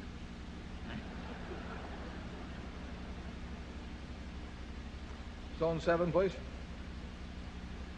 Hi, my name is Brandon Vecchio, and I'm in the Academy of Finance at Northwest High School here in Omaha. Could you explain the criteria you look at when selecting your stocks? Well, we look at, and I'm glad you came. I hope there's a large group. I got a note, I think, from your teacher on that.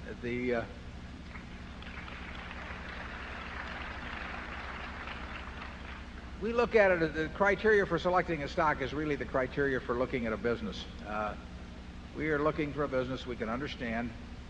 That means they sell a product that we think we understand, and we understand the nature of their competition, what could go wrong with it over time. And then when we find that business, we try to figure out whether the economics of it means the earning power over the next 5 or 10 or 15 years is likely to be good and getting better, or poor and getting worse. But we try to evaluate that future stream. And then we try to decide whether we're getting in with some people that we feel comfortable being in with. And then we try to decide what's an appropriate price for what we've seen up to that point. And as I said last year, what we do is simple but not necessarily easy. The checklist that is going through our mind is not very complicated. Knowing what you don't know is important, and sometimes that's not easy. And knowing the future is definitely, it's impossible in many cases in our view, and it's difficult in others, and sometimes it's relatively easy, and we're looking for the ones that are relatively easy. And then when you get all through, you have to find it at a price that's interesting to you, and that's very difficult for us now, although there have been periods in the past where it's been a total cinch. And that's what goes through our mind. If you were thinking of buying a service station or a dry cleaning establishment or a convenience store in Omaha, to invest your life savings in and run as a business, you think about the same sort of things. You think about the competitive position and what it would look like 5 or 10 years from now and how you were going to run it, who was going to run it for you, and how much you had to pay. And that's exactly what we think of as when we look at a stock, because a stock is nothing other than a piece of a business. Charlie? Yeah, if finance were, when finance is properly taught, it should be taught from cases where the investment decision is easy. And the one I always cite is the early history of National Cash Register Company. And that was created by a fanatic who bought all the patents and had the best sales force and the best production plants. And he was a force in the best production plants. And he was a very intelligent, was a godsend to retailing when cash registers were invented. So that was the pharmaceuticals of a former age.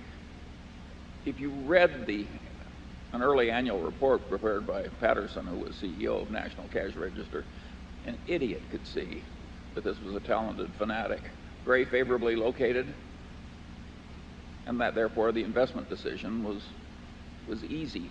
If I were teaching finance, I would collect 100 cases like that, and that's the way I would teach the students. We have that annual report. What was that, 1904 or something, Charlie? But it's really a classic report, because Patterson not only tells you why his cash register is worth about 20 times what he's selling it for to people, but he also tells you that you're an idiot if you want. But he also tells you that you're an idiot if you want to go in competition with him. It's a classic. It is just a total report and not realize that this guy can't lose. Area 8, please. Good afternoon. My name is Robert Rowland from London, England. I've been in Omaha all weekend with my wife on the first leg of my honeymoon, and I've noticed you're quite a buyer of nostalgic assets. Can I ask whether nostalgia is one of your filters? Are there any assets like that left in the US to buy? And if not, can I suggest you come to the UK, where all we do is sell them? Well, I don't want to interrupt your honeymoon, but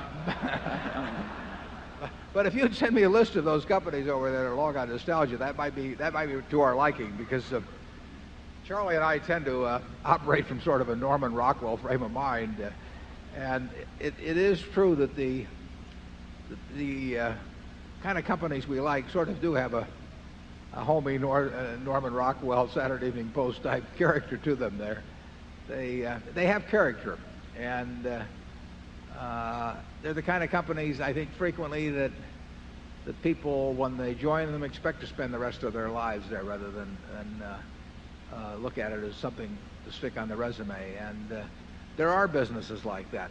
If you look at the businesses that we've bought in the last 3 or 4 years, there is real character to the businesses and to the people that build them, and that's why the people that build them stay on and feel very strongly about running them correctly, even though they can have no financial consequence to themselves whatsoever. So even though they can have no financial consequence to themselves whatsoever. So after your honeymoon, drop me a line. Zone 9, please. Good afternoon. Joshua Andrews from Omaha Northwest High School, Academy of Finance. Good. And on behalf of the Academy of Finance, we want to thank you for the tickets. There's 33 of us in attendance today. Terrific.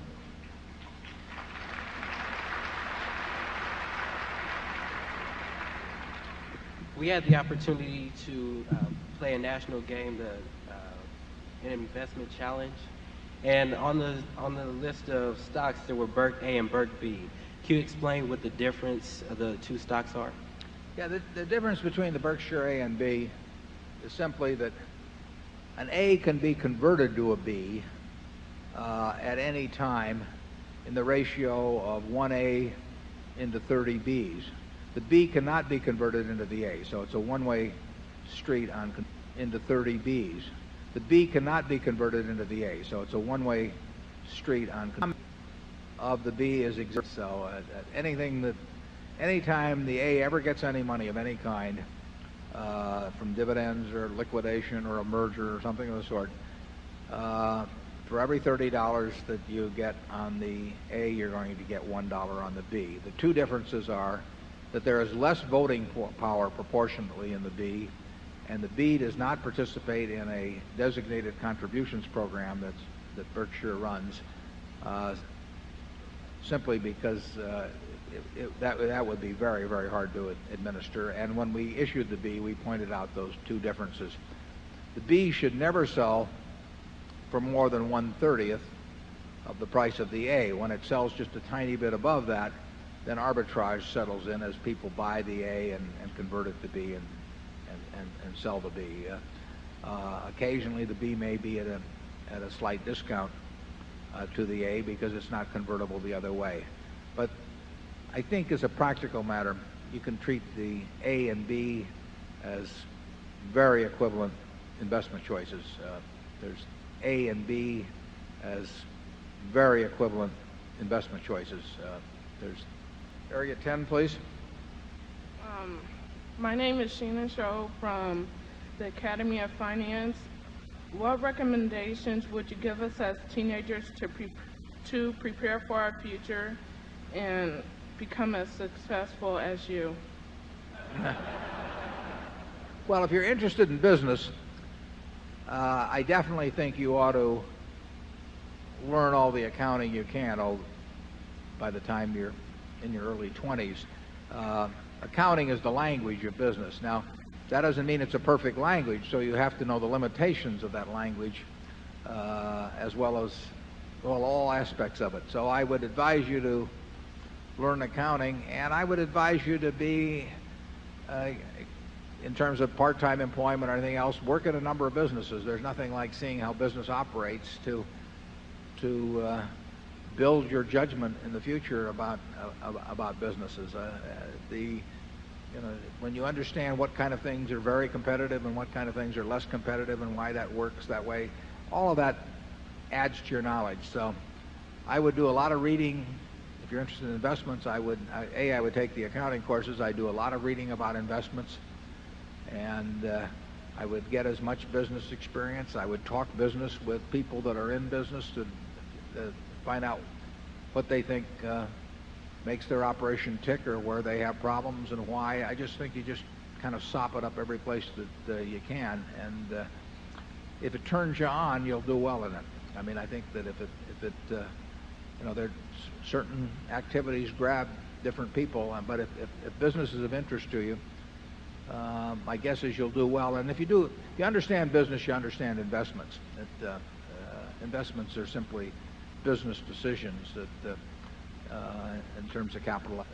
Investments are simply business decisions that in terms of capital. Yeah, there's also the little matter of underspending. Mastered. Yes. That really works if you keep at it. Yeah, I mean, Charlie and I both.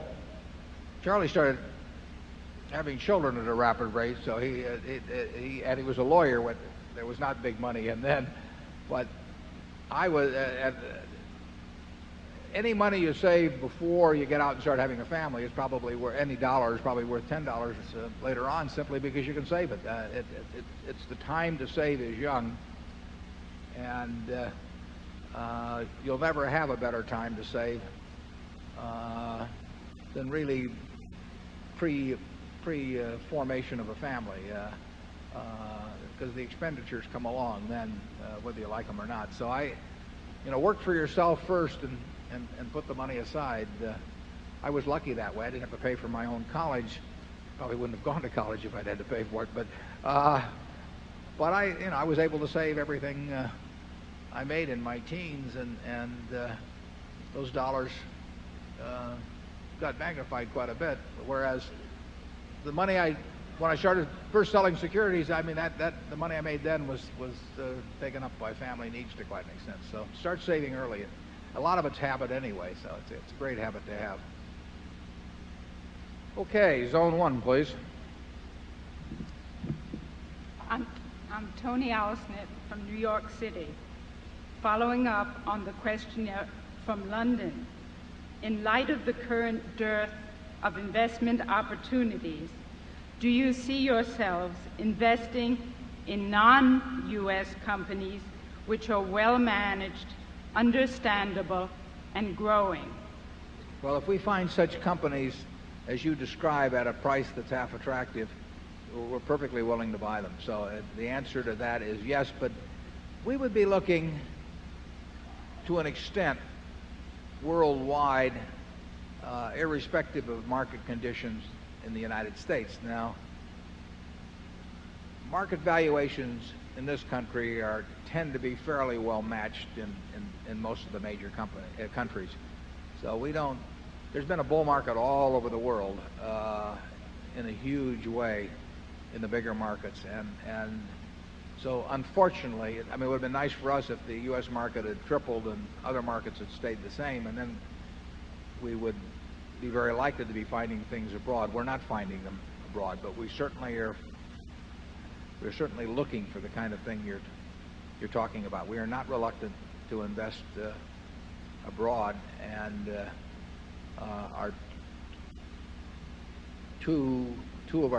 all three of our largest holdings, American Express, Gillette, and Coke, and we're talking about $25 billion of market value there that we have.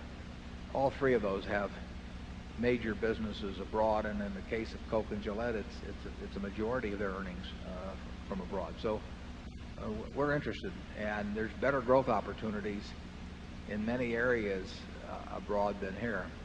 Finding bargains as we look around the world. Charlie? Nothing more.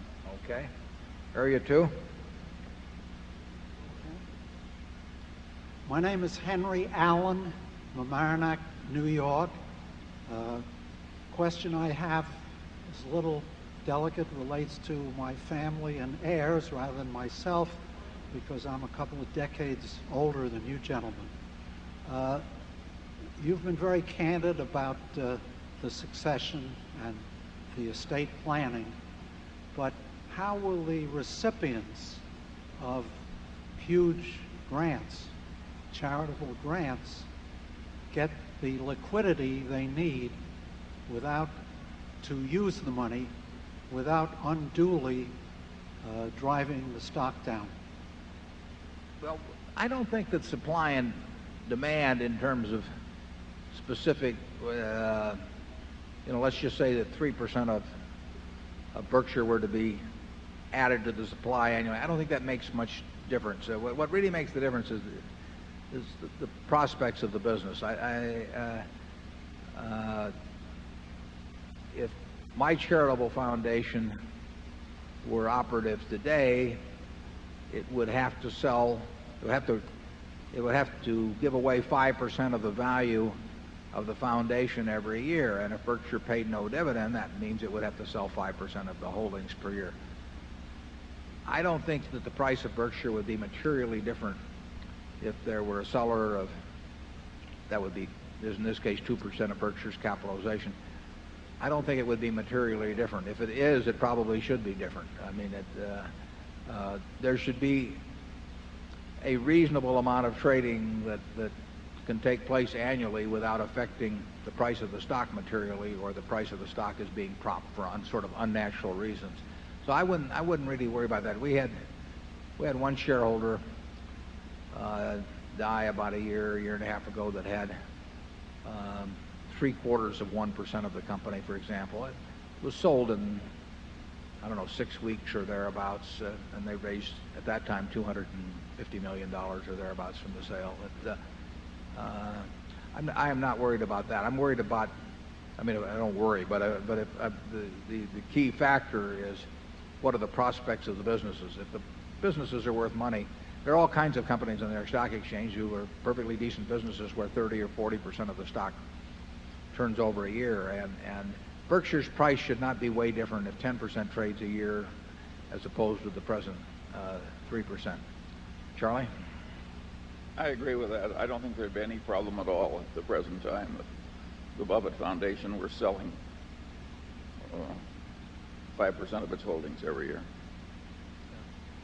Could be 500 shares a week or something like that, but there isn't demand for 500 shares a week of A on a company with our capitalization, then the price probably is artificially wrong at that time. I just had lunch with Susie, and she doesn't look to me like she's in any imminent danger of mortality. Yeah, it will come into play when the survivor of the two of us dies, and when the estate gets cleaned up and everything else. So I think, certainly hope, and I think it's quite a ways away. You people have more important things to worry about.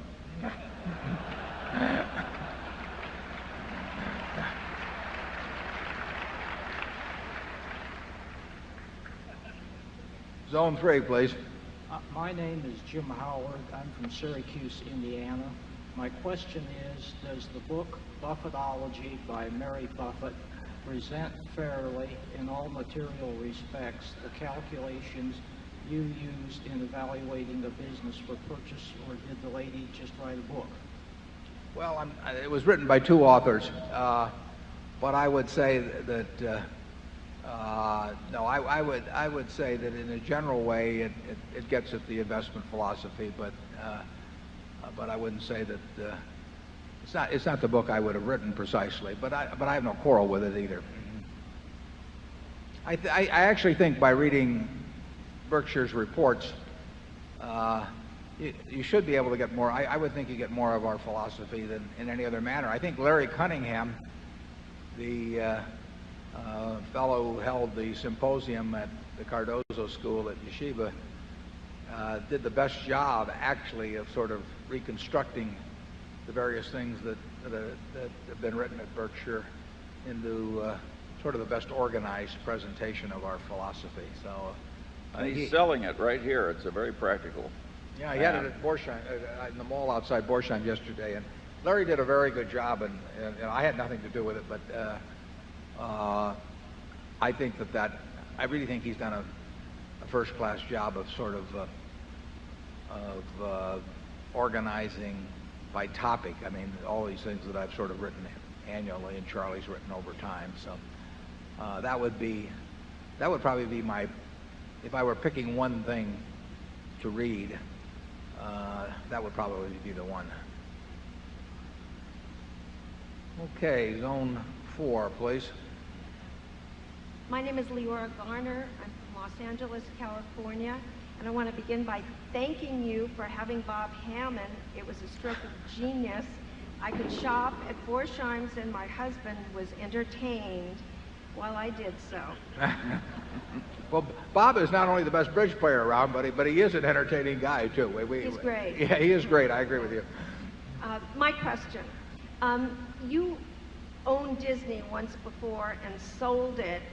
You also owned advertising companies in the 70s, I believe. Right. And you sold them.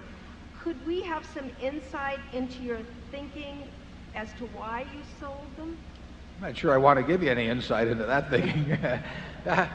Well, we'll start off with the fact that when I was 11, I bought some city service preferred at 38, and it went to 200, but I sold at 40. So, grabbing my $2 a share of profit. So everything we've ever sold has gone up subsequently, but some of them have gone up more painfully subsequently than others. And certainly the Disney sale in the 60s was a huge mistake. I should have been buying. I forget about holding. And that's happened many times. I mean, we think that anything we sell should go up subsequently because we own good businesses. And we may sell them because we need money for something else, but we still think they're good businesses, and we think good businesses are going to be worth more over time. So everything virtually that I can think of has gone on to sell it at a lot more money, for a lot more money, and I would expect that would continue to be the case. That's not a source of distress, but I must say that selling the Disney was a mistake, and actually the ad agencies have done very well. Since we sold them too. Now maybe some of that money went into Coca-Cola or something else, so I don't worry about that. I would worry, frankly, if I sold a bunch of things right at the top, because that would indicate that in effect I was practicing the bigger fool type approach to investing, and I don't think that can be practiced successfully over time. I think the most successful investors, if they sell at all, will be selling things that end up going a lot higher because it means that they've been buying into good businesses as they've gone along. Charlie? Well, I'm glad that the questioner brought this touch of humility because it is really useful to be reminded of your errors. I mean, and I think we're pretty good at that. I mean, we kind of mentally rub our own noses in our own mistakes. And that is a very good mental habit.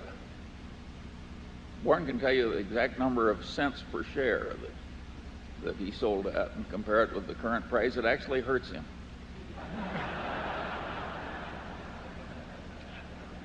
It actually doesn't hurt. The truth is, because you just keep on doing things. But it is instructive to look at, to do postmortems on everything, and say, as long as you don't get carried away with it. But every acquisition decision, that kind of thing, there should be postmortems done. Most companies don't like to do postmortems on their capital expenditures. I've been a director of a lot of companies over the years, and they've usually not spent a lot of time on the postmortems. They spend a lot of time on telling you how wonderful the acquisitions are going to be or the capital expenditures, but they don't like to look so hard necessarily at the results. Think of how refreshing the board of directors meeting would be if they sat down and now we'll spend 3 hours examining all our stupid blunders and how much we've blown. And then after that, the compensation committee will meet. No, that is not going to happen. Right. Okay, Area 5, please. My name is Keller, Harpel Keller from Portland, Oregon. 2 questions, one of a personal nature. Obviously, there are many, many people here today. And I wonder if one of the true patriarchs of the investment business is here today, Phil Curray. Well, many of his friends and admirers would wish him well. Phil, up till a week ago, was going to be here today. Phil is 101. Wrote a book on investments in 1924, and I've known him, Phil, for about 46 or 7 years. And Phil has made all the meetings for a number of years. Would be here today, and he broke a hip about 5 or 6 days ago, but he sent a message that he will definitely be here next year. And he will be, too. Sent a message that he will definitely be here next year. And he will be, too. Second question has to do with Ben Graham. And he changed his valuation standards as the decades progressed. When he couldn't buy stocks below net, he changed his standards because the environment changed. Now, the world today seems to be at a much different place than in 1989 when the USSR collapsed. Even they are stumbling toward the free enterprise system. The Russian mafia is a perverse illustration of that. Now there is only one superpower in the world, the USA, and we must be extremely grateful for the men who put us on the track to the free enterprise system. Now, the free enterprise system is out of the bottle. It's not going to get back in. It seems to be expanding and accelerating around the world. With the resulting expansion of world trade, may that lead to a reevaluation of historical measures for measuring investments? Well, my answer to that would be that I doubt it, but I also don't know. But I don't think that the end of the Cold War is something that I would factor into my evaluation of businesses. There are all kinds of events that happen, and their impact in terms of being quantified, very difficult to figure over time. Very difficult to isolate any single variable in a complex economic equation. So in terms of how the world is going to work 10 years from now, or the returns are going to be on on equity in business.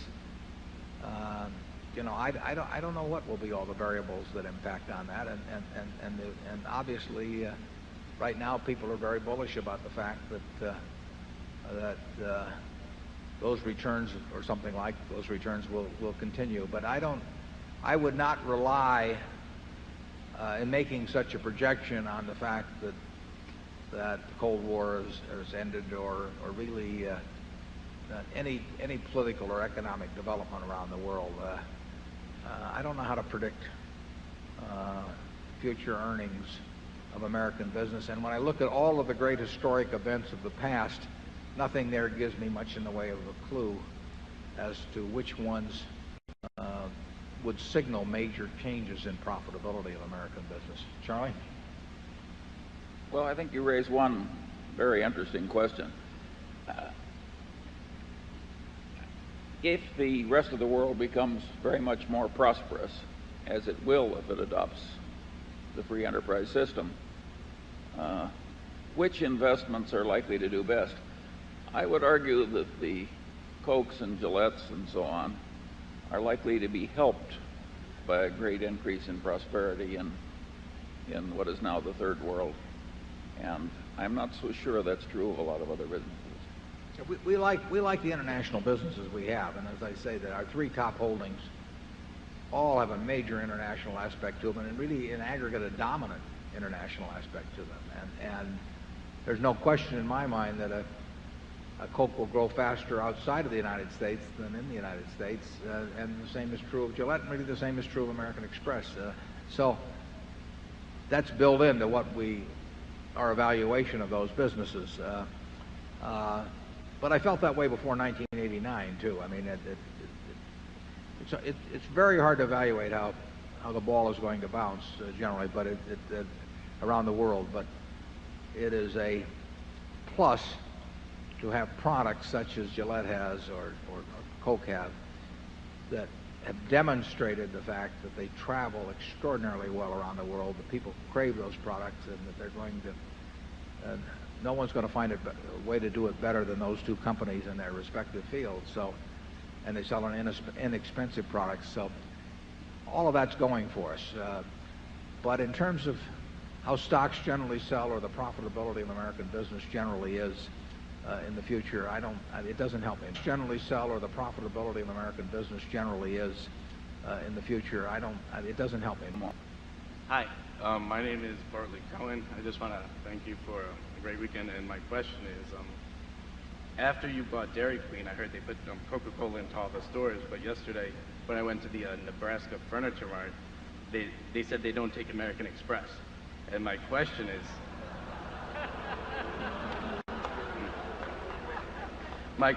do you encourage the subsidiaries and the companies that you have stock to use each other's products, or do you leave it up to the management of the subsidiary? Well, that's a good question, and it does tell you something about the Berkshire method of operation.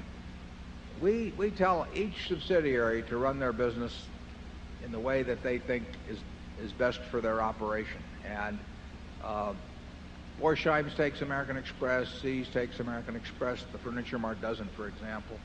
But that'll be true in other areas too.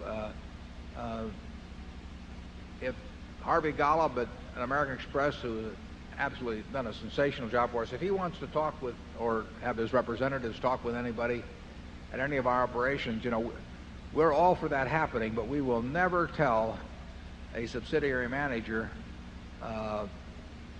which vendor to patronize or anything of that sort.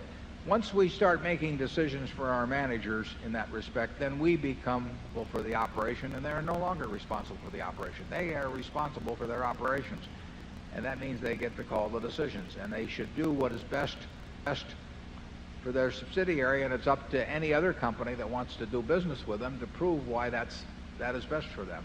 And that's the Berkshire approach to things. And I think on balance, our managers like it that way. So they're not getting second-guessed, and somebody can't go over their head. I get letters all the time from people who are trying to jump over the heads of our managers, and they want us to say this advertising agency should be used or that and that sort of thing. And it doesn't work at Berkshire. they deal with the managers of the businesses, and they're not going to get around them. Charlie?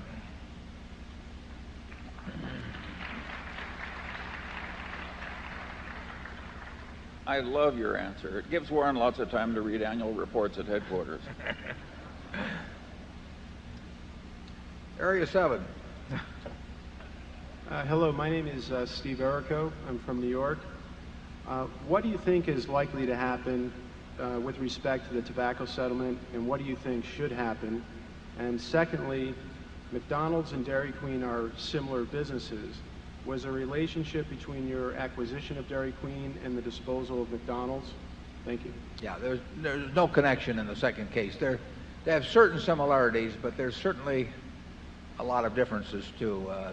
You know, a Burger King and McDonald's would be much more similar, or a Wendy and McDonald's, but Dairy Queen is much more of a niche than away from that. The tobacco settlement's interesting, just in terms of watching the dynamics of it, because one of the things in labor negotiations is always a problem is that when you, as a manager, you have a labor negotiation, at the end of the negotiation, you as management are committed, and basically the union isn't, because the union is going to have a vote on it, and that's just the way it is. I mean, you can't get away from that, but it is not fun to be in a negotiating position where you're bound and the other side is not bound.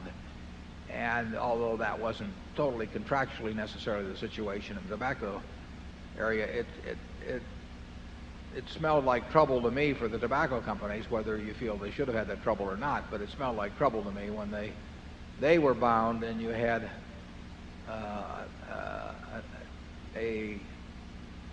another side that was not bound in any way, and where there were lots of political considerations, and where there was a lot of time was going to expire.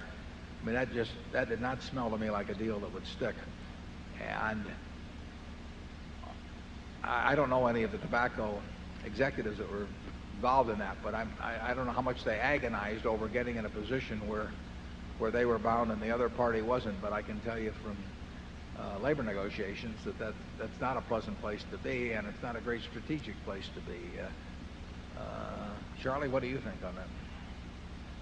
I don't feel I've got any great expertise in this situation.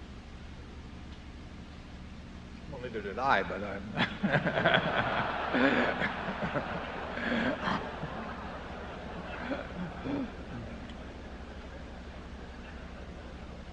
Okay, Zone 8, please. Hello, I'm Jamie McMahon from Birmingham, Alabama, and I was hoping that Mr. Buffett and Mr. Munger, y'all would expand a little bit on your ideas of an inheritance and the positive and negative influences that can have on your heirs, and what you might be able to do as a business person and an investor and as a parent to sort of mitigate those negative influences. Yeah, well, I quoted, I think Kay Graham was quoting her father at the time, but some years back, as saying, if you're quite rich, probably the idea of leaving your children enough so they can do anything but not enough so they can do nothing is not a bad formula. I think if you're talking about people that aren't quite rich, I've seen, socially I wouldn't have a system that involved inheritances, but recognizing the situation that exists, I think probably at lower levels, that leaving to the children in this society is perfectly okay. But I believe enough in a meritocracy that if I were devising the system with a consumption tax and everything, I would probably make inheritance a form of consumption, and it would be very heavily taxed. Because I don't believe that because you happen to be come out of the right womb, essentially, that you are entitled to live an entirely different life than somebody who wasn't quite as lucky in terms of womb selection. But in my own case, I follow the enough so they can do anything, but not enough so they can do nothing. I think that society showered all these I was very lucky. I was wired the right way at the right time in history to do very well in this kind of a market economy where, as Bill Gates has told me, if I was born some thousands of years ago, I'd been some animal's lunch. I don't run very fast, and there are different assets that are useful at different times, and I'm not wired to play championship bridge or championship chess, or I'm not wired to be a basketball star or anything. It just so happens I'm in an area where it pays off like crazy to be good at capital allocation, and that doesn't make me a more worthwhile human being than anybody else or anything. It just means I was lucky. And should that luck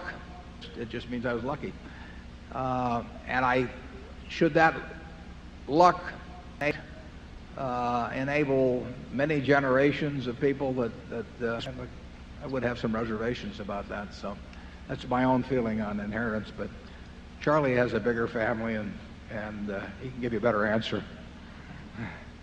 Well, I feel in a capitalist system that there should be an inheritance tax, and that once that's been imposed and paid, what each person wants to do in his own testamentary arrangements is up to that person. I see very few people that I regard as ruined by money. Many of the people that I see ruined who have money would have been ruined without money.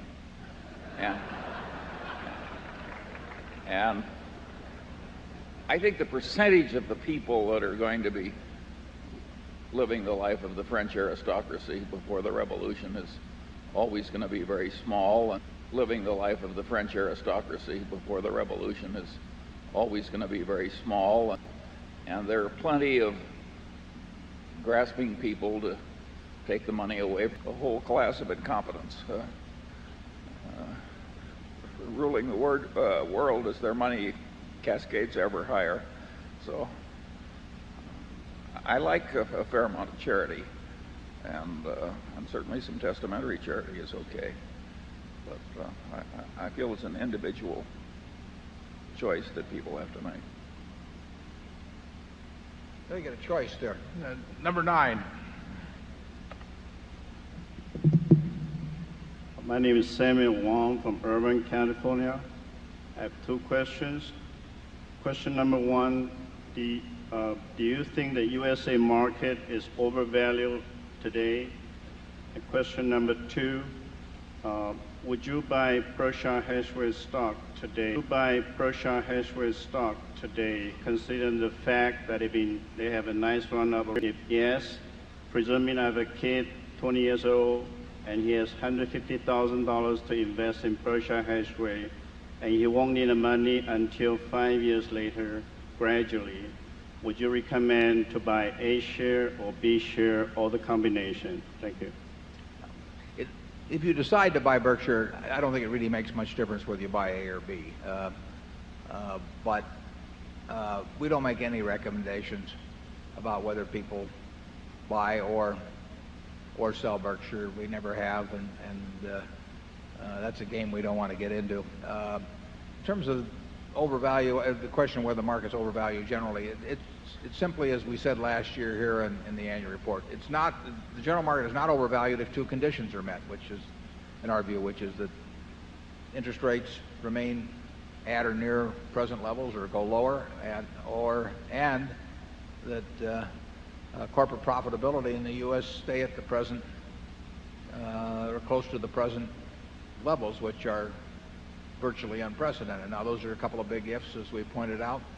A lot of the stories that came out after the annual report would emphasize one aspect or another, but it's simply, and they say, what does he mean by that? Well, it means exactly what I say. If the 2 conditions are met, I think it's not overvalued, and if either of the conditions is breached in an important way, I think it will turn out to be overvalued, and I don't know the answer, which is why I put it in the form that I did.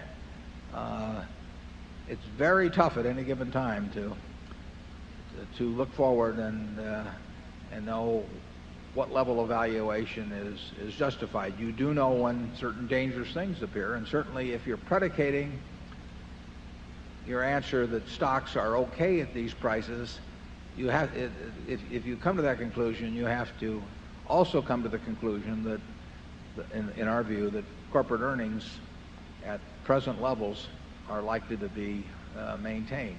And that's a conclusion you would have to come to. I don't think it's obvious that that's the case. Area 10, please. Good afternoon. My name is Jamie Harmon, and I'm from Boston. You say that companies should only spend $1 on capital expenditures if it will create more than $1 of market value. I'm wondering, how do you determine this? Is it based on A, historical returns on capital, B, a qualitative judgment of the company's competitive position, historical returns on capital, B, a qualitative judgment of the company's competitive position, a quantitative projection of the returns on capital, or D, something else?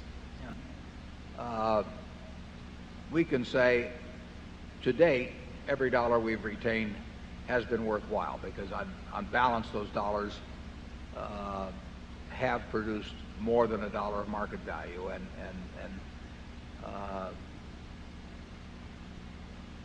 it's actually, with a great many companies, you could say that now, because things have turned out so well. But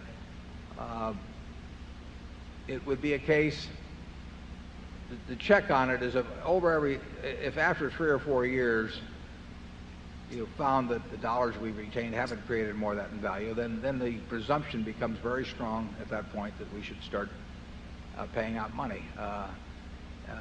But almost any management that wants to retain money is going to rationalize it by saying we're going to do wonderful things with the money we retain. And we think there should be checks on that, which is why in the report, in the ground rules, I suggest making checks on the validity of those projections.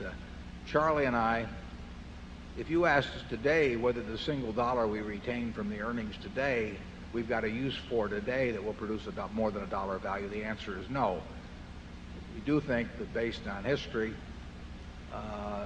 that the prospects are that better than 50%, well over 50%, that in the next few years we would have an opportunity to do that. But there's no certainty to it. Charlie? Nothing more. Okay. Area 1, please. Charlie? Nothing more. Okay. Area 1, please. Good afternoon. My name is Gary Bialis. I'm from Southern California. I want to thank you again for producing Can you tell me if the rule of thumb is still applicable regarding the statement in the owner's manual that the percent increase in the book value tracks pretty well the percent increase in intrinsic value?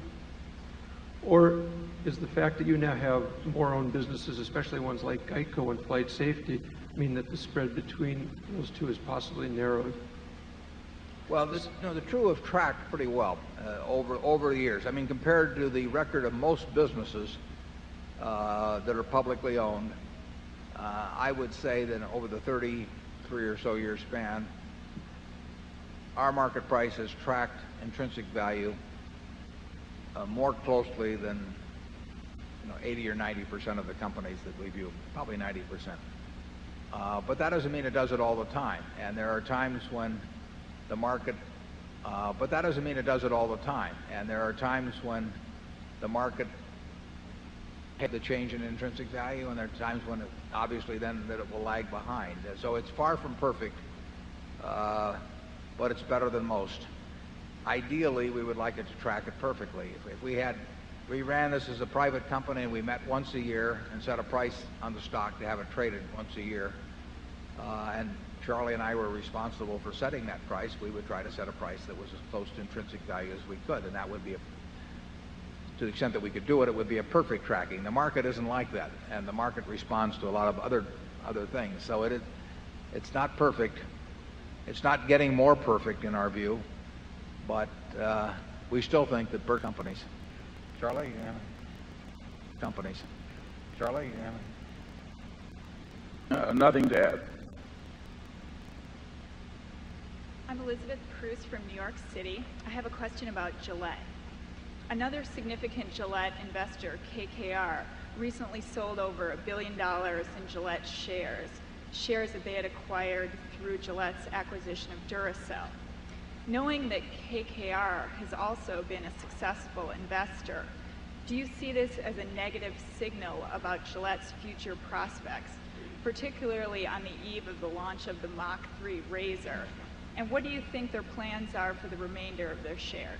Well, I think they may have even publicly stated, I'm pretty sure they have, the Duracell shares, from which the Gillette shares came, were held by a specific investment fund that was formed in I don't know what year, but a given year, and which is scheduled to disband at a certain point. So those shares, whether they were of Duracell or whether they're of Gillette,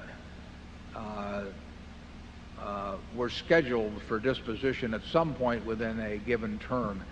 And I think that KKR made the decision, and they've made it with other stocks too, is to have maybe 3 or so offerings between now and that terminal date for their partnership. And why they pick any any given date, is up to them and their advisors.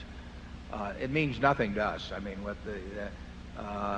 if they didn't have that kind of a fund and they decided to sell, it wouldn't make any difference to them. And I presume if we made a decision to sell, it wouldn't make any difference in their case. So we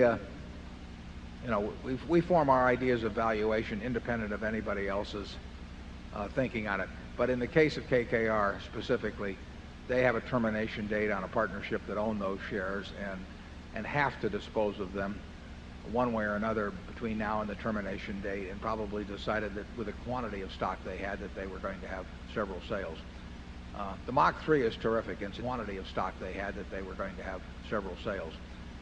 The Mach 3 is terrific, incidentally. I've been using Mach 3. Area 3, please.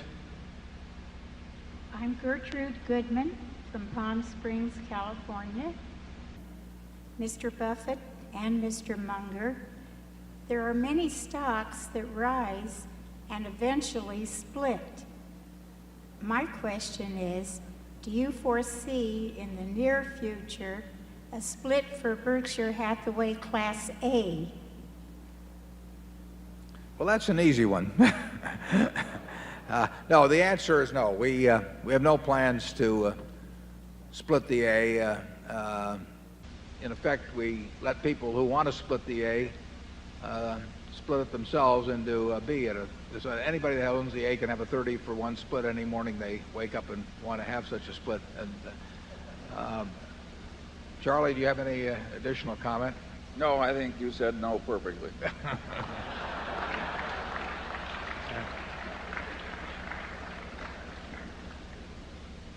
We don't take that attitude because we're cavalier about how shareholders feel. We really think that in the long-range interests of Berkshire, that the policy we followed on not splitting has benefited the company and shareholders.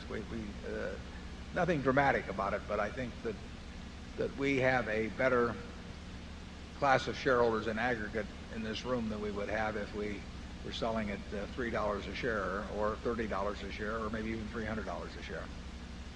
Area 4, please. Good afternoon, Mr. Buffett and Mr. Munger. My name is Jack Sutton from New York City. I have 2 questions. The Japanese stock market has been likened to the U.S. market in 1974. With Japanese stocks selling at very low price-to-book values as compared to U.S. stocks, would it not make sense to invest in a basket of Japanese stocks or an index fund of Japanese stocks?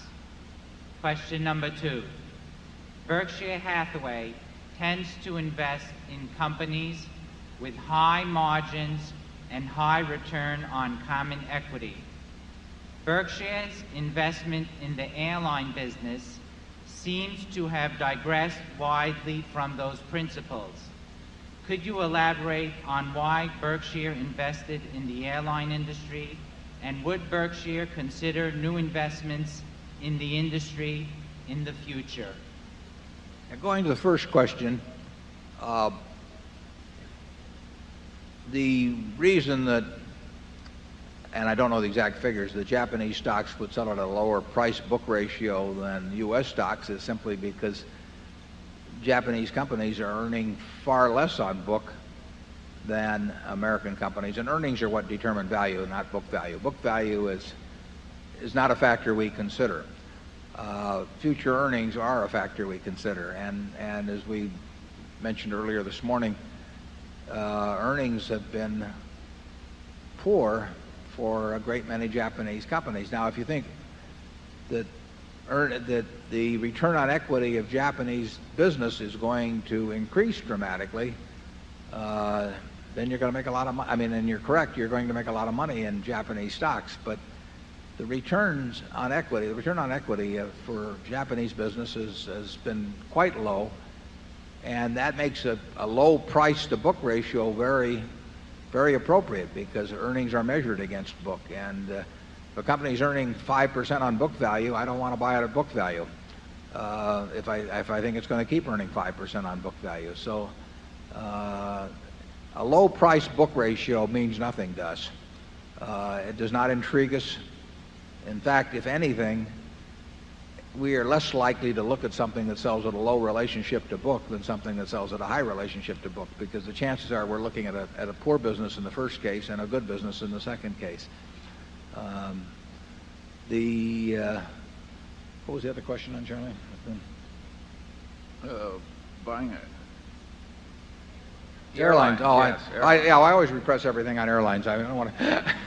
We've never bought an airline common stock that I can remember. So what we did was we lent money to U.S. Air for a 10-year period, and we had a conversion privilege there. It looked like it was a terrible mistake. I made the mistake, but we got bailed out. But we never made the determination. When we bought our stock, U.S. Air was selling at $50 a share or thereabouts, the common.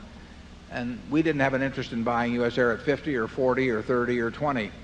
And we got a chance to as things went along, all the way down to 4.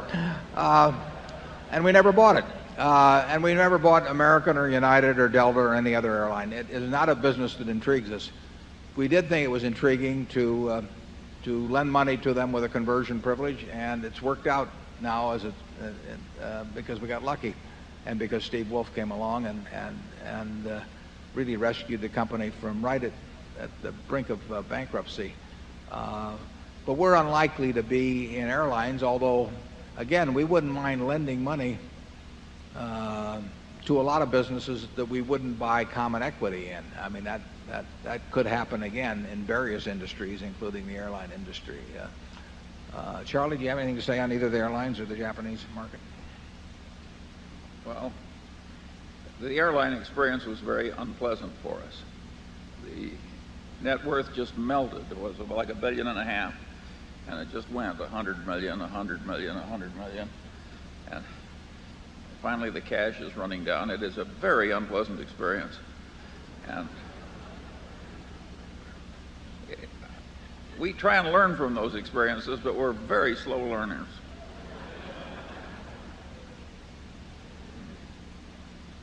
Japanese market? Yeah. Oh, the Japanese market. I suppose anything could happen. After all, we bought silver.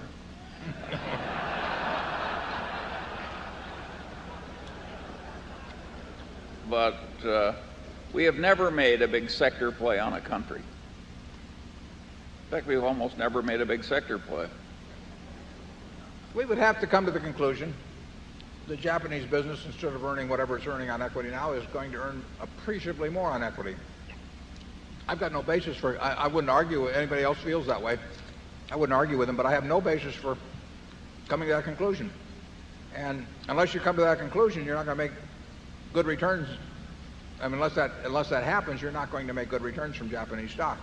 You can't earn a lot of money from businesses that are earning 5% on or 6% on equity. And I look at the reports, but I don't see the earning power now. Now maybe it'll all change. I mean, there's talk of, well, there's already been a small temporary tax cut, but corporate tax rates are quite high, as you know, in Japan, and they used to be 52% here in the United States. Now they're 35%. So you could have things happen that increase corporate profits, but I don't have any special insight into that anyone that reads the press generally would not have. There are also readings in corporate culture that have to be made. Owning stock in a corporation where you know that if shareholders or somebody else has to suffer, the choice is likely to be that somebody else will be chosen. That is a different kind of a company to invest in than one that thinks that the principal purpose of life is to keep some steam boiler company going in a particular community or something, no matter how much the shareholders suffer. I think it's hard to judge corporate culture in the foreign countries as well as we can judge it in our own. Area 5. Yvonne Edmonds from Cedar Mountain, North Carolina. I have a specific question, but not a trivial one. You regularly compare Berkshire Hathaway's performance to the S&P 500, which is very helpful and very interesting. But I haven't seen a correlation coefficient between the S&P 500 daily, from day to day performance, close, say, and Berkshire Hathaway's close. Now, it so happens for me, and I'm sure some other people in the audience, that I don't always have access to newspapers, or the internet for that matter, newspapers that publish Berkshire Hathaway performance on a daily basis, or even a weekly basis for that matter, or a monthly basis. It would be very helpful to know the extent of a correlation coefficient between those two variables. If you have that, would you let us know what it is? And if you don't, would you please consider calculating it in the future? Well, it could be calculated, but I don't think it would have much meaning. I mean, it would be an historical correlation coefficient, which, you know, I would be very reluctant to have people place any weight in. I try to indicate even the limitations of the yearly comparison of the relative performance, because what was doable by us in the past is not doable today. I mentioned in my annual report the best decade I ever had on comparative performance by far was the 50s. Now, I don't think it was because I was a lot smarter then.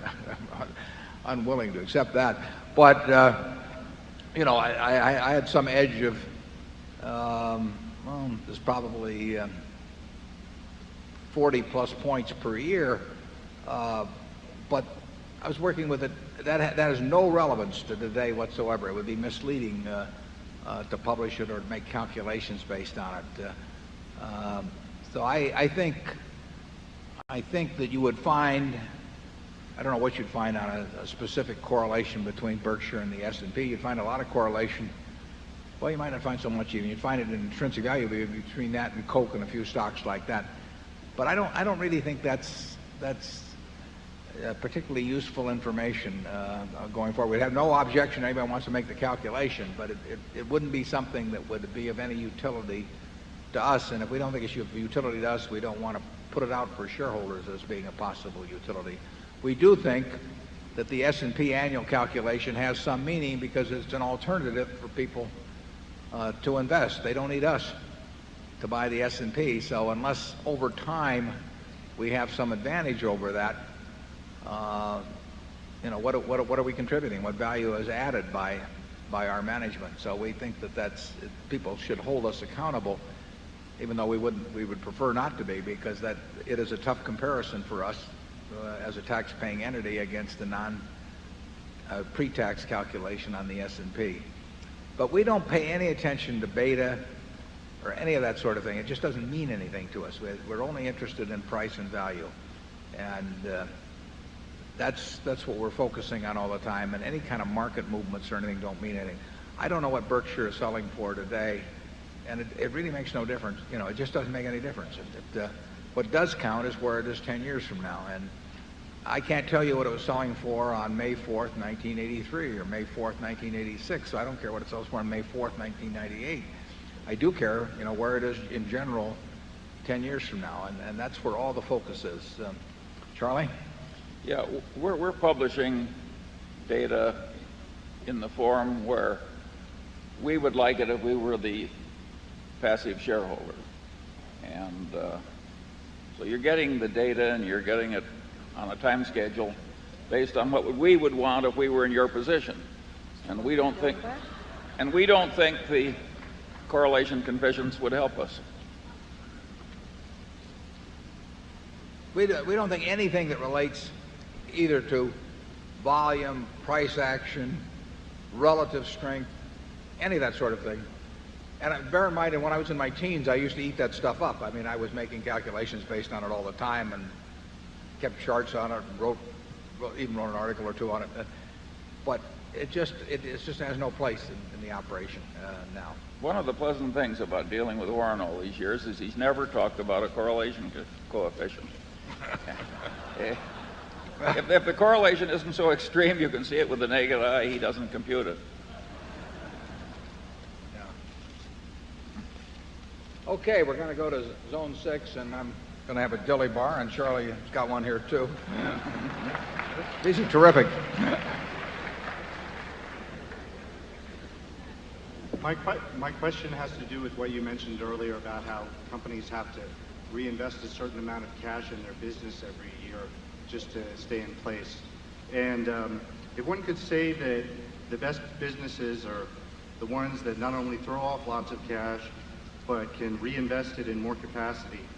But I suppose the paradox is that the better a company's opportunities for making expansionary capital expenditures, the worse they appear to be as consumers of cash rather than generators of cash. What specific techniques have you used to figure out the maintenance capital expenditures that you need to do in order to figure out how much cash a company is throwing off? What techniques have you used on Gillette or other companies that you've studied? Well, if you look at a company such as Gillette or Coke, you won't find great differences between their depreciation. Forget about amortization for the moment, but depreciation and sort of the required capital expenditures.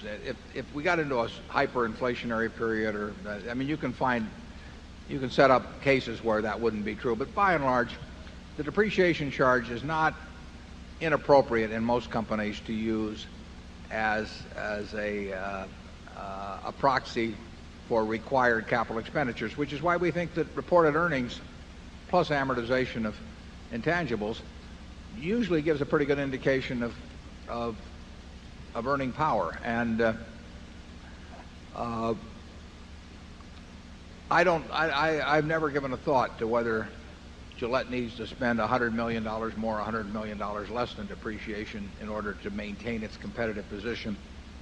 But I would guess the range is even considerably less than that versus its recorded depreciation. The businesses you have to worry about, I mean, an airline business is a good case. In airlines, you just have to keep spending money like crazy, and you have to spend money like crazy if it's attractive to spend money, and you have to spend it the same way if it's unattractive. It's part of the game. Even in our textile business, to stay competitive, we would have needed to spend substantial money without any necessary, any clear prospects of making any money when we got through spending it. And those are real traps, those kind of businesses, and they may work out one way or another, but they're dangerous. And in a See's candy, we would love to be able to spend $10 million, $100 million, $500 million and get anything like the returns we've gotten in the past. But there aren't good ways to do it, unfortunately. We'll keep looking. But it's not a business where capital produces the profits. At flight safety, capital produces the profits. You need more simulators as you go along, and more pilots are to be trained, and so capital is required to produce profits. But it's just not the case at See's. And at Coca-Cola,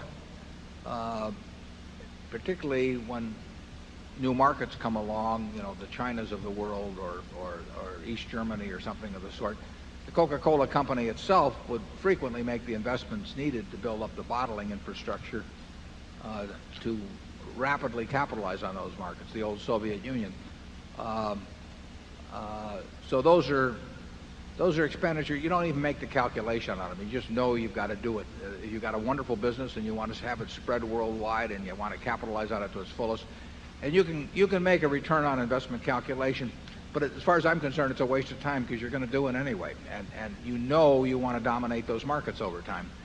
And eventually, you'll probably fold those investments into other bottling systems as the market gets developed. But you don't want to wait for conventional bottlers to do it. You want to be there. One of the ironies, incidentally, it might get a kick out of some of the older members of the audience, that when the Berlin Wall went down and Coke was there that day with Coca-Cola for East Germany, that Coke came from the bottling plant at Dunkirk. So there was a certain poetic irony there. Charlie, do you have anything on that?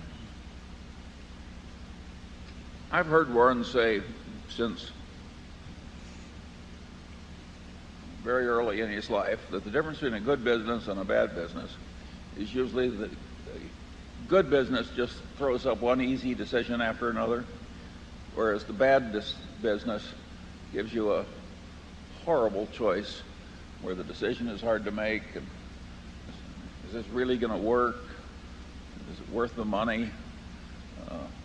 If you want a system for determining which is a good business and which is a bad business, just see which one is throwing the management bloopers time after time after time. Easy decisions. It's not very hard for us to decide to open a new See's store in a new shopping center in California that's obviously going to succeed. It's a blooper. On the other hand, there are plenty of businesses where the decisions that come across your desk are just awful. And those businesses, by and large, don't work very well. I've been on the board of Coke now for 10 years, and we've had project after project come up, and there's always an ROI, but it doesn't really make much difference to me because in the end, almost any decision you make that solidifies and extends the dominance of Coke around the world in an industry that's growing by a significant percentage and which has great inherent underlying profitability, the decisions are going to be right.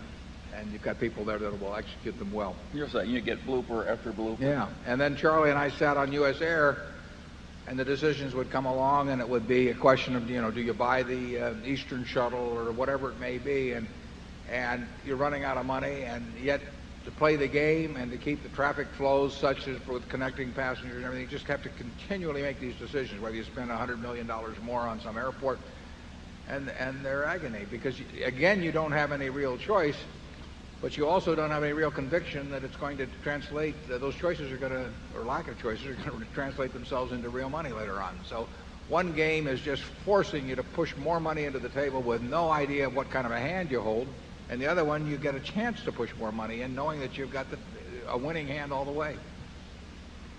Charlie? Why'd we buy U.S. Air? Could have bought more Coke. Area 7. My name is Bakul Patel. I am from upstate New York. My question is Berkshire prepared for 1929 style of depression or like a prolonged bear market that exists in Japan? 1929 style of depression or like a prolonged bear market that exists in Japan? Well, we don't expect what you're talking about, but we're probably about as well prepared as any company can be for adversity because Berkshire has been built to last. Net, we would benefit over a 20-year period by having some periods of terrible markets periodically in that 20-year period. That doesn't mean we're wishing for them, and it doesn't mean they're going to happen, but we make our money by allocating capital well, and the lower the general stock market would be, the better we can allocate capital. So we're well prepared, but we're not necessarily expecting. Charlie? Yeah, we are not going to ever sell everything and go to cash and wait for the crash so we can go back in. On the other hand, we are structured so that I think net a lot of turmoil in the next 20 years will help us, not hurt us. I don't mean it'll be pleasant to go through the down cycle, but it's part of the game. Area 8. My name is Pete Banner from Boulder, Colorado. First of all, Mr. Buffett and Mr. Munger, thank you for your genuine generosity today. Berkshire closed yesterday. The A share was about, or Friday, $69,000, and the B share was about $2,300. Do you feel that price is grossly overpriced, or grossly underpriced, or reasonably priced? Well, I'll let Charlie answer that one. I'm not going to say. No, we're just never going to give out advice on Berkshire stock. There's no, that is up to people who want to buy and sell it, and anything we would say could easily get magnified, and people would be acting on it months later, and who knows all the problems that it could produce. So it would be quite eccentric if we were to every day put out an announcement, now's the time to buy, now's the time to sell our own stock. Eccentric we are, but that eccentric we aren't.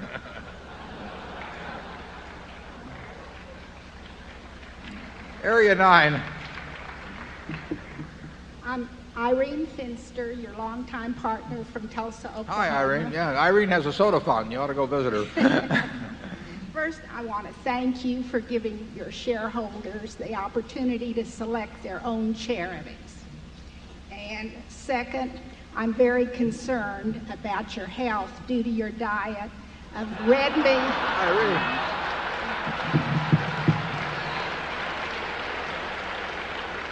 Irene, these are our products that I'm eating. red meat, candy, ice cream, and that's just what I do. That's what I do in public. And Cokes. And I want to know what your doctor says. My doctor says I must be heavily relying on my genes. Now, I will tell you, I mean, Charlie and I are both very helpful. If you were in the life insurance business, you would be happy to write us at standard rates, I can assure you. They asked George Burns when he was 95, what does your doctor say about smoking these big black cigars? And he said, my doctor's dead.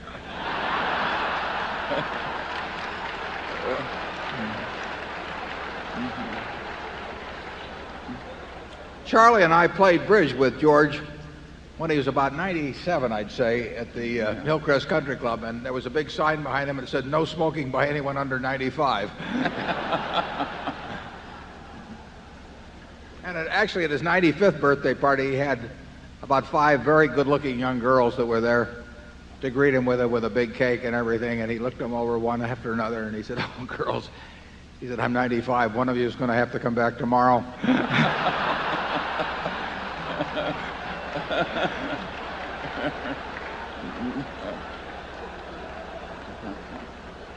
We're very big on George Burns in recent years. Area 10.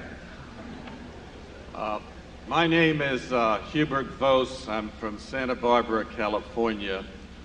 Earlier this morning, you made a comment that if the market fell, you would be spending less time on the internet because you'd be very busy. And this has reinforced an impression I have had that the cash flows of Berkshire Hathaway are enormous, but that possibly in the last 12 months, you've been investing less than you had previously. And if so, if this is correct, what does that say about waiting for attractive values? How long are you willing to wait? And what does that say to the investment public in their own habits? Well, you're correct that we have not found anything to speak of in equities in a good many months. And the question of how long we wait, we wait indefinitely. We are not going to buy anything just to buy something. We will only buy something if we think we're getting something attractive. And incidentally, if things were 5% cheaper, or 10% cheaper, that wouldn't change anything materially. So we have no idea when that period ends. We have no idea whether. So we have no idea when that period ends, we have no idea whether if return on equity stay where they are, but they are, even then they aren't in the least mouth-watering. So we won't feel we've missed anything particularly if returns stay where they are, because if it turns out that these levels are okay, they still will not produce great returns from here in our view. That doesn't mean you couldn't have a tremendous market in the short term or something of the sort. I mean, markets can do anything. I mean, you look at the history of markets and you just see everything under the sun. But we will not, we have no time frame. If the money piles up, the money piles up, and when we see something that makes sense, we're willing to act very fast, very big, but we're not willing to act on anything that doesn't check out in our view. You don't get paid for activity, you only get paid for being right. Charlie? Yeah, an occasional dull stretch for new buying, this is no great tragedy in an investment lifetime. And other things may be possible in such an era too. I mean, it isn't like we have a quiver with only one arrow. We sat through periods before. I mean, the most dramatic one being the early 70s, late 60s and early 70s. For a long time, it doesn't seem so long when you look back on it. It seems long when you're going through it, but it's like having a tooth pulled or something. But it's, what can you do about it? The businesses aren't going to perform better in the future just because you got antsy and decided you had to buy something. We will wait till we find something we like. We'll love it when we can swing in a big way, though. That's our style. Area 1? Larry Pikowski, Millburn, New Jersey. Berkshire seems never to have made any pure real estate investments, with not counting facilities the operating companies might own, with the exception of Wesco's involvement in the residential project in California.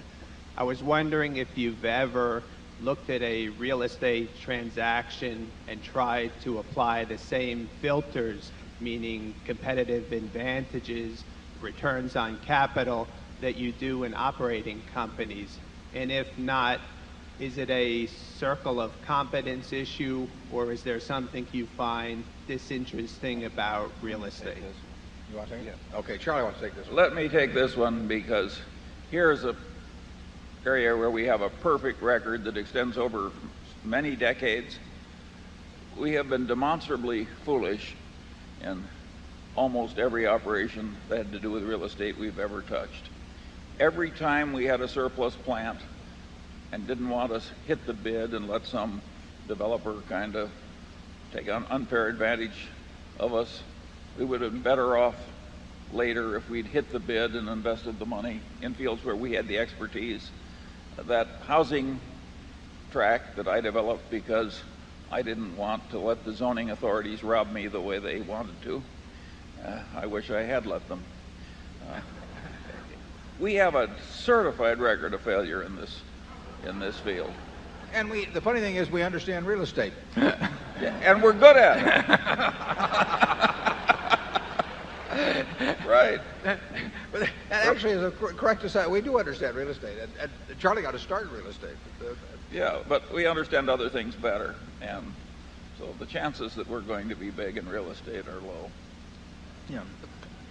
We've seen lots of things, and the prices just don't intrigue us in terms of what we get for our money. I tried to buy a town when I was 21 years old. The U.S. government had a town in Ohio for sale, and would have worked out very well. There's nothing about the arena that turns us off, but we don't see great returns available, and like Charlie says, the few things, particularly having an old plant or something, we have not been great at working our way out of those.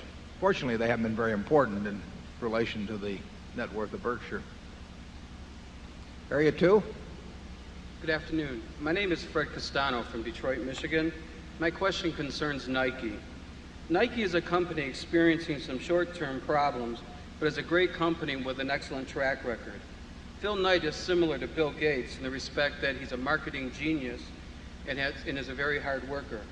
Making sneakers is a very simple business with high margins. How do you view Nike, and what do you think of the company? Well, I think Phil Knight is a terrific operator. I think, and he's a competitor. He's got a lot of money in Nike, but in terms of what we think of the stock, you know, we keep all of those views to ourselves pretty much. Area 3. Hello, my name is Ed Clinton. I'm from Chicago, Illinois. I'm wondering about the tobacco litigation. There's also have been some comments about fatty food. Do you think there's going to be a new trend of fatty food litigation coming out of the tobacco problems? Well, I sign a waiver before I do any of that myself. No, I would doubt. I do not see those two as being remotely similar. But, Charlie, do you have any different views on that? Well, I think the traditional tort system is particularly ill-suited for solving what might be called the tobacco health problem. So I regard that whole thing as sort of a Mad Hatter's Tea Party. And we sit out from afar. Area 4. Yes, I'm Fred Bunch from near Tightwad, Missouri. In light of the current... What was the name of that town? Tightwad, Missouri. Tightwad, Missouri, huh? There's a bank there. Oh, did they name it after me or Charlie? Well, neither one, really. You'd both fit in. In light of today's healthy growth and stability of the American economy at the present time and over the last 5 years or so, how much credit, if any, do you give the Clinton administration, and why?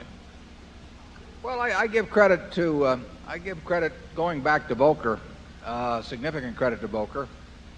I give credit to Reagan, going back to Volcker, significant credit to Volcker.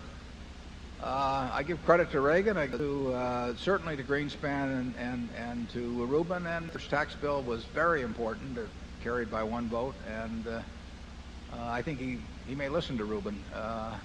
So I think there's a lot to give credit for, and I think you can spread it around a fair amount. Charlie may be less charitable here, but let's see. No, I've got no great quarrel with the way the country's economy is performed. I think it's way better than any of us would have predicted. Area 5. My name is Travis Keith. I'm from Dallas, Texas. And my question regards what Philip Fisher referred to as scuttlebutt. When you've identified a business that you consider to warrant further investigation, more intense investigation, how much time do you spend commonly, both in terms of total hours and in terms of the span in weeks or months that you perform that investigation over? Well, the answer to that question is that now I spend practically none because I've done it in the past. And one advantage of allocating capital is that an awful lot of what you do is cumulative in nature, so that you do get continuing benefits out of things that you've done earlier. So by now, it's cumulative in nature, so that you do get continuing benefits out of things that you've done earlier. So by now, so the businesses that might qualify. But when I started out, and for a long time, I used to do a lot of what Phil Fisher described. I followed this scuttlebutt method, and I don't think you can do too much of it. Now, the general premise of why you're interested in something should be 80% of it or thereabouts. I mean, you don't want to be chasing down every idea that way, so you should have a strong presumption. You should be like a basketball coach who runs into a 7-footer on the street. I mean, you're interested to start with. Now you got to find out if you can keep him in school, if he's coordinated and all that sort of thing. That's the scuttlebutt aspect of it.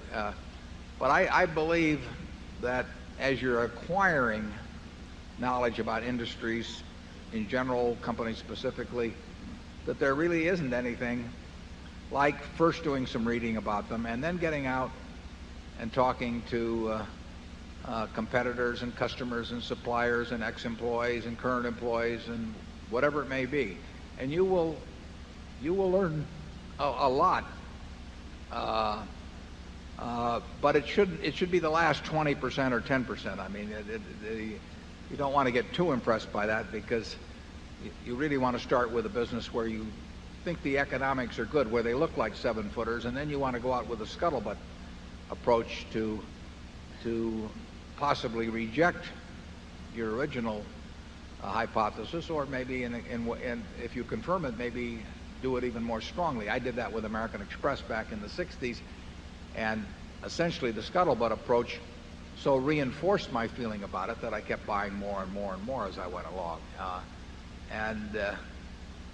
If you talk to a bunch of people in an industry and you ask them what competitor they fear the most and why they fear them and all of that sort of thing, you know, who would they use the silver bullet of Andy Groves on and so on, you're going to learn a lot about it. You'll probably know more about the industry than most of the people in it when you get through, because you'll bring an independent perspective to it, and you'll be listening to everything everyone says rather than coming in with these preconceived notions and just sort of listening to your own troops after a while.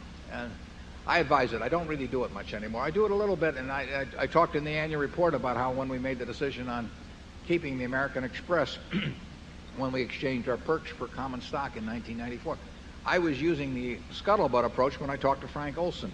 I couldn't have talked to a better guy than Frank Olson. Frank Olson, running Hertz Corporation, lots of experience at United Airlines, and a consumer marketing guy by nature.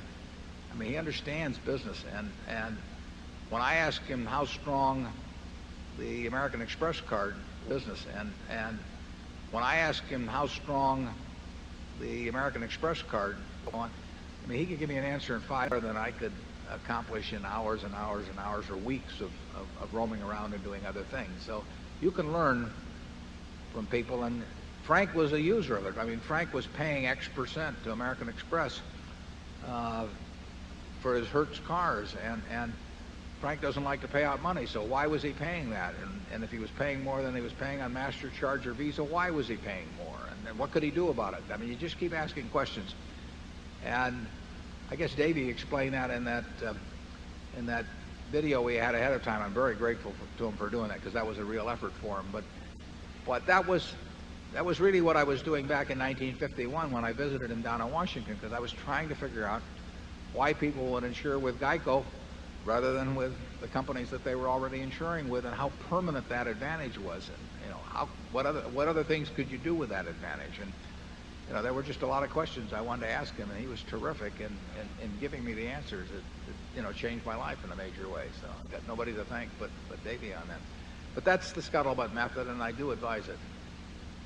Charlie? Nothing to add. Area 6. Hi, my name is Richard Lontoc from Toronto, Canada. I have a question for both of you. Mr. Buffett, Berkshire Hathaway's earnings in 1997 is less than that of 1996. What do you intend to do in 1998 to improve that earning? And Mr. Munger, I've been watching you and Mr. Buffett eating the See's candies and drinking the Coca-Cola the whole day. Join in. Do you intend to do any commercials in the future like what Dave Thomas does with Wendy's? Which of us do you think we should do them? Now you're talking. We aren't old enough to be really good in a commercial. What we would like to do is have somebody up here happily eating See's candy and answering these questions who's about 110 years old. That would really be helpful. In terms of the earnings, the final bottom line GAAP reported earnings that mean absolutely nothing at Berkshire to us. Now the look-through earnings, which we publish, do have some meaning, but even those have to be interpreted in terms of whether there was a super cat occurrence or whether Geico had an unusually good year, and we try to mention those factors. But we do hope that the look-through earnings do build at a reasonable clip over time. But our final earnings include capital gains, and we can report those in any number that we wanted to, and we pay no attention whatsoever to realize capital gains at Berkshire. The IRS does, but and that's why we may send them $1 billion or more this year. But they mean nothing in terms of measuring our progress. The look-through earnings say something about it. That table, the first couple of pages, it shows our change in book value versus the S&P, says something about it. Not perfect. The real test is the gain in intrinsic value per share over time, and that there's no hard number for that. But so far, Charlie and I judge it satisfactory, but we also judge it as non-repeatable. Charlie, any more? No. Area 7, please. Good afternoon, Mr. Buffett and Mr. Munger. My name is Keiko Mihalik, and I'm an MBA student at Wharton, but please don't hold that against me. We won't. I never made it that far. I was an undergraduate student. Could you please explain how you differentiate between types of businesses in your cash flow valuation process, given that you use the same discount rate across companies? For example, in valuing Coke and Geico, how do you account for the difference in the riskiness of their cash flows? We don't worry about risk in the traditional, the way you're taught actually at Wharton. But it's a good question, believe me. But if we could see the future of every business perfectly, it wouldn't make any difference whether the money came from running streetcars or from selling software, because all the cash that came out, which is all we're measuring between now and Judgment Day, would spend the same to us. The industry that it's earned in means nothing except to the extent that it may tell you something about the ability to develop the cash, but it doesn't tell you, it has no meaning on the quality of the cash once it becomes distributable. We look at riskiness essentially as being sort of a go, no-go valve in terms of looking at the future businesses. In other words, if we think we simply don't know what's going to happen in the future, that doesn't mean it's necessarily risky. It just means we don't know. It means it's risky for us. It may not be risky for someone else who understands the business. In that case, we just give up. We don't try to predict those things. And we don't say, well, we don't know what's going to happen, so therefore we'll discount it at 9% instead of 7%, some number that we don't even know. That is not our way to approach it. We feel that once it passed a threshold test of being something about which we feel quite certain, that the same discount factor tends to apply to everything. And we try to do only things about which we're quite certain when we buy into the businesses. So we think all the capital asset pricing model type reasoning with different rates of risk-adjusted return and all that, we tend to think it is, well, we don't tend to, we think it is nonsense. And but we do think it's also nonsense to get into situations or to try and evaluate situations where we don't have any conviction to speak of as to what the future is going to look like. And we don't think you can compensate for that by having a higher discount rate and saying it's riskier so that I don't really know what's going to happen, I'll have a higher discount rate. That just is not our way of approaching things. Charlie? Yeah, this great emphasis on volatility in corporate finance, we just regard as nonsense. If we have a statistical probability of putting out $1 million and having it turn into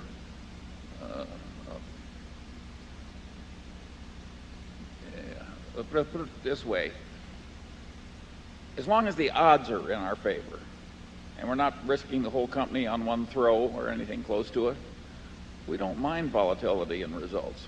What we want is the favorable odds. We figure the volatility over time will take care of itself at Berkshire.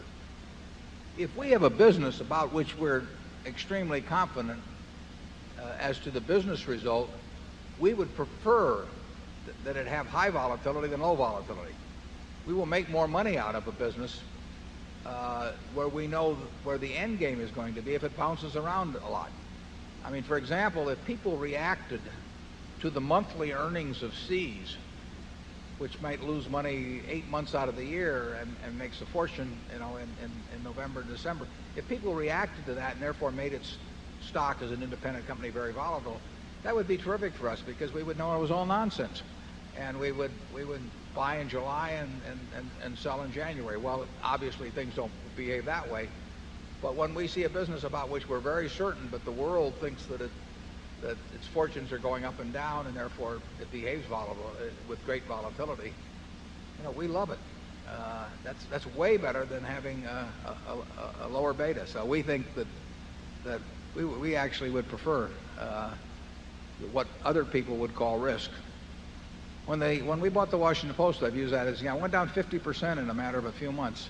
Best thing that could have happened. I mean, that doesn't get any better than that. Business was fundamentally very non-volatile in nature. I mean, TV stations and a strong dominant newspaper, that's a non-volatile business, but it was a volatile stock. And that is a great combination from our standpoint. Area 8. Good afternoon, and thank you for staying around to answer our questions. I have two. First of all, would you give us what logic went into your decision to both buy and sell McDonald's? And my second question goes to a term that you've used. You've talked about the caliber of the shareholders of Berkshire Hathaway. How do you define the caliber, and what difference does it really make? Well, it makes a lot of difference, and our idea of a high caliber group is one that is just like us. And that's not entirely facetious in that we basically want shareholders who look at the business the same way we do, because we're going to be around running something, and what could be worse than having a group out there had a whole different set of expectations than we did, and that evaluated us in a different way, or all of this sort of thing. I mean, if you are going to you're going to have a given number of shares outstanding. Let's say we have the equivalent of 1,200,000 and some thousand A shares. Somebody's going to own every single share. Now, would you rather have them owned by people who understand your business, who understand your objectives, who measure you the same way you do, who have similar time horizons, or would you rather have the reverse? It makes a real difference over time to be in with people that are compatible with you. So it's a significant plus to us, the operation of the business, and it leads to a more consistent relationship between price and intrinsic value when you have a group like that, because they understand themselves and they understand the business, and they're not likely to do silly things in either direction. So you get a much more consistent relationship than if we had a whole bunch of people who were thinking that the most important thing in evaluating this business was next quarter's earnings. The question about McDonald's simply is, it's an outstanding business, and we don't talk about it when we buy it. We don't talk about it if we sell it. Charlie? Yeah, the question of what difference does it make to the management who the shareholders are? Well, if you are into what I call trustee capitalism, where the shareholders aren't just a faceless bunch of nothings, but you feel as a kind of a hair shirt an obligation to do as well as you can by the shareholders, well, wouldn't you rather feel an obligation to people you liked instead of people you didn't like? Yeah, let's say you were running a business and you had a choice of 3 owners. You could have 100% of it owned by whatever your favorite philanthropy is. You could have 100% of it owned by the U.S. government, and you could have 100% owned by the worst person you can think of in your hometown. I mean, I think it would make a difference in how you felt about going to work every day. Number 9. Yes, my name is Steve Check. I'm from Southern California, and my question has to deal with kind of quality versus price. I've been to 3 annual meetings and have heard great things about Coke every year, but as far as I'm aware, you have not bought any additional shares of Coke over the last 3 years, even though the stock has done just fine. If an investor has a relatively short time frame, say 3 to 5 years, how much weight do you think one should give to quality versus price? Well, if your time frame is 3 to 5 years, I wouldn't advise it being that way, because I think if you think you're going to get out, then it gets more leaning toward the bigger fool theory. The best way to look at any investment is how will I feel if I own it forever, and put all my family's net worth in it. But we basically believe in buying, if you talk about quality, meaning the certainty that the business will perform as you expect it to perform over a period of time, so the range of possible performance is fairly narrow. That's the kind of business we like to buy, and all I can say is that we like to pay a comfortable price, and that depends to some extent on what interest rates are. We haven't found comfortable prices for the kind of businesses we like in the last year. We don't find them uncomfortable in the sense that we want to sell them, but they're not prices at which we added to Coke one time about, 5 years ago or thereabouts, and it's conceivable we would add again. It's a lot more conceivable we would add and subtract. But that's the way we feel about most of the businesses. We did make a decision last year that we thought bonds were relatively attractive, and we trimmed certain holdings and eliminated certain small holdings in order to make a bigger commitment in bonds. Charlie? Yeah, you talk about quality versus price. The investment game always involves considering both quality and price, and the trick is to get more quality than you're paying for in the price. It's just that simple. But not easy. No, but not easy. Area 10. Gentlemen, good afternoon. Jeff Kirby from Green Village, New Jersey. Would you comment, please, on tax-free spin-offs to shareholders in general, and particularly how you would feel about those were you to believe that a materially higher value would be ascribed to one of your operating companies in the public arena than as part of Berkshire Hathaway? Well, there's certainly been times in Berkshire's history when certain components of Berkshire might well have sold at higher multiples as individual companies than the amount they contributed to the whole of Berkshire, although I don't think that would be the case now. But our reaction to spin-offs would be,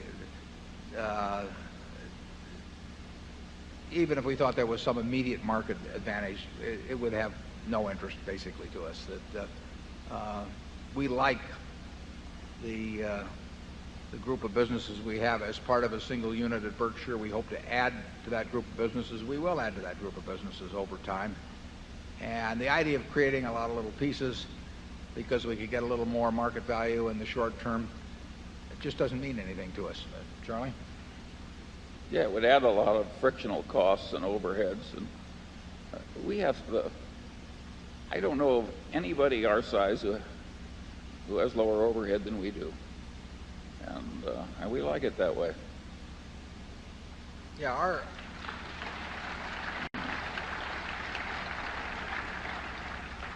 right now our after-tax cost of running the operation has gotten down to a half a basis point of capital value. When you think that many mutual funds are at 125 basis points, that means they have 250 times the overhead ratio to capitalization that we have. And all they got's a bunch of marketable securities, and we got that plus businesses. Yeah. We don't need any more. But we can get lower, Warren. We can get a lot lower. I know. You think they'd work for $500 a year instead of $900, Joe? Groans from the front row. Area 1. Good afternoon, Mr. Buffett and Mr. Munger. I was kind of curious if you could tell me, do you know or can you tell us how much business Nebraska Furniture Mart and Board tell me, do you know or can you tell us how much business Nebraska Furniture Mart and Board investing in the auto industry, and if not interested now, what would change your mind about this industry in the future? Well, the first question, I don't know what the Mart did, but I do know they had a lot of shareholders there. I've gotten a verbal report on that. There would be less change in their normal business. They do, you're talking about a company that at the Mart that does $800,000 a day on average. It is a big operation. So our shareholders have an impact, but not the relative impact that they would have at Borsheim. Borsheim's did over twice as much this year as last year, and they had a big day. And what was the other question, Charlie? Industry. The auto industry. Oh, the auto industry. Yeah, Charlie was big in General Motors in the mid-'60s, right, Charlie? And was your biggest commitment? I had a temper. Luckily, it passed. Yeah. No, he made money on it. Yes, I did. It's the kind of industry it's interesting for us to follow. I mean, many years ago, it was the dominant factor or overwhelming factor in the economy. It's diminished a fair amount, but it's still a very important industry, and it's the kind of industry that anyone can follow. I mean, you have experience with the product and competing products, and everyone in this room understands in a general way the economic nature of the industry, but we've never felt that we understood it better than other people. So we've seen auto companies at very low multiples sometimes, and with prices that in hindsight look very attractive, but we've never really felt that we knew who among the auto companies 5 years from now would have gained the most ground relative to where they are now, or to gain the most ground relative to what the market might expect. It just isn't given to us, that knowledge. Charlie? I agree. Area 2. Hi, my name is Scott Rudd from Eden Prairie, Minnesota. And my question is this. 10 years from now, and I'm referring to Borsheim's as the retail part of it to the consumer, not so much the corporate division. 10 years from now, what would be the 3 things that you would expect division? 10 years from now, what would be the 3 things that you would expect on a day-to-day operating basis to change the market? Are you talking about Borsheim specifically? Yes. Yeah, I think Borsheim's, I don't know about 3 things, but Borsheim's may be one of a couple of our companies where the internet could be have a huge potential for us. I don't know if that'll happen, but there's no question that we operate, and I've got a message on the internet that at very considerably lower gross margins than does a Tiffany or publicly held jewelry operations. We are giving customers considerably more for their money. We've got way lower operating costs than the public companies. And I say on the internet, our operating costs are 15 to 20 percentage points, and even more in some cases, less than publicly owned competitors. So we've got a lot to offer. Now, the big question people always have with jewelers is, how do you know who to trust? I mean, it is an article that most people feel very uncomfortable buying, and I think that the Berkshire Hathaway identification can help people feel comfortable on it. I think that the experience of customers around the country as they see it, and I don't think that I think it is a product. It's a high ticket item, so saving money gets to be really important, just like auto insurance. Saving money gets to be really important. So I think that the internet could be of significant assistance to Borsheim's in terms of spreading and facilitating its nationwide reputation. So Borsheim's could have a lot of growth, and the internet could be a big part of it. Our job is to get the message to people around the country that they can literally, have us send half a dozen items to them that they can look at with no high pressure salesmanship at all or anything of the sort, and look at the prices, decide what they want, in their own what they want in their own homes, and they will do very well with us. Of that now, but we could have 10 or 20 or 50 times that number as the years go by, and I think we should work very hard on that. GEICO has possibilities through the internet, obviously, also. But anything where you're offering a terrific deal to the consumer, but one of the problems has been, how do you talk to that consumer? The internet offers possibilities. Now the thing is that everybody in the world is going to be there, and why should they click on you instead of somebody else? Actually, the Berkshire Hathaway name may help a little bit on that, although Geico's name is extremely well known. Geico is I said in the annual report we were going to spend $100 million in basically in promotion this year. We'll spend more money than that. The brand potential in Geico is very, very big, and we intend to push and push and push on that. Charlie?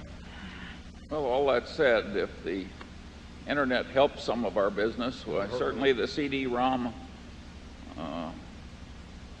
and the personal computer combined to clobber World Book for us. Yeah, we paid our entry fee. Yeah, it's not all plus. No. Area 3. My name is George Gatti from Zurich, Switzerland, and my question refers to two food businesses, namely McDonald's and Dairy Queen. Are there major differences in the investment characteristics between McDonald's and Dairy Queen? And if yes, would you explain them? Yeah, there are McDonald's and Dairy Queen, and if yes, would you explain them? Yeah, there are major differences. McDonald's, I can't tell you the exact percentage, but if they've got 23,000 outlets, they own many, many thousands of them and operate them. And then of the remainder, they own a very high percentage and lease them to their operators, their franchisees. So they have a very large investment on which they get very good returns in physical facilities all over the world. Dairy Queen has, counting Orange Julius, 6,000 plus operations, of which 30-odd are operated by the company, and even those, some are in joint ventures or partnerships. So the investment in fixed assets is dramatically different between the two. The fixed assets investment by the franchisee or the person as landlord obviously is significant at a Dairy Queen, but it's not significant to the company as the franchisor. So that the capital employed in Dairy Queen is relatively small compared to the capital employed in McDonald's, but McDonald's also makes a lot of money out of owning those locations and receives, whereas Dairy Queen will in most cases receive 4% of the franchisee's sales in terms of a royalty. At a McDonald's, there's that more than that percentage plus rentals and so on. So they're two very different economic models. They both depend on the success of the franchisee in the end. I mean, you have to have a good business for the franchisee to over time have a good business for the parent company. Both companies have that. To over time have a good business for the parent company. Both companies have that. Charlie? Is not very much when you stop to think about providing a group of franchisees with a nationally recognized brand and quality control and all sorts of desirable business aids. No, 4% is at the low. If you look at the whole industry, 4% is in the lower part of the range. But part of what attracted us. Yeah. Part of what attracted us was the fact that part of what attracted us. Yeah.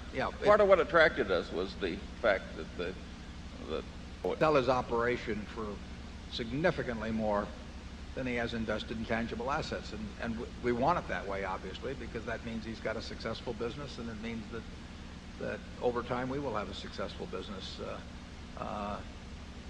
You want a franchise operator. You want the franchise operator to make money, and you want him to create a capital asset that's worth more than he's put in it. That's the goal. Area 4. Good afternoon, Mr. Munger and Mr. Buffett. My name is Patrick Byrne. I'm a shareholder, and I'm here from Cincinnati, Ohio. Back again this year to ask a question to see if I can get the two of you to disagree on a subject. I've picked education as an area where we might see some daylight between the two of you. First, though, on the subject of education, I'd like to offer some brief thanks.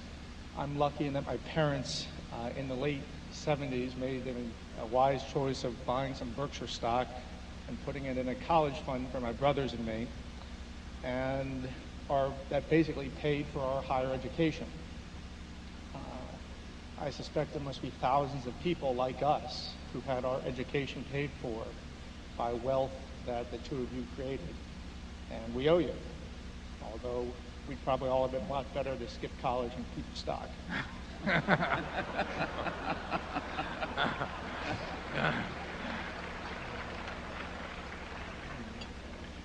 Well, on the subject of education, Milton Friedman has said, or has written, that if you really care about poverty in the U.S. and the disadvantage of women and minorities and so on, and you could cure one single thing in the U.S., it would be the public education system. Mr. Buffett, of course, you've been very publicly supportive and done many things, and I'm sure Mr. Munger has as well, for public education. But I noticed last year in this annual meeting, Mr. Munger, well, both of you, I noticed last year in this annual meeting, Mr. Munger, well, both of you business schools, but Mr. Munger, he was a tad critical, I would say, of the U.S. public education system. And I wonder if you two agree with what Friedman says and what you think the importance of public education is and what might be done to improve it. I'm going to let Charlie go in a second, but I just want to say Patrick Byrne is the son of Jack Byrne, who made a fortune for us by resuscitating Geico when it got into trouble in the mid-'70s. In fact, I met Patrick's dad on a Wednesday night about 8 o'clock at night in Washington when Geico was bankrupt, and it was about very close to being declared so.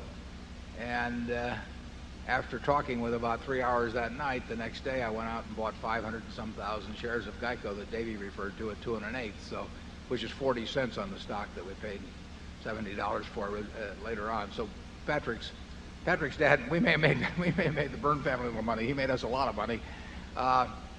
Patrick is now running Dutchheimer's in Cincinnati and doing a sensational job. His brother Mark, on June 30th, if we hit the target date, will be establishing a major operation in London and Bermuda that will, in which we will be a very large partner. So he's only got one other brother left, and he's out playing golf in California. But if times get tough, we're going to try and recruit him too. Now, Charlie, with all that time to prepare, what do you have to say about education? Well, I certainly agree with Milton Friedman that it would be hard to name one factor, if we could fix it, that would be more worthy of fixing than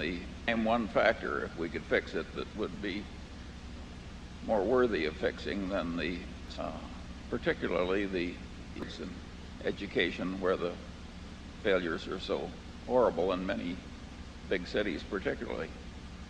So yes, I think it's a terrible problem, and it needs fixing. Of course, there's a huge debate as to what the best way is to fix it. And I am skeptical myself of big city school systems getting fixed under their own momentums. In other words, I'm quite sympathetic to the people who say we may have to go to an alternative like vouchers, that the incentive structure has gotten so bad in some places that you can't fix it with evolution. It takes revolution.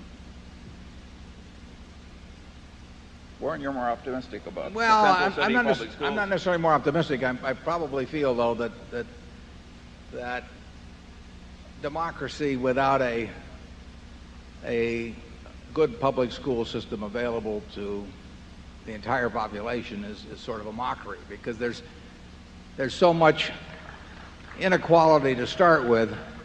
I mean, it isn't just inequality of money, but I mean, my kids, whether they inherit any money, or your kids, whether they inherit any money, compared to the kids of somebody where both parents are struggling keep the place going, or maybe just one parent and living in poverty. I mean, it is so unequal to start with that if you accentuate maybe just one parent and living in poverty, I mean, it is so unequal to start with that if you accentuate giving those who are generally higher up, who have chosen the wrong womb, I think that's just, I don't think the society should tolerate that, or a rich society should tolerate it. That doesn't mean it's easy to solve, because I've said a lot of times that unfortunately it seems like a good public school system is like virginity, that it can be preserved but not restored. And it's very hard when you get a system that's lousy to do much about it, because under those circumstances the wealthy people are going to all opt out of the system, and they're going to be less interested in the bond issues, they're going to be less interested in the PTA, they're going to be less interested, all opt out of the system, and they're going to be less interested in the bond issues, they're going to be less interested in the PTA, they're going to be less interested in the other people's children if they have all opted out. And another for the poor, with the poor being getting the poorer system strikes me as doing nothing but accentuating inequality and other problems that result from that in the future. So I don't know the answers on improving the system. I read some of the experiments that take place, but I do believe, to start with, that if you have a good public school system as we do in Omaha, that you do your damnedest to maintain that, so that there is no incentive for the rich grandparent or the rich parent to say, I love the idea of equality, but I love my grandchildren or my child more, so I'm going to yank him from the public school system. And then you get this sort of exodus, which leaves behind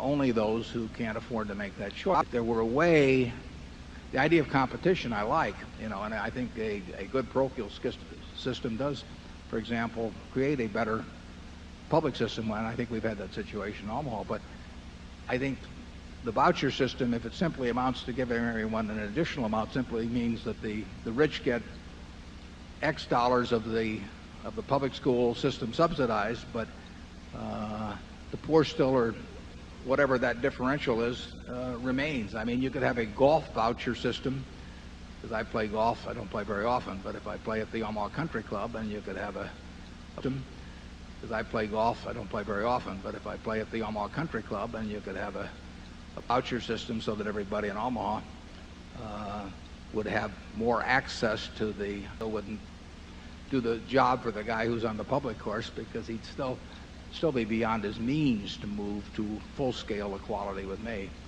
I don't think there's anything more important, and I agree with Charlie totally. I think the first 8 grades, you can forget it after that. If you have the first 8 grades right, good things are going to flow, and if you have those wrong, you're not going to correct it as you get beyond that point. And I think that wrong, you're not going to correct it as you get beyond that point.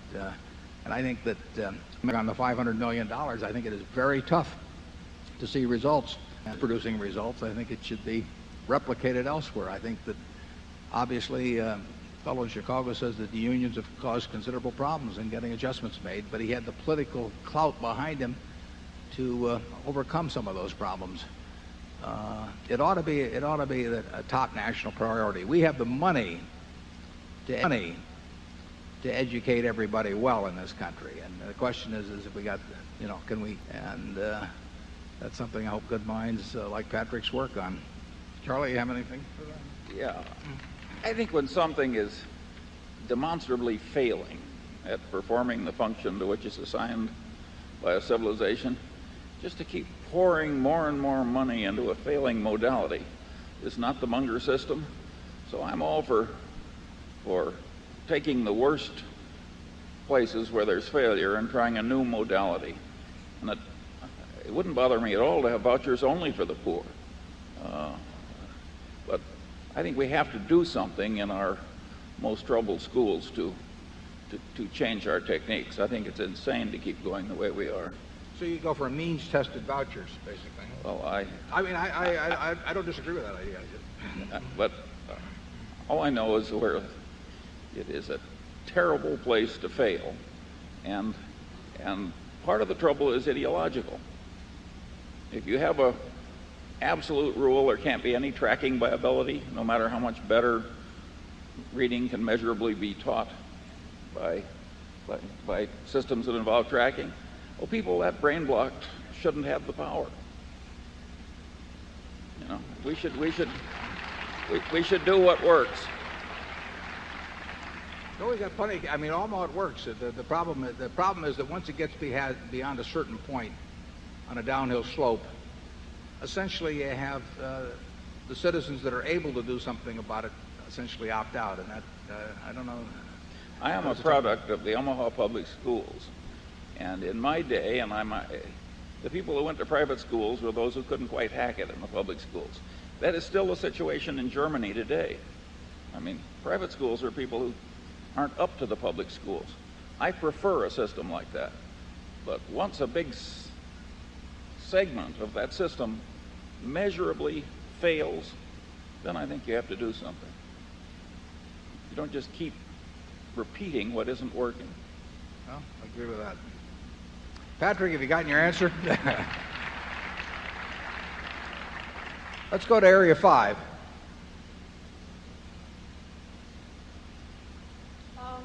My name is Kevin Murphy. I'm from Camarillo, California, and my question is, what do you look for when determining if a person is honest or not?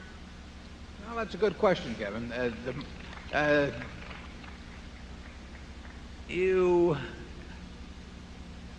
I think generally Charlie and I can do pretty well with the situations we see, but we have to have some evidence of behavior in front of us, and I would say even there's some occupations where we're going to expect to find a higher percentage of people who behave well than in others. But if we work with someone over a period of a few months or more, I think we can come up with a pretty high batting average in terms of how they behave. At Solomon, I think I was able to separate out the people who I felt very good about and the people I was a little more nervous about fairly quickly among the ones I worked with actively. But how you spot that precisely, leave your lunch money on their desk sometime. Yeah, maybe you'll find out in a hurry. But we like people. The great example, is somebody like a Tom Murphy, where they're just bending over backwards all the time to make sure that you get the better end of the deal, or that doesn't mean they aren't competitive. I mean, if you play him a golf game for money or something like that, he wants to win the worst way. But there are people that just they don't take credit for things that they didn't do. In fact, they give you credit for some of the things that maybe they did. And you can get a feel for it over time. Charlie, you have any good guidelines on that? Yes, I think that people leave track records in life, and so somebody at your age should figure that by the time he's 22 or 3, well, he will have left quite a track record, and the world will be able to figure you out. So I think track records are very important, and if you start early trying to have a perfect record and in some simple thing like honesty, you're well on the way to success in this world.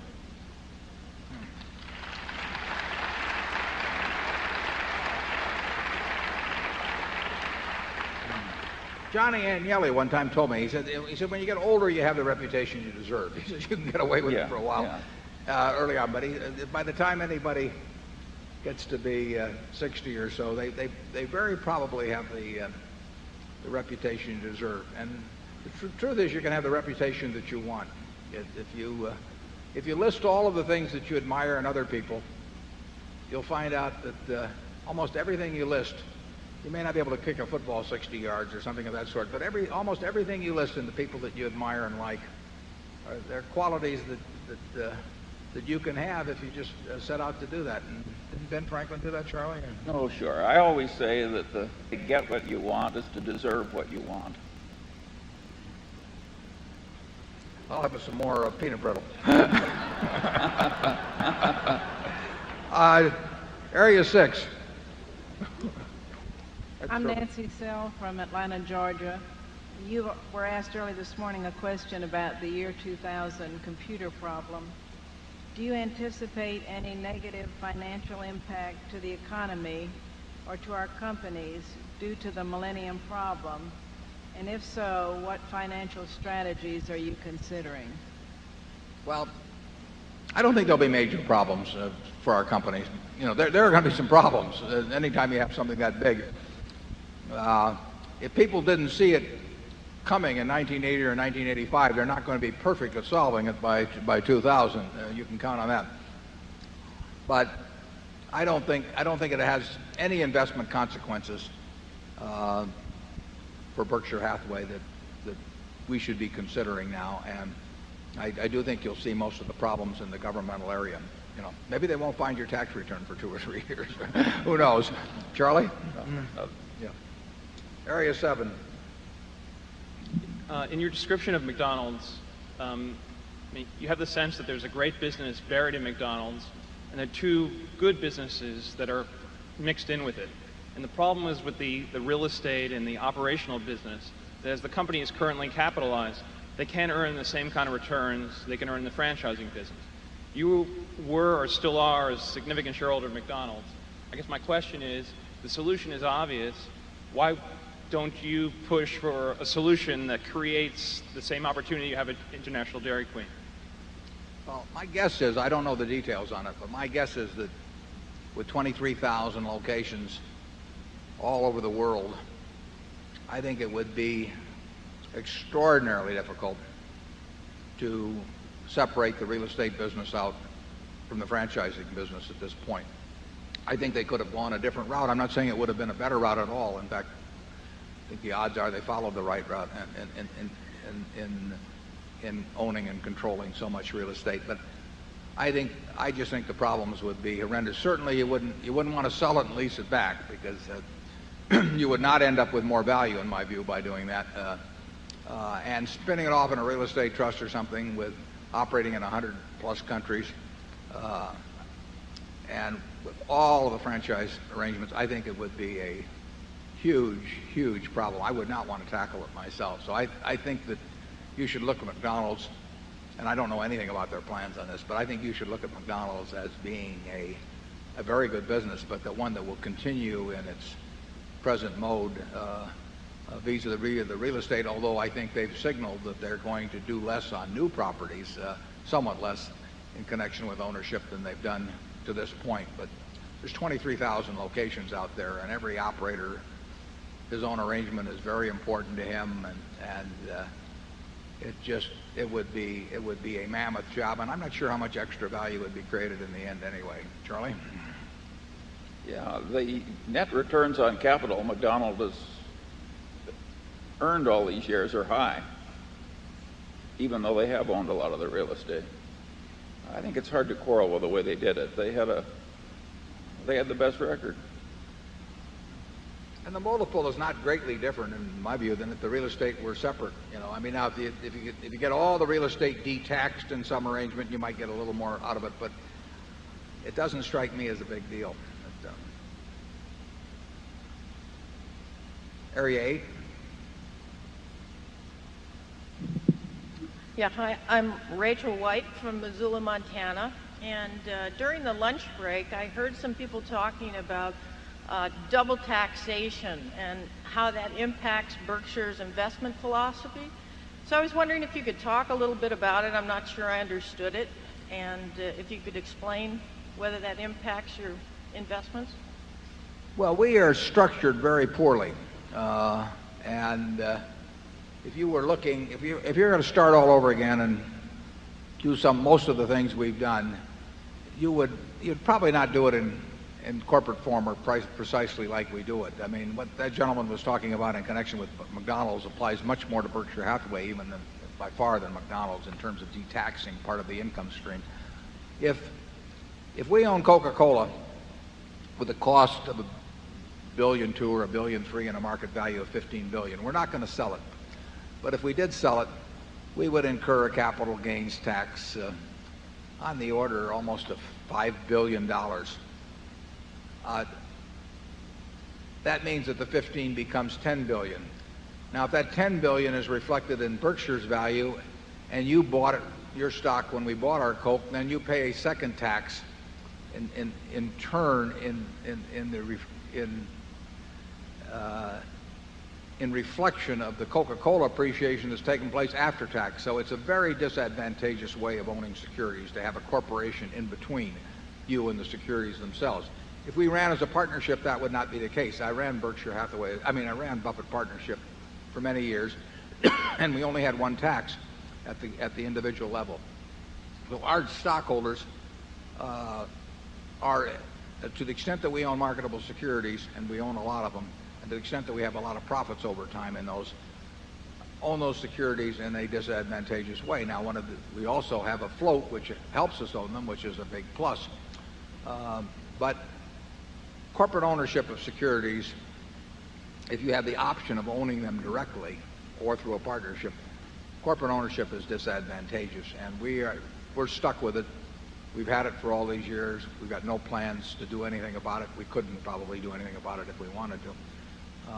So that is a drag on our performance compared to what would be the situation if we operated as a partnership. And Lloyd's syndicates, for example, didn't have that problem. Some insurance companies that operate in Bermuda may not have that problem to the same extent. Certainly partnerships don't have that problem to the extent they own securities. But it's a fact of life with us, and we're going to pay a lot of taxes. Charlie? No, we have no cure for the corporate income tax, and it is a big disadvantage for the indirect owner of securities. So far, we've surmounted it well enough, but we're carrying a load there.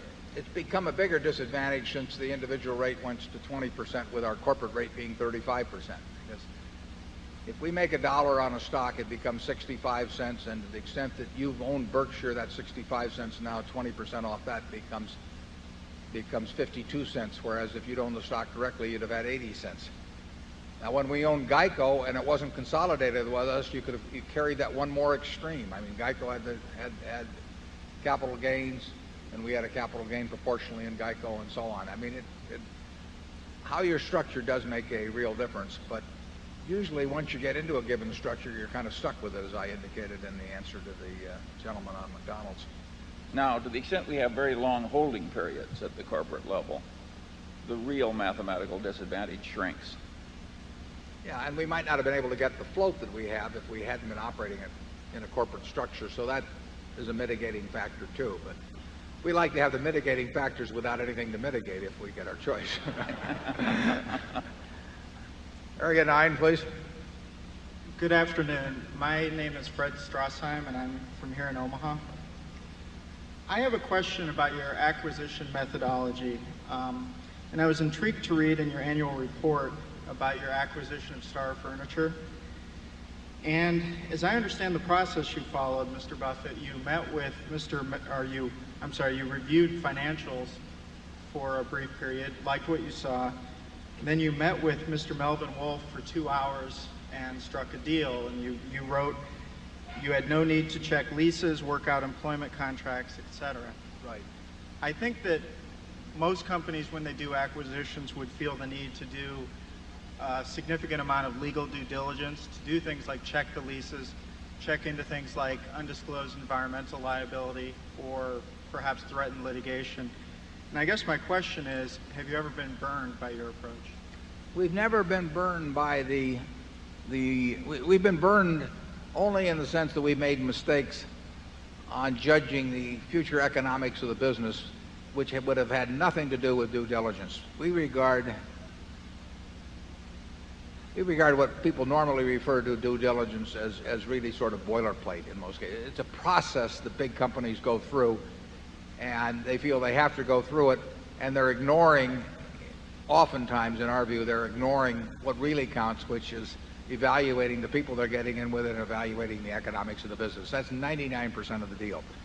You may run into an environmental liability problem, one time in 100, or you may find a bad lease. I asked Melvin about, do you have any bad leases? I mean, that's the easiest way to do it. And I can read them all and try and look for every clause or something, but it isn't going to, that is not the problem.